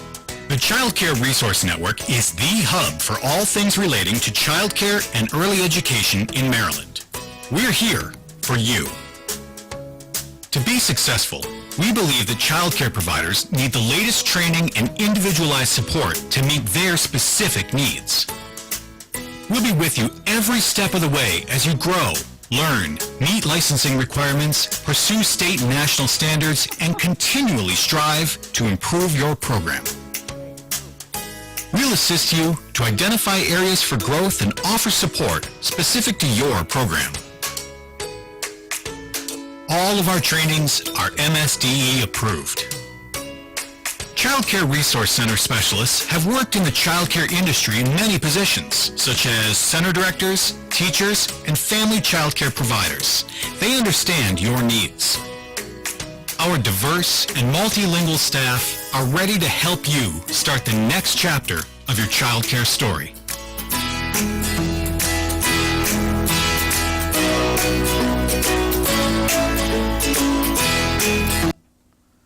Thank you. Tugs at your heartstrings, right? So just to wrap up this section, MSD provides various customer service supports to help child care centers, center directors, family child care providers, and to help them move to the career lattice that I talked about, to help them get to higher credentialing and actually improve the bonuses and compensation. There are coordinators with the colleges and universities to help through the CCF PDF program. There are help desk folks that help with the credentialing program. There's online and e-learning opportunities and a credentialing help desk. I just have to say, as we talk about, we can still get better. So we're constantly talking about, again, as I mentioned, over-communicating. How can we get feedback to really get better? Because it's a lot of information. We did want to share just 3 voices from the field, very specific to the credentialing program. And so we talked with recognized Kathleen Hall. She's been participating in the Maryland Child Care Credentialing Program for the last 6 years. She said the program has opened doors for her to become a certified pre-kindergarten teacher, and it's given her chances to participate in town hall meetings to discuss early childhood education with other providers that are passionate, just like she is, about early childhood education. We also spoke with Nancy Benson, and she said that her experience in the credentialing program was nothing short of incredible. The grant opened doors and pathways that she never imagined were possible. She said it still seems just too good to be true. She's achieved her associate's degree in early childhood education at her community college for free because of the grant. The CC PDF covered the cost of every single one of her textbooks. She'll never forget the first time she heard about the grant and how overcome with joy she was when she realized that this was in reach for her. She was 20, and her husband and her were living paycheck to paycheck at the time, so paying for higher education just wasn't an option. Because of the grant, she was better able to serve herself and also improve her knowledge through the coursework that she took. She was also better able to serve the families in the community, which she just found to be very, very rewarding. And then we also have a voice from Celeste Joyner, who's been a licensed provider for 24 years. And the name of her program she was in it's called the Children's College. She's been credentialed for over 15 years, and she chose to be part of the program because it allowed her to go past the basic licensing requirements. The credentials from the program helped her to show documented proof of her ability to perform really well in the child care field. to also help develop a more diversely skilled workforce, broaden her own professional development, and validate the professional knowledge and skills that she gained through participating in this experience and in the training. So thank you. We will end this portion. We can open it up again for questions, but I look forward to presenting more to you. Questions? Ms. on- Howley?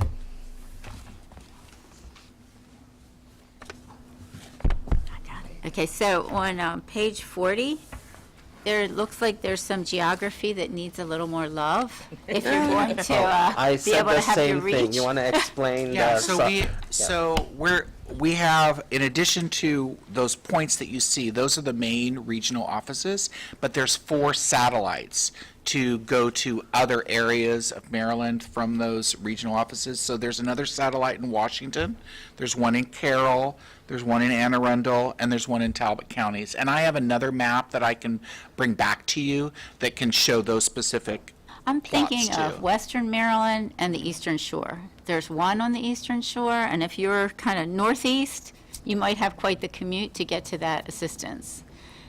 And so if you had, Yeah. if you have it covered another way and you have a way to show that graphically, Yeah, that'd I'll be show, I'll helpful. bring the map, another map to you. And then my other comment is, these workers are generally working during the day in their occupations.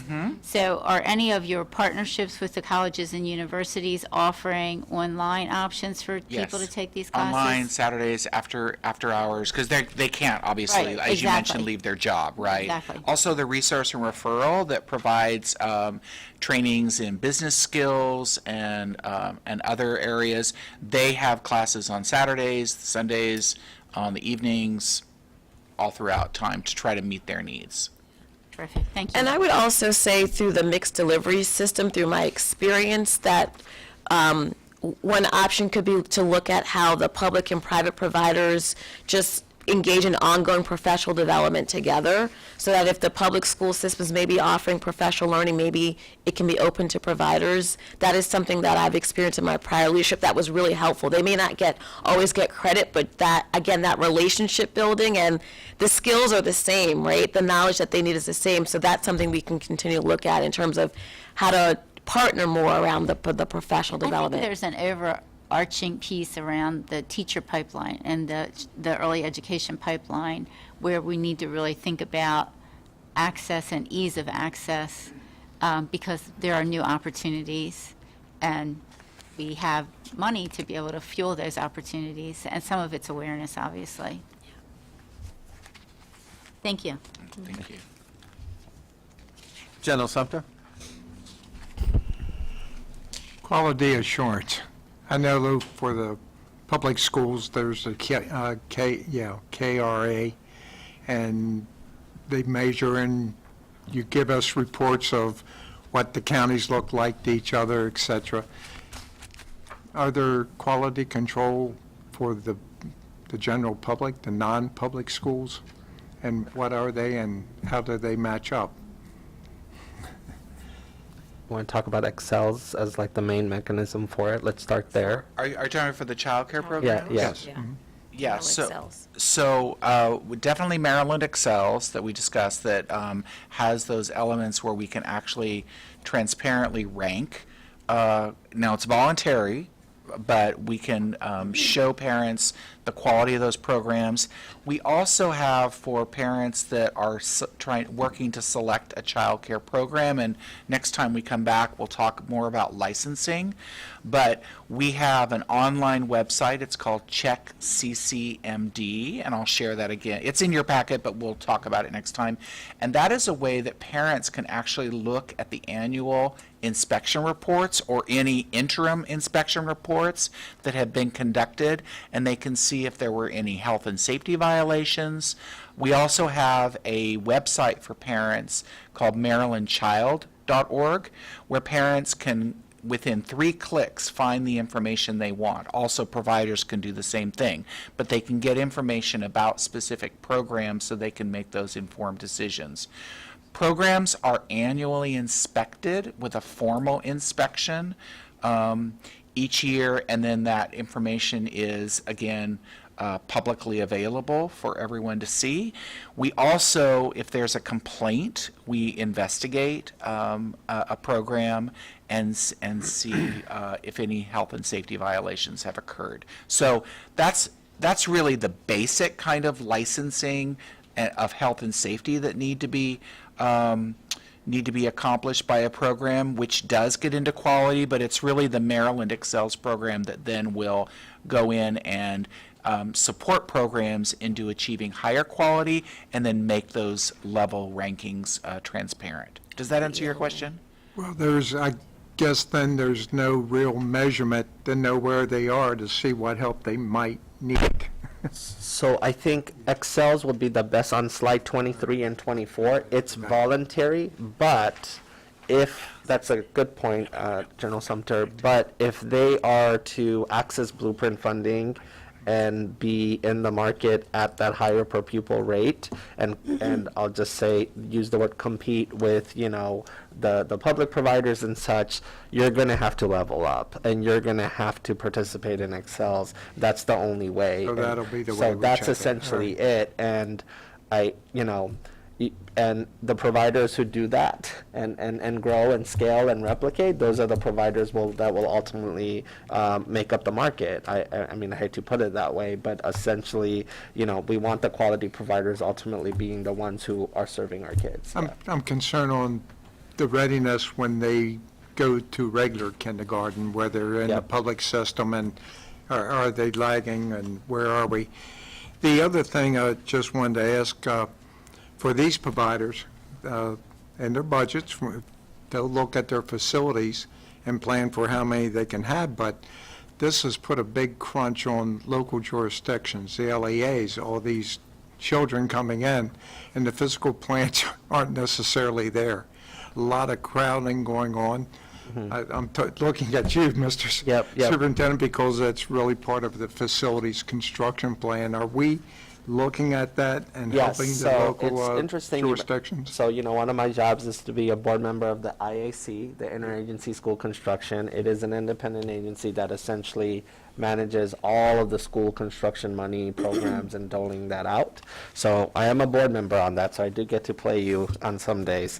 But it is a high stakes board. And so one of the things that I don't know if you guys may be aware, it took multiple years to complete, and the IAC did a great job in this, is all of our facilities, all 1,400 roughly, have been rack and stacked against each other on a statewide facility condition index. So now we have essentially what school systems have schools that are on top of the list for getting construction money for either a replacement, addition, etc. So that statewide ranking has happened.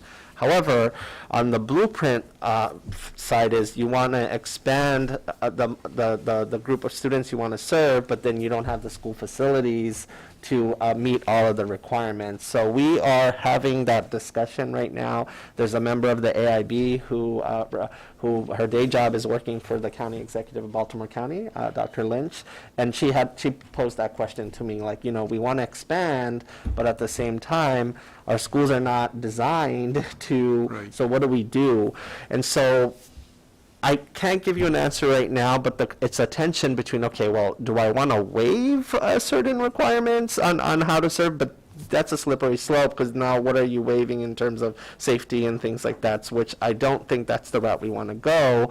But it's going to take expansion and building. Like, for example, in Allegheny, I believe they were going to their elementary school was growing, but they were serving more early ed students in the early grade, but their middle school was, the enrollment was less there. So as part of their design plans that they pitched to the IAC board was to access funding, was to essentially move the early ed program to the middle school space, but they needed to meet requirements. So people are wrestling with that tension. So that's a good, Yeah, because I've kind of asked before, when we look at a lot of the things we do as a state board and requirements, we don't look at the cause and effect to the locals, because talking about the funds, and you're on the board, but there's a percentage share by the local jurisdictions that the local board has to go and Yep. and do the begathon with the With their county. with their county commissioners or Yep. whoever they might have. So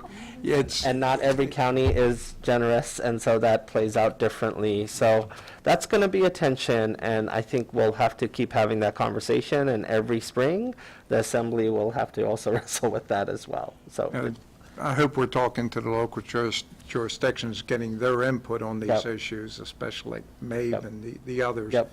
Because we're going to be moving fast, and they're going to be running right beside us and trying Yep. to, but they have to have the facility. So Yeah. I just ask that when we have these conversations, if we just look at what all the fallout is. No, it's Everyone, a up and great down. question. And then Teachers, Yep. having the teachers, the hours, the facilities, there's so many parts to it. Thank you.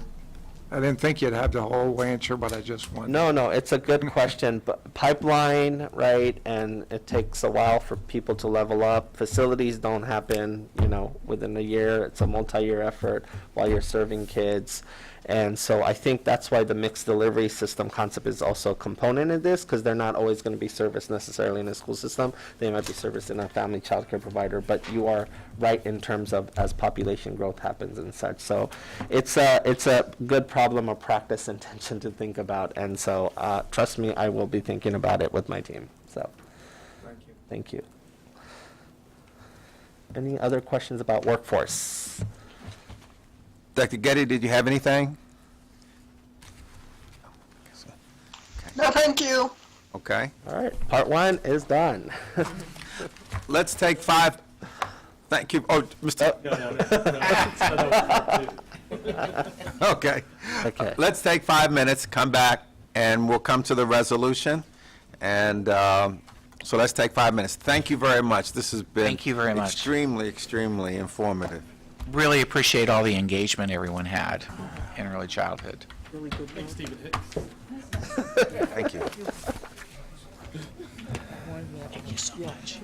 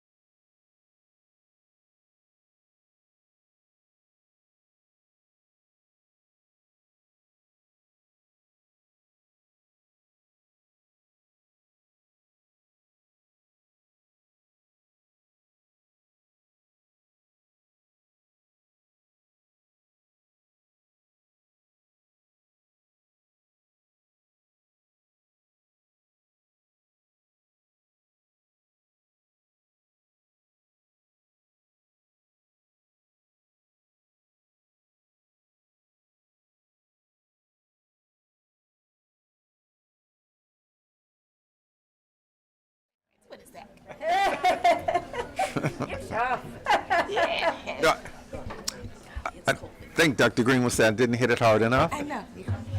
She's saying you need a little bit more oomph. Yeah, yeah. I'm freezing. Okay. I know I don't nap, but go get some candy. Hold my hot tea. Okay.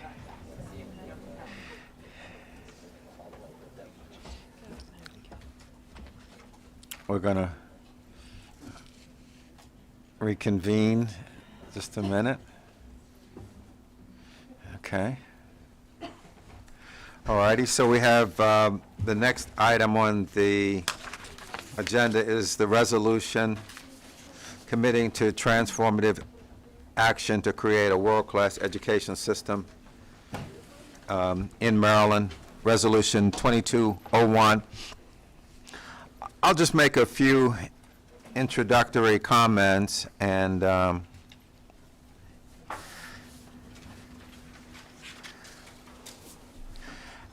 as you know, we have a robust strategic planning process underway. It's going very well. I think Mr. DeShiel will give an update a little bit later. And it's going extremely well. We'll have a plan in the fall that gives us a blueprint, a roadmap on implementing the blueprint as well as addressing other major strategic initiatives related to education reform. We were thinking that in the interim, though, that it might be useful for the board to go on record clearly articulating our goals and objectives in this area and do it in a way so it doesn't duplicate, it does not confuse what we're going to be doing with the strategy.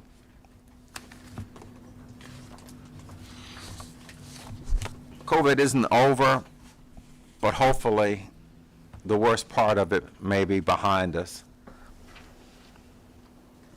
I think the board rose to the challenges of COVID, working with the department, with the local school systems, and we handled it. We've begun to get our footing, just like one of the principals mentioned this morning. One of the things that we didn't have in our toolkit was a detailed plan on how to work through a worldwide pandemic. I think we're a little bit better prepared today, but it sort of caught all of us. And I think that the resolution that we did about a year ago sort of helped guide our actions and became our North Star. We are starting to, as a board, starting to have even more interactions. And you know, one of the things that sort of came out from the presentation of the successful schools, and as you look at transformation in general, is the sooner that you can begin to articulate a few core beliefs and directions, and then bring together a coalition of the willing, and be able to do that over an extended period of time, substantially increases the likelihood of success.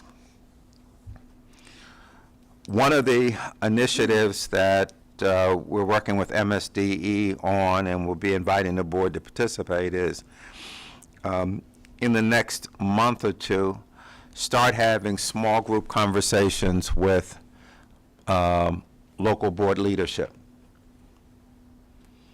to begin to just talk about where we are.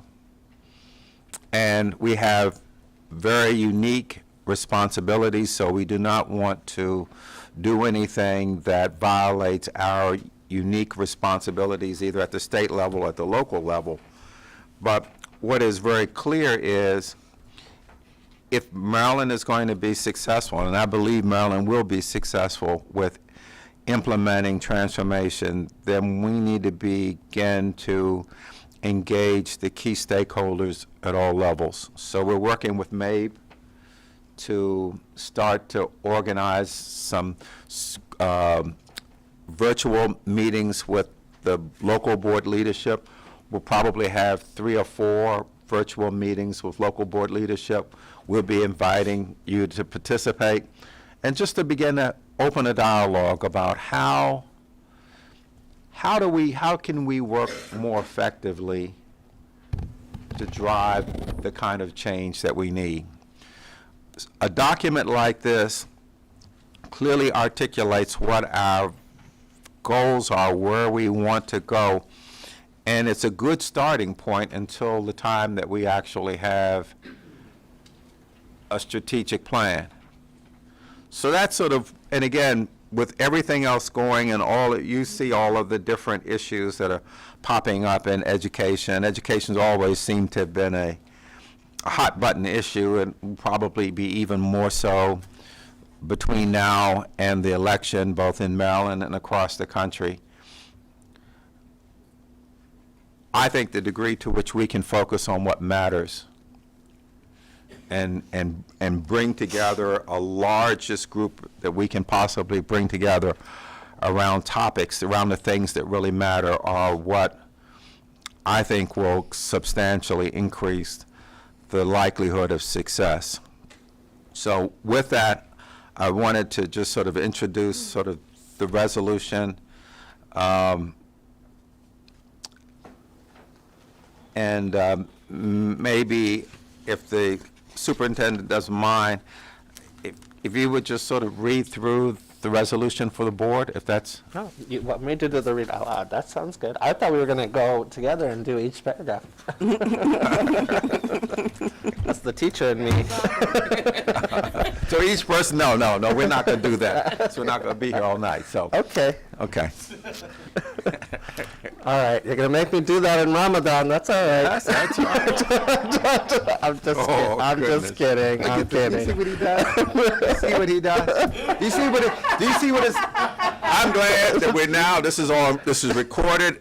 Everyone can see. I want everyone to see. No, he is a great superintendent. It's okay. All right, here we go. Okay. Resolution of the Maryland State Board of Education 22-01, committing to transformative action to create a world-class education system in Maryland. Whereas the State Board of Education and the Maryland State Department of Education are committed to move with urgency to actualize the bold and transformative change that will be necessary to achieve the excellent and equitable outcomes our students deserve. Whereas on April 27, 2021, the State Board of Education passed Resolution 21-01 declaring a priority of safe return to school in Maryland, and today the state has successfully transitioned back to in-person instruction. Whereas educational experiences in Maryland before the COVID-19 pandemic did not prepare all students for post-secondary success, nor did they meet the workforce needs of Maryland's business community. In 2019, only 43% of 10th grade students and 41% of 3rd grade students were proficient in English language arts. Only 27% of students were proficient in Algebra 1. Whereas in 2019, only 26% of black boys were proficient in math in 3rd grade, and only 24% of students eligible for free and reduced price meals were proficient in English language arts in 3rd grade.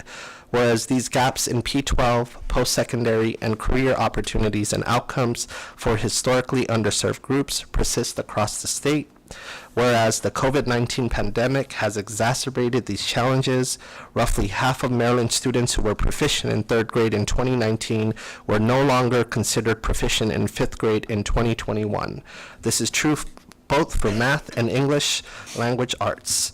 Whereas the Blueprint for Maryland's Future, enacted by the Maryland legislature effective June 1st, 2019, is intended to transform Maryland's early childhood, primary, and secondary education system into a world-class education system to enable students to be successful in the 21st century economy and productive citizens of the state. enable students to reach their full potential and be ready for success in college and a rewarding career by the end of high school, and elevate overall student performance and eliminate achievement and opportunity gaps. Whereas the Blueprint for Maryland's Future provides substantial new state funding to achieve the promise of the law. Whereas on July 1st, 2021, the State Board of Education hired a state superintendent of schools with a track record of transforming school systems and directed him to focus on building the Maryland State Department of Education's capacity to execute a new transformative mission consistent with the Blueprint for Maryland's Future. Whereas the State Superintendent of Schools, the State Board of Education, and the Maryland State Department of Education will work collaboratively and transparently with families, educators, local education agencies, local boards of education, collective bargaining units, institutions of higher education, the Accountability and Implementation Board, and employers to transform Maryland's public schools so that all students in Maryland are prepared and ready to be successful in their college and career choices. Whereas the State Board of Education has general control and supervision over public schools and educational interests of the state under Title II of the Education Article, and education matters that affect the counties are under the control of a local board of education to carry out the applicable provisions of the Education Article and the bylaws, rules, regulations, and policies of the State Board of Education under Title IV of the Education Article. Whereas the State Board of Education and the Maryland State Department of Education will develop a comprehensive strategic plan to ensure successful implementation of the Blueprint for Maryland's Future. Now, therefore, the Maryland State Board of Education, by virtue of the authority vested in it by the laws of Maryland, including but not limited to Title II of the Education Article, does hereby resolve: the State Superintendent of Schools is authorized to take actions under our jurisdiction to the extent allowed by law that are necessary to carry out this resolution for comprehensive transformation of Maryland's education system. Here, here. Yes. So at this time, we are open for clarifying questions, after which the floor will be open for a motion. Mr. Bartley, then Ms. Howley. This is well-written, well thought out, and well-structured. But after hearing Mr. Chaudhry read it, whereas paragraph, the second paragraph on page 1, second paragraph from the bottom, where it says, whereas on July 2021, I would offer an amendment to say, whereas the State Board of Education seeking to administer and comply with the Blueprint for Maryland's Future sought out and hired a superintendent of schools with a track record of transforming school systems. It was our directive to look for somebody who we thought would be transformative, and we found Mr. Chaudhry, and I think it's important that we point that out. So what was your, again, what line? So we would just say, whereas the State Board of Education, after a search for a superintendent of schools that would be proactive in transforming Maryland schools with regards to the Blueprint for Maryland's Future, on July 1st, 2021, hired Superintendent Chaudhry. And we could reword it how we want, but as a board, we purposely, with the Blueprint in mind, sought out a person like Mr. Chaudhry to transform our schools. And I think it's important that we say that. Okay. Probably, I mean, you added a few more words. I mean, is it just essentially whereas on July 1st, 2021, the Blueprint for Maryland's Future compelled the State Board of Education or something like that, or? I think something to that effect. I'm just offering it. I'm not offering specific language yet, because I think it's something that we should discuss amongst ourselves to maybe figure out, because, Yeah, I think that's good. Yeah, in concert with the Blueprint. Yeah. Tracking, you want us to read you? Yes, if you could. Yeah. Ari, what did you get? Well, do you want to go, that last version was? I like what Senator Bates' suggestion. Whereas, so I think we replace that to say, whereas in concert with the Blueprint for Maryland's Future, comma, on July 30, or do you want to say with the goals of the Blueprint for Maryland's Future? In concert with the Blueprint for Maryland's Future, on July 1, 2021, the State Board of Education hired and then just continue with the same language? Yes. Ms. McCusker Ms. McCusker. I'm sorry. Visual learner, is it possible to get it on the screen so we can look at it? I just do better that way. Let's see if we can. Can I offer another amendment while we're considering? Sure. Okay. Well, Oh. is it related to this? Yeah, easier. I just thought while they're doing that. Well, yeah, but, If you want to wait, it's fine. yeah. If it's directly related to that, we'll take it. If it's a separate one, then we need to deal with that separately. Okay. Happy to pick it up separately, absolutely. Whereas, Typo. okay, oh, yeah, okay, got it, okay. I'm Okay, gonna need somebody from, oh, I think Dr. Lawson went to get them. I'm not sure how to get the. I think you just need to okay. All right, let me try that. Go at the bottom. Yeah. okay.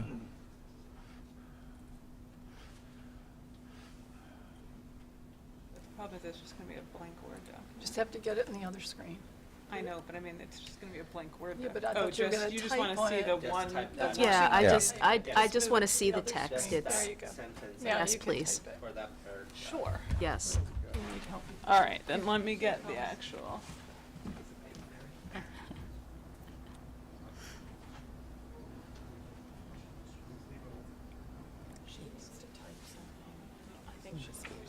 Let's make that font a little bit bigger. Yes. Alright, don't look at her when she types. I have this theory people get nervous when you watch it. I'm not, I don't, I can do the typing. I'm not sure that I have the most recent version, so somebody tell me if I've done it wrong. Make it bigger, make it Yeah. bigger. Just a How about inspired by the Blueprint for Maryland's Future on July 1st? The rest of it keeps going.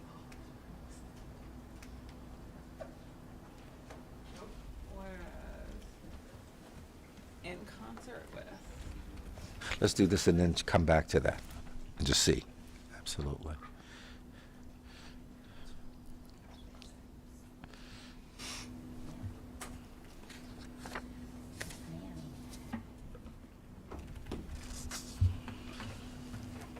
The thing I'm not typing would still be on the first word now.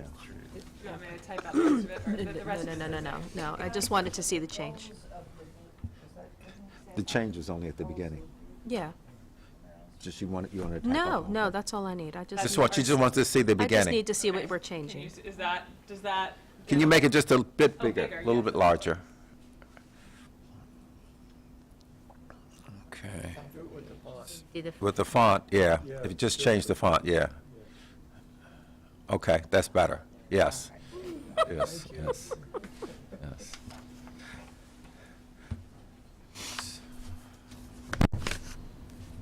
Does that capture, concert doesn't work. Senator Bates, How that about- capture what you had?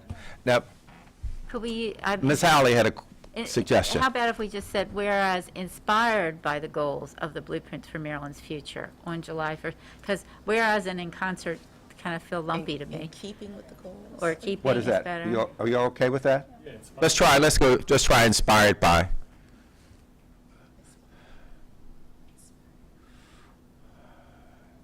Keeping. So it would be whereas inspired by, In keeping with the goals, in keeping. Yeah, but in keeping is different. 'cause In keeping we're with? independent. Oh, We really? were inspired by them is, Yeah. is accurate. Oh, okay.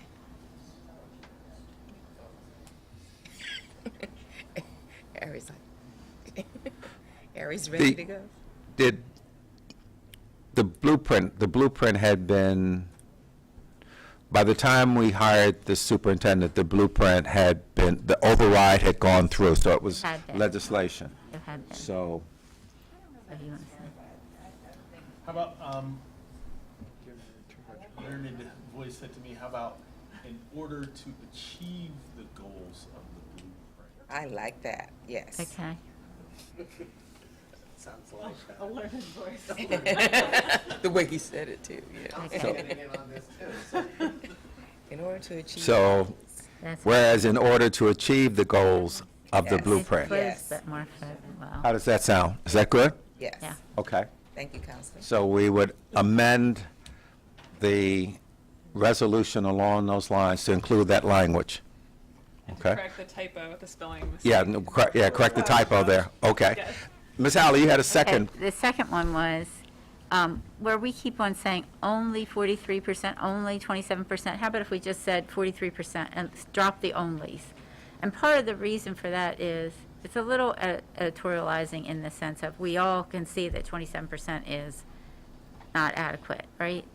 And we have been saying in our public meetings, this is the kind of performance, and people sometimes in those public meetings get a national context, but we don't really get the response from the public that you would think when you're saying it's 43% or 27%. But I think that the only is, I want it to be more positive. I want it to be forward-looking, you know, that we're going to get to higher numbers, and so I feel like it's pounding that we're where we are.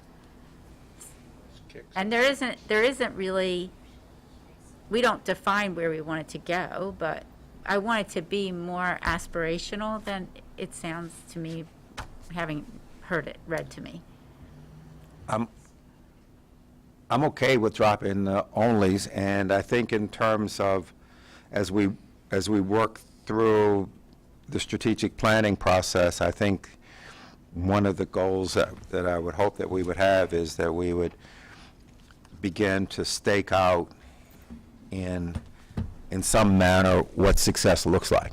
I mean, we say right now transformational because it's still very early on, but I'm hoping that as we refine the plan and gather the input, that we will be at a point where we will be able to more clearly articulate what does that actually look like and set some goals. As we've looked at some plans that were fairly general, and then I think there were one or two that actually took a bold step and said, we're going to be at this point, where our goal is to be at this point in the future. So I think we can articulate that as we go, and have that as a goal. I'm fine with dropping the onlys. I don't, just sort of get a sense. Chip? Let me see. Whereas educational experiences in Maryland before the COVID-19 pandemic did not prepare all students for post-secondary success, nor did they meet the workforce needs of Maryland's business community. In 2019, 43% of 10th grade students and 41% of 3rd grade students were proficient in English language arts, period. I think that sentence gets a little weird because we can't start with a number, so we need a Really, I think only, I understand what Jean was saying, but I think the only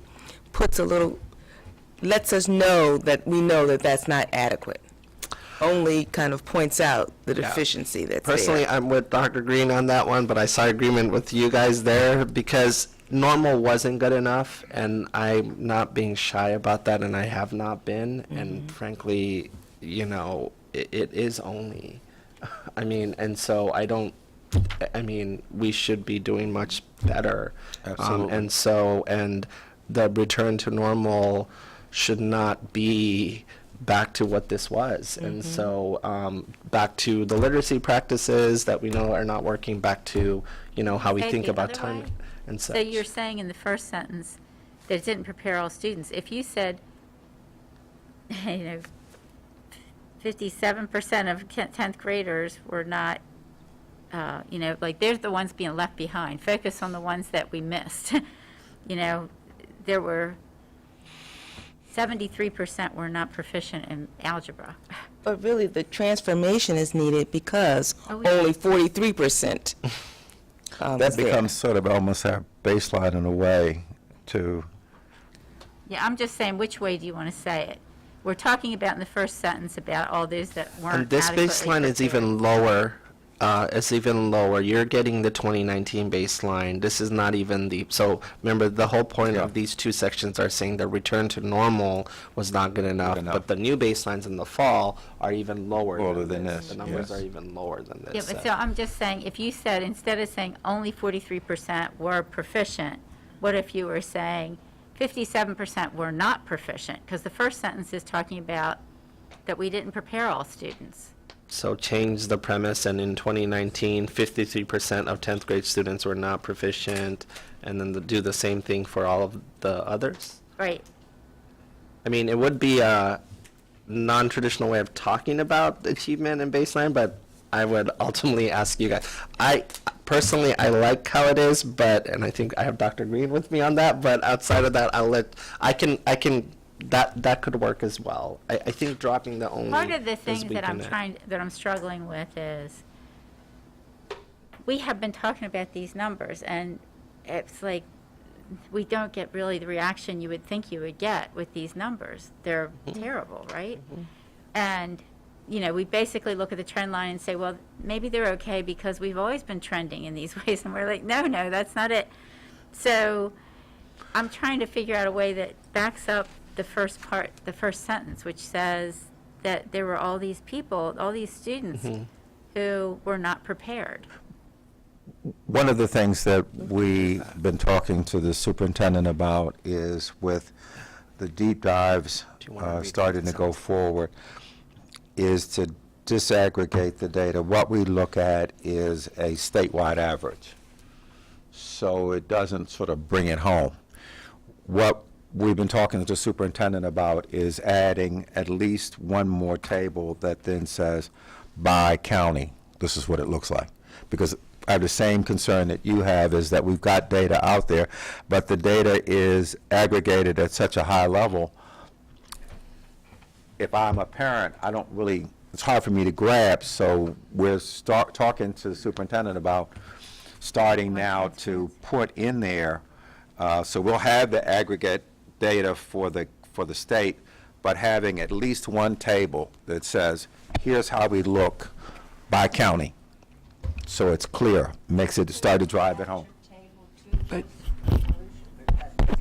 Yeah, I think probably not, but I'm thinking though about the idea of trying to help give parents and families and other stakeholders more actionable information. Yes, Doctor. But that's still aggregated. It still doesn't Yes. tell the whole story. So if you're going to start disaggregating, do you want to disaggregate everything because those other groups are compelling and terrifying? Yeah, we'll have to figure that out, but I think we want to start to break that out. And I think even talking to the superintendent, he even has some ideas about the Maryland report card, of looking at that and continuing the work that Dr. Shaw and her team have been doing to make that information more readily available for parents, so that they can and other stakeholders, that they'd be able to use it to start making decisions. So we could use the other premise, and it would read, right, sorry, I always have to read right from the beginning. Whereas educational experience in Maryland before the COVID-19 pandemic did not prepare all students for post-secondary success, nor did they meet the workforce needs of Maryland's business community. In 2019, 57% of 10th grade students were not proficient. It's 57% of 10th grade students, and 59% of 3rd grade students were not proficient in English language arts. And then it would be period, 73% of students were not proficient in Algebra 1. So that's what that would sound like. To me, I think when you say 73%, Not proficient. yeah. Yeah, it so kinda do you wakes you up. guys want to run with that approach? I mean, that's the flip of that. Yeah. Let's say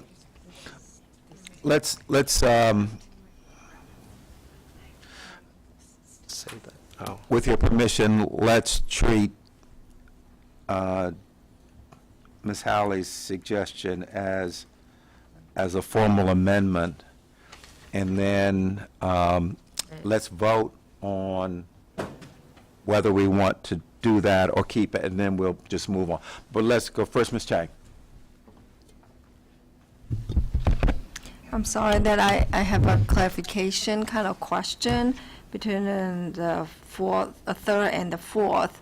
So in the fourth, whereas that we put out a couple of numbers, and then the fourth one that we specifically bring out the black boys and the free and reduced price meal population of students.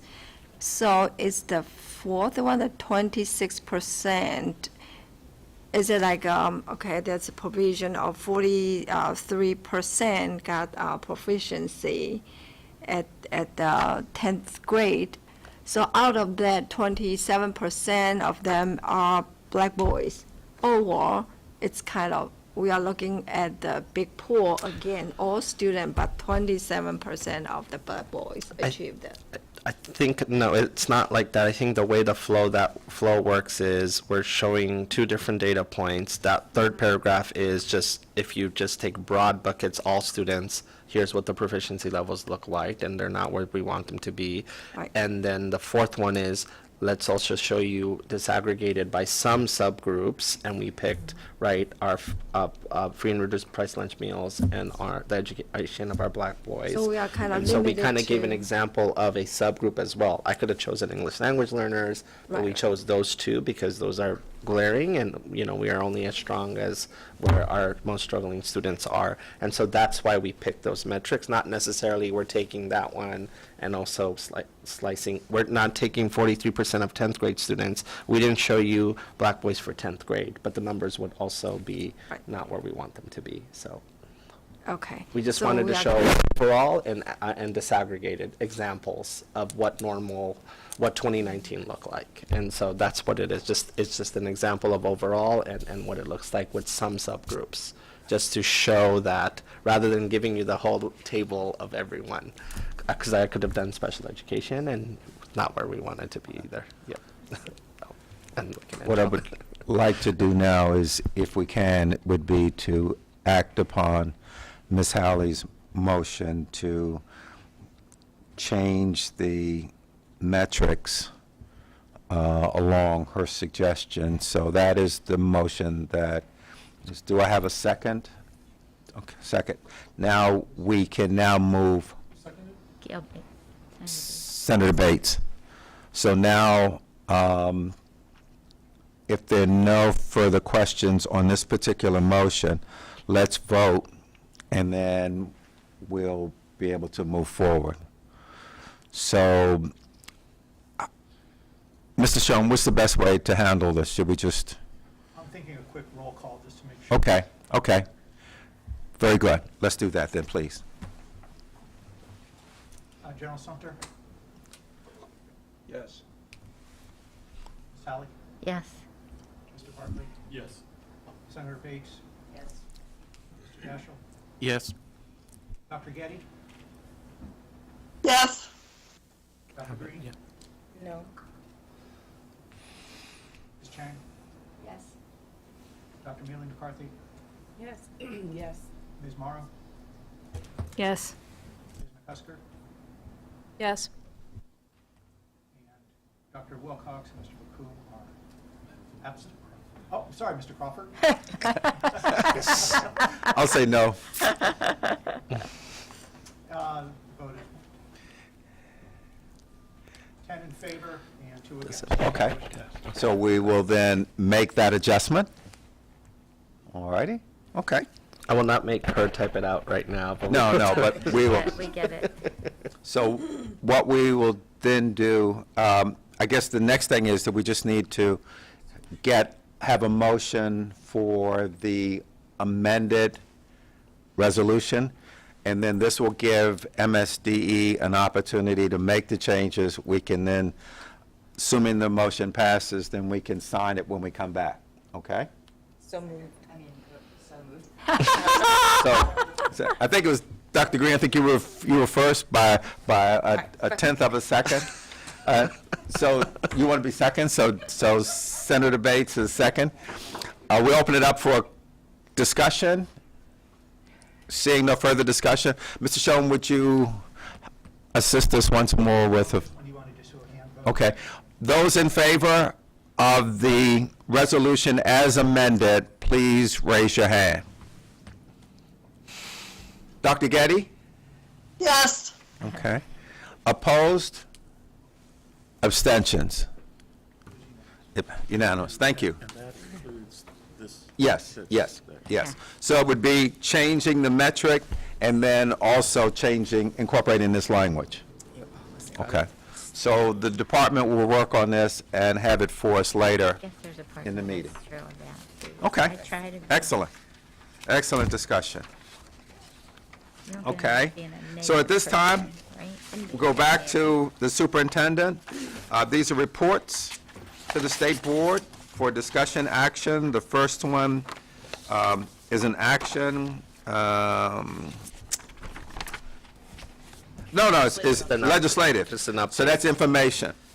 Yes, so I'm gonna call up Ari, and if you can go to tab G, but I think we gave you an updated deck, right? They have that in the back of your folder, your manila folder, and so we will give you where things landed overall legislatively. We're not gonna go through every bill, so for this meeting today, because some are pending governor's signature, so we're not gonna say if that passed or not yet in terms of being fully law, but we are going to have a special focus on child care and early childhood education and highlight those bills. And so you can see some of the things that will go on top of what you already saw in part one presentation today. So.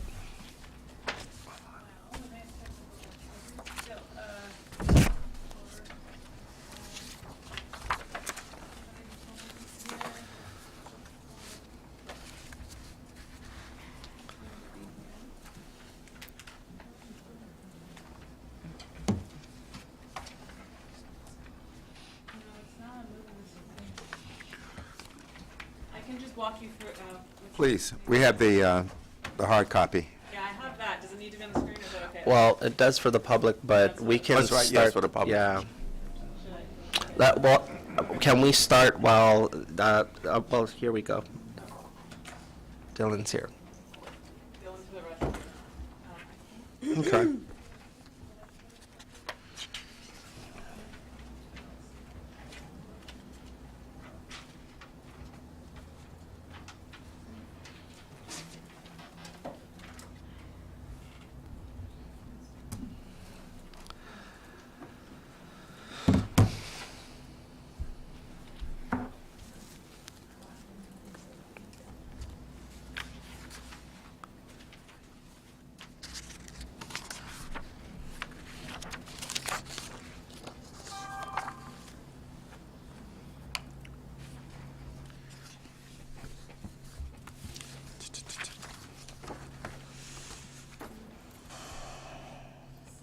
February of 19. That's weird. I go back and look at it.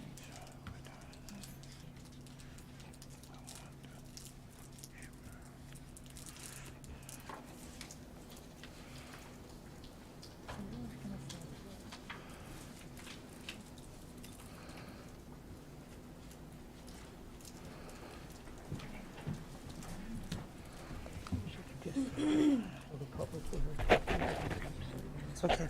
We'll do that. All right.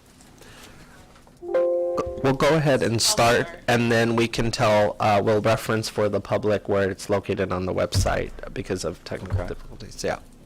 So this updated version will be on the website? Yes. It's already there? Yeah. Okay. Good. All right, so we'll start on slide 1. Am I on? Yes, okay. Okay, so I am here to provide you with a brief update on the legislative overview. As the superintendent said, the last day of session was April 11th. We are not quite out of the fun yet because the governor has on his desk many bills at this point awaiting action, and so we will be back with a more final update a bit later. But nonetheless, if you flip with me to the next slide in the presentation outline, we're going to go through two points today. The first is a very high-level overview of the 2020 session by the numbers, and then keeping with the theme of today and of this afternoon, we will take a few minutes to review a package of 4 child care bills that passed that were a high priority for the session. Yes, that's it. Here we are. Excellent. Thank you, Dylan. Not a problem.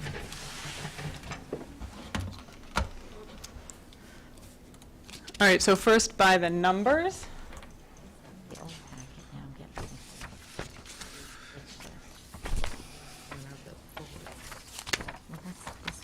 There we go. But this by the numbers is. All right, so just over 1,000 Senate bills were introduced and nearly 1,500 in the House. MSDE tracked 261 of those because of their relevance to our work, and we weighed in formally via testimony or letters of information on 61 bills. In total, 76 of the bills we were tracking passed. Within that group, several were duplicates of one another or didn't have a direct impact on the operations, the day-to-day operations of MSDE. We have about 36 of those that we believe are really high priority for us to dive into and prepare implementation plans and to begin work doing the hard work of implementing the new laws. So that is, as you imagine, the work we're transitioning to focus on at this point. We are but we wanted to really focus today on 4 of those that make up a package of child care related bills. This was a high priority for several legislators this session, and we were certainly happy to work closely with them to ensure that the bills that passed were workable, smart, and truly advanced access to high quality child care for families and children across the state. So the first one that I will dive into is House Bill 89, which is also Senate Bill 480, which created new requirements on a $50 million pot of money in the governor's FY23 budget to create an additional round of child care stabilization grants. And specifically, these bills require MSDE to prioritize certain kinds of providers, particularly providers that faced financial hardship, posing a significant risk of the provider's business closing within the next 12 months. As well as those who have not received a stabilization grant in a prior round, who participate in the Child Care Scholarship Program, who are located in geographic areas that lack child care slots, and those that serve primarily low-income populations or children with special needs, and children, babies, the youngest children, 2 years and under. And this one is the only of the 4 that has already been signed by the governor.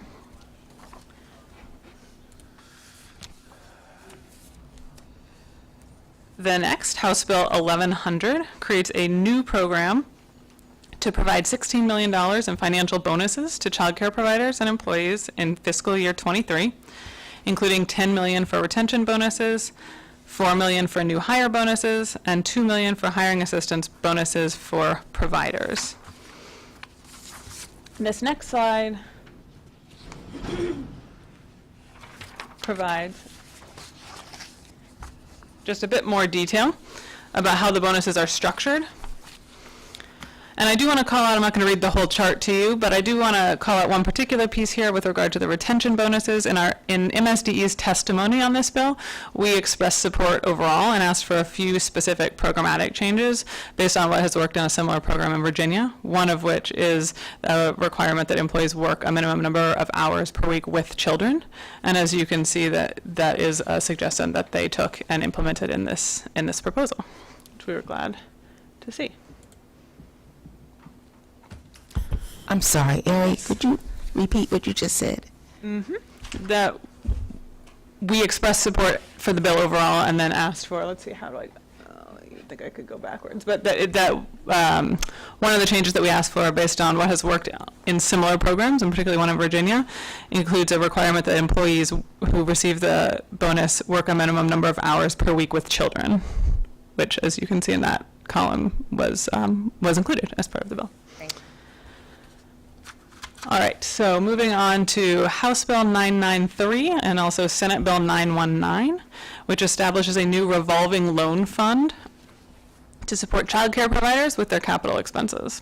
The revolving loan fund must give priority, again, to providers supporting particularly high priority locations and communities. And here again, we were happy to work collaboratively with the sponsors of this bill. Initially, the draft placed this program in the MSDE's purview, and we had good communication with them and with the Department of Commerce and said that we certainly support this program and are happy to lend our expertise about childcare, but that we don't believe that operating a capital revolving loan fund is best suited at the MSDE, and everyone seemed to agree, and so we moved that over to the Department of Commerce. Yes, sir. I think you answered the question I was going to ask. Were they depending on MSDE to do the application and distribution of the funds? And is that going to be done by another? At this point, this is going to live at the Department of Commerce, and we'll just be a consulting entity to provide content knowledge. And then finally, the last bill I want to flag for you is HB 995 and Senate Bill 920, which makes a series of alterations to the existing Child Care Scholarship Program. The first change is one that adds a presumptive eligibility feature to the program, which is designed, as you might imagine, to provide immediate access to childcare during a time when eligibility information is being collected from the family, documentation is being collected, determinations of eligibility are being made. Under presumptive eligibility, all applicants that submit a form shall receive a minimum of 60 days of child care subsidy for a period beginning on the day in which the individual submits their form. Presumptive eligibility, this new programming, is set to begin under these new bills by July 1st, 2023, at which point there's also going to be a new Child Care Scholarship Presumptive Eligibility Fund from which to pay for these new subsidies. In the meantime, that means we have about a year. So in the meantime, we will work to prepare for this next phase of the Child Care Scholarship Program. We will conduct a study with stakeholders and experts about best practices in implementing presumptive eligibility as the law requires. And we will start to build the logistics and infrastructure that we will need to implement this new component of the law. There's a Child Care Scholarship Program Presumptive Eligibility Fund is a new fund. It is a new fund, and there is not appropriations in this year's budget because it's for FY24. Mm-hmm. So this gets to this question about the delay from the time that especially a low-income person makes application and when they would actually get in. 'Cause the presumption was they needed to be able to, especially someone trying to get work, they needed to be able to move quickly. So this would bridge them for that period. That's right. And we really, again, here appreciate it. You'll hear a theme, the opportunity to work collaboratively with the legislators on this. We certainly supported the policy goal of this effort and wanted to make sure that in implementing it, we didn't jeopardize any federal funds in the way we did it. And so feel good about where this landed. And then finally, the bill, there we go, makes two additional changes to the program. The first is changing the timeline on which payments are made, ensuring that providers are paid timely for providing their services by codifying the timelines under which both MSDE and the Comptroller's Office make their payments. So we must complete our processes within 10 days, and the Comptroller then must complete on their side within 5 days. And then the last change I will flag is that it requires MSDE to waive copays for applicants who are generally low income, and specifically the list of applicants is listed on your slide, those who are participating in certain programs, public assistance programs, as you can see here. And that change will start this summer, July 1st, 2022. So we are looking forward, we are diving in to building the infrastructure and making the program changes needed to implement these bills, and that is the update that I have for you. So I'll stop if there are any additional questions. When you say co-pays, is that so if, is the co-pay the difference between the grant or the subsidy and what's being charged by the provider? That's correct. I mean, at a high level. The technical details, I would rely on Stephen and but team. at a high level. But a high level, that's right. Okay. No. Mr. Bartley. No. There's Stephen. Oh, you know he's here. Please, yes. Oops. And this is a preview for May. Okay, all right, okay. So what happens is a family applies for a child care scholarship, and if they're determined to be eligible, then they receive a voucher. The parent can take the voucher to any provider in Maryland that is participating in Maryland Excels. That was that piece we talked about earlier. So once the provider agrees, yes, I will accept this voucher and provide services, the parent and the provider sign the voucher. They send it back to our vendor, which is Child Care Central 2. The vendor then, that's called receipted. The voucher has now been receipted. And the scholarship is sent to the parent. And now the parent takes that scholarship to the provider. And within that scholarship is the amount that the state will cover, a mandatory parent copay. All parents are required to pay some portion. And then that may be enough to cover the tuition for that the child care provider charges. If it's not, there still may be a differential left over, and then the parent would still have to pay that, or in some cases, the providers just waive that. Very good. But there's always a parent copay required, and this bill would waive it for persons that are participating in certain other benefit programs. Thank you. So, Mr. Bartley, did you have a question? Sir? Yeah, I have I think 3 questions. During this legislative session, were we able to maintain or increase the funding that the MSD will receive, or is that not done during the legislative session? Second, were we able to author any bills that, or co-sponsor any bills that were approved, or were these independent bills that were suggested by independent elected officials? Thanks. Overall, in terms of MSD's operating budget, it did go up, just because, but that goes up not necessarily investment in more positions, although we were able to increase some level of positions and get some of the blueprint allocated positions that we were due anyway, and so we got those. Like, for example, we are to have a statewide national board coordinator for all the national board certification work, so we received that as a contractual pin, not a permanent pin, and so that's a conversation we want to have to convert those. So that's that. So, but operating budget and funding and programming and grants and legacy things did go up, not across the board, but overall. So yes, there. So in terms of that and our services, in terms of authoring any bills directly, we had one. It was the MSDE flexibility bill to give the department flexibility to build its own staffing structure and as well as bring more procurement flexibility. It was introduced, testimony happened, it just didn't move. I think there was some incorrect myths stated about that it would undo due process for a subset of groups, which is just was not absolutely true. But that ended up hitting in the crosshairs around that in an election year, and so it didn't move. We thank Senator Gazzoni, who we worked closely with of Howard County, to introduce that bill. We'll be back and we'll introduce that. But the fact that we got that far and just the ability to have someone endorse that for us was a big deal. But as I've said before, it's not going to slow me down and my team. But I would prefer long term we were able to have that flexibility.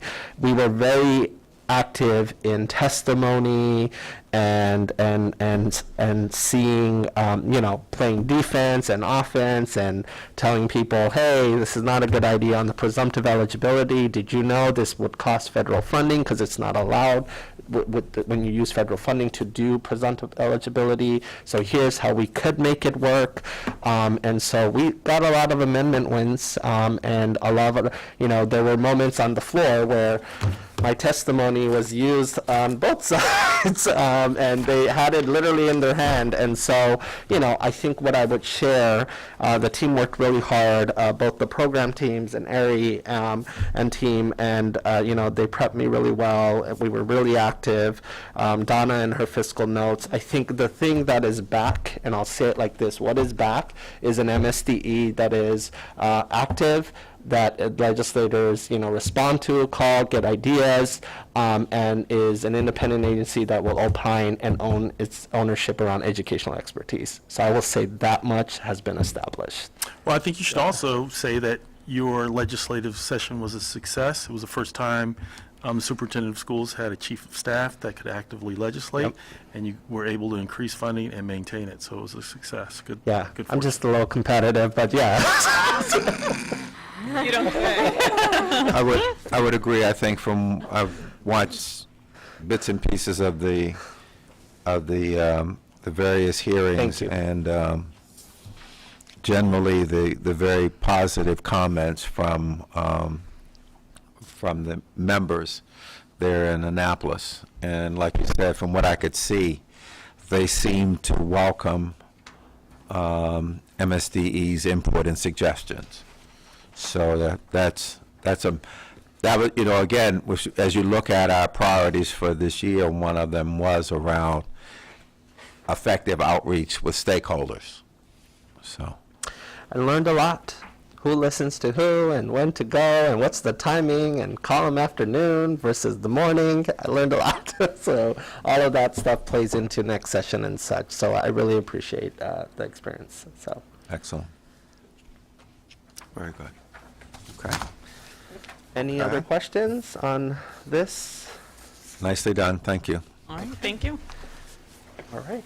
So we have two items here, tab H and tab I. First from Dorchester County, calendar modification request under tab H, and Queen Anne County's request for a calendar modification under tab I. We have an action. The superintendent is requesting that the board approve the request to waive the 1 day of the 180-day instructional requirement for Dorchester and for Anne Arundel, for Queen Anne, for the 2021-2022 school year. They had unforeseen events, and so they had to, shutter schools, and so they're not able to add on. They don't want to necessarily add on a day to the end of the year. It's been a long year, and so I strongly recommend that we grant their 1 day, given the unforeseen events that happened that impacted their operations for that day. So both for Dorchester as well as for Queen Anne's. So the floor is open now for clarification. Any clarification questions? Okay. Seeing no clarification, the floor is now open for a motion. Second. So, Is this for both or just one? yes, this is clarifying for both school systems. Both school systems. Mr. Bartley, both school systems? Yes. Yes, okay, great. Floor is now open for discussion of the motion. Seeing no discussion, we're now ready to take a vote. Can we do hands? All those in favor, please raise your hand. Dr. Getty? Yes, Okay. Opposed? I raised my hand. Yes. It's a little hard to see from here, I've gotten a little older, so it's a little hard to see that distance, so I appreciate you speaking up. And then, so it passed unanimously. The floor is now open for state board member reports. Ms. Morrow. I was just going to follow up that Mr. Bokum, Ms. McCusker, and I attended the legislative conference for the National Association of State Boards of Education back in the end of March. It was a great opportunity for us to get to know some of the other state board members from around the country. Mr. Bokum and I both participated as panelists in a couple of the sessions, and we also were able to meet in person with Senator Van Hollen, and then we met virtually with staff member from Senator Cardin's office. So it was a good opportunity. Continue our advocacy across the country as state board members. And I think we got a lot out of the 3 days of sessions there, so. Good, excellent, excellent. Just to McCusker? piggyback, I think there's maybe 7 or 8 teachers that serve on state boards across the nation, and 4 of us were at this conference, so it was really great to be able to see how the teacher perspective is being managed in other places across the state. So, the sessions were excellent. There was wonderful information, and our meetings with both senators were very productive, and they were open to what we had to say and what we felt like MSDE needed in upcoming legislation and flexibilities. Yes, Mr. DeShiel? The Strategic Plan Subcommittee, which includes myself and President Crawford, Ms. Haley, and also Ms. McCusker, and members of the MSDE staff have been meeting regularly. I want to extend our appreciation to the MSDE staff members who have been helping us in organizing a number of roundtables and listening sessions. Many of you around this table have helped facilitate or participate in those sessions, and I want to thank you for that. There are going to be more sessions scheduled. I think we're extending the sessions out into the month of May, and we may have to go beyond that. But at any rate, there are going to be other opportunities for you to participate. I hope that as many board members as can will continue to join us in those sessions. They're informative, and as President Crawford said, they're also fun. So I think you'll benefit, and I hope you will join in whenever it's possible with your schedules. We're also working on the draft of the value statements. We've spent a considerable amount of time looking at the value statements in the strategic plan, and we're going to receive some additional input from the state superintendent about what we have drafted to this point. And we're also working now on the vision and the mission statements. So it won't be too long before we will begin sending out a draft of the value statements and the mission and vision statements to the full board for your consideration and comment, and we'll look forward to doing that. So we're making progress. There's a lot to consider. It's a very important undertaking for us as the state board and as the Maryland Department. So we're working collaboratively on what I know will be an excellent statement of our strategic plan, which we hope to be able to enact in the fall, maybe in October, by October of this year. So thank you for your participation. It's a great process. We're supported strongly by the MSDE staff, and we appreciate that very much. So look forward to getting the information out and have you comment and consider what we've done thus far. I'll just mention that, oh, go ahead, please. No, I actually have one other question for staff. How are we doing on the survey? We had our goal of 15. Yeah, so we're going to do an update for you on the May meeting, but we have, I believe we broke 12,000, and so, 13,000. So we were at 11 and change in the weekend, and we just started deploying what I like to call a ground game. So we started doing flyering and mailers, radio ads, bus shelters, and on the trains, and those are all dropping last week, this week, and all of May, and we hit over 13,000 from the weekend up to the last count. And remember, our goal was at least 15, so I feel pretty good. about possibly hitting that. But I think the ground game was missing. We had the social media, which is the air game and ads, but you've got to get to the ground for certain communities and such. And paper still does matter, and people look at flyers, and so we started doing that. So. Excellent, excellent. We met, myself, Mr. DeShiel and Dr. Getty met with the leadership from the AIB, Chairman Leggett and Vice Chair Kerwin. Had a good conversation with them. We reached out to them. The conversations that we've had with them have been very positive. They too are looking to find ways where we can collaborate, we can work together, we can complement each other in improving the educational outcomes for Maryland's children. They're not, we get a sense that they're not interested in a lot of bureaucracy, and so we're very happy to have that. We are talking about at least one or perhaps two joint sessions with the two boards, perhaps by fall. So we're still trying to work out the logistics. They are,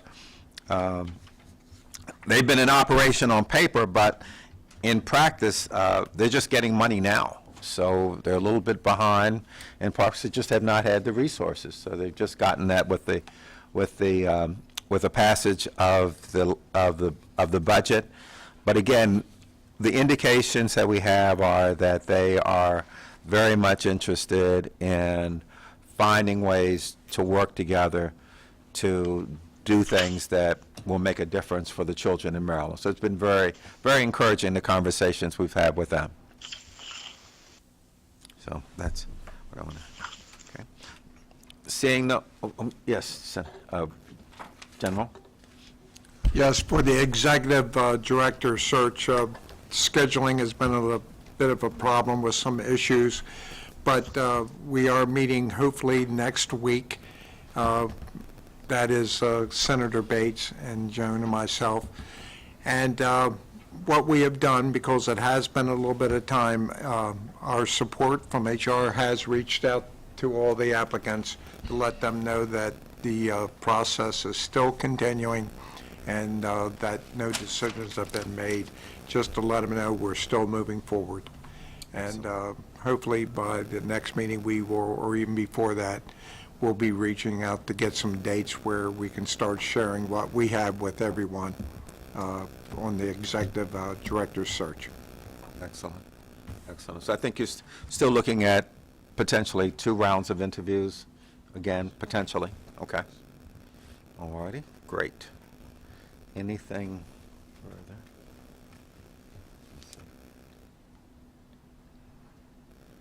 Yes, go ahead, please. Were you going to do that? No. Guess who's bringing it to your Well, attention, dear? Okay, which is also, we're very pleased with the hiring that's been taking place. If you notice that MSDE has been, under the superintendent's direction, has been bringing on board a number of very, very qualified people, and we just wanted to acknowledge that and acknowledge our appreciation for that. And maybe one day you can bring some more of them up. We've seen some of them, and some point down the road. Yeah, there is one I do want to call out. It's a promotion internally in our assessment, accountability, and performance reporting. Chandra Hazlett will be our new assistant soup over that team. Yes. So I am really excited. You know, you have seen Chandra. She tag teams with me on many presentations. So I am very excited about her leadership and what she will be able to do. So that one I will recognize for the work. But yes, we have been. Krishna and team have been working very hard to really rebrand ourselves. Like if you're on LinkedIn, you should probably see like follow the MSD page, and you could just really see how we're changing the culture of wanting to be at MSD and work at MSD. So. I see you guys on LinkedIn all the time. Yep, so I there you go. usually- Yep. Okay, great. and Twitter and, Yes. and Instagram and Facebook and, you know. Cool. So yeah, you reach out to people. People are intrigued about working. So I think it's been a great thing. And so we're excited. So my goal is to continue to bring that vacancy number down. Yep. Excellent, excellent. Okay. Seeing no further reports, I'm going to read the statement that would allow us to adjourn to executive session. Pursuant to Section 3-305B1 and 7 of the General Provisions Article of the Annotated Code of Maryland, the State Board will adjourn to executive session to discuss the following: 1 appeal, 2 draft orders, legal advice, personnel matter, and I would say, let's say we'll be back in an hour, 4:30 or sooner? Yeah, 4:30 or sooner. 4:30. 4:30 is good. Okay. Okay. We adjourn. Motion. Well, no, motion. Oh, I need a motion. So moved. Seconded. Okay. All in favor? Yeah, we're all done. Just usurp everything. Just take over everything. Yeah, just take over everything. She's vice president. I think I technically have to do that, so I'll just say, seeing that we have no comments, we'll now have a vote. Raise your hand in favor of adjourning. Dr. Getty? Yes. Okay, all right. So I think that was unanimous. Thank you. So we'll be back at 4:30. Nice, Jim. Goodness, Hey, I don't Jim. speak fast.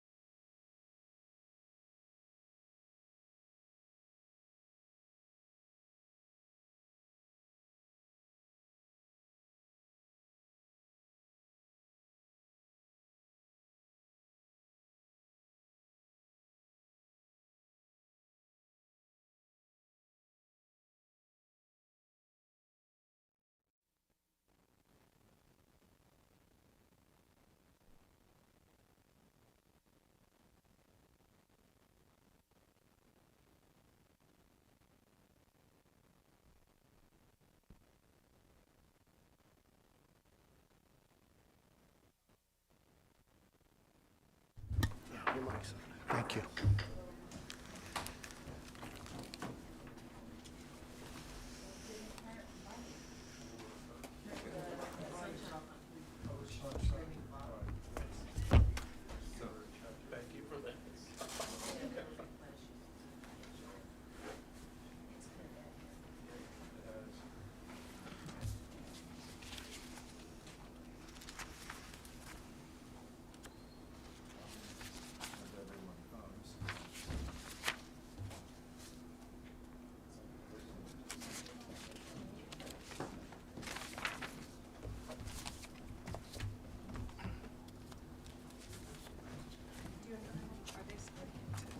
That resolution right now?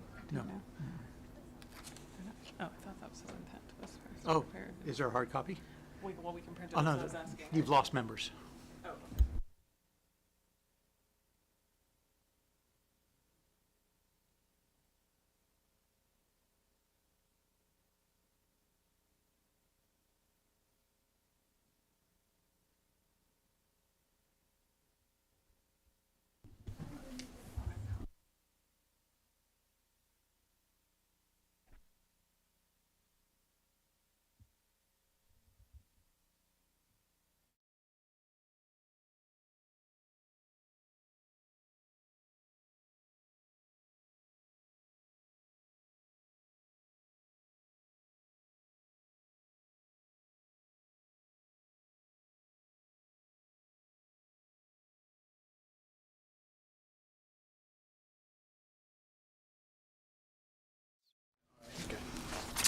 Good afternoon, members of the board, President Crawford, Vice President DeShiel, Superintendent Chaudhary. I'd like to report out that the State Board decided one decision this month, and the President approved 2 orders.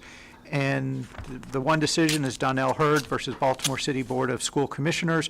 This was a non-certificated employee termination matter that you reviewed.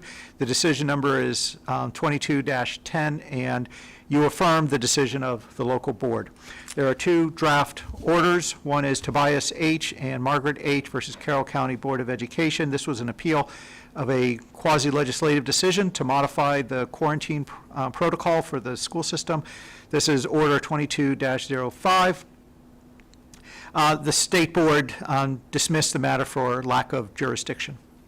And the second order is Mentoring by Example College and Career Academy Business Learning Institute versus Montgomery County Board of Education. This was a denial of a charter school application, and the board agreed, and you signed, Mr. President, to refer the matter to the Office of Administrative Hearing to resolve disputes of fact. And this is Order 22-06. Thank you. Very good. Ari, did we have the revised? If not, we'll just do the, we'll send it around and do it electronically. Is it ready? yes, it's ready. Okay. Would you like me to pass it? Yeah, let's just pass it around, and then we'll get the others to, we'll apply electronic signatures. We can check with, how do we handle Dr. Wilcox and Mr. Bakum? Do you ask them or just leave it blank? They were not here. Okay. Would you like to look at it again, or you want me to just have people start signing it? You can, I think we can go ahead and start signing. If you would take a look, Ms. Chang, just make sure we've got everything. Charlene.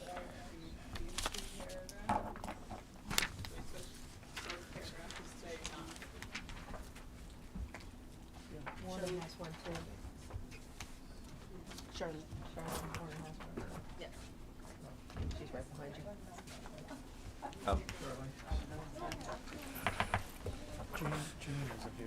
No, she had to leave. I did run it back by her.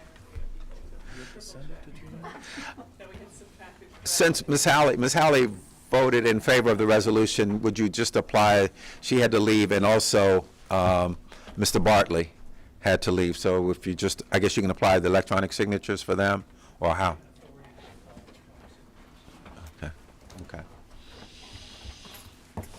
All righty.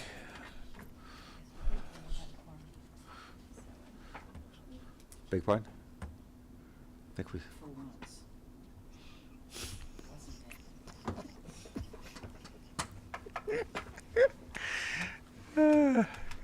Excellent. Excellent.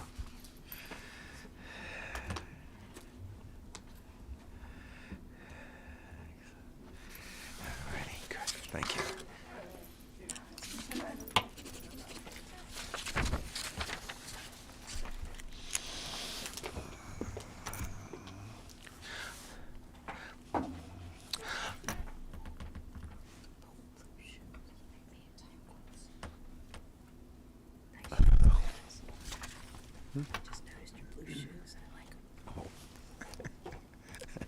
I didn't have lipstick.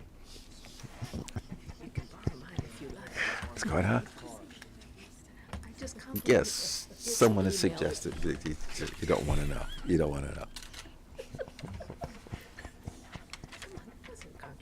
No, no.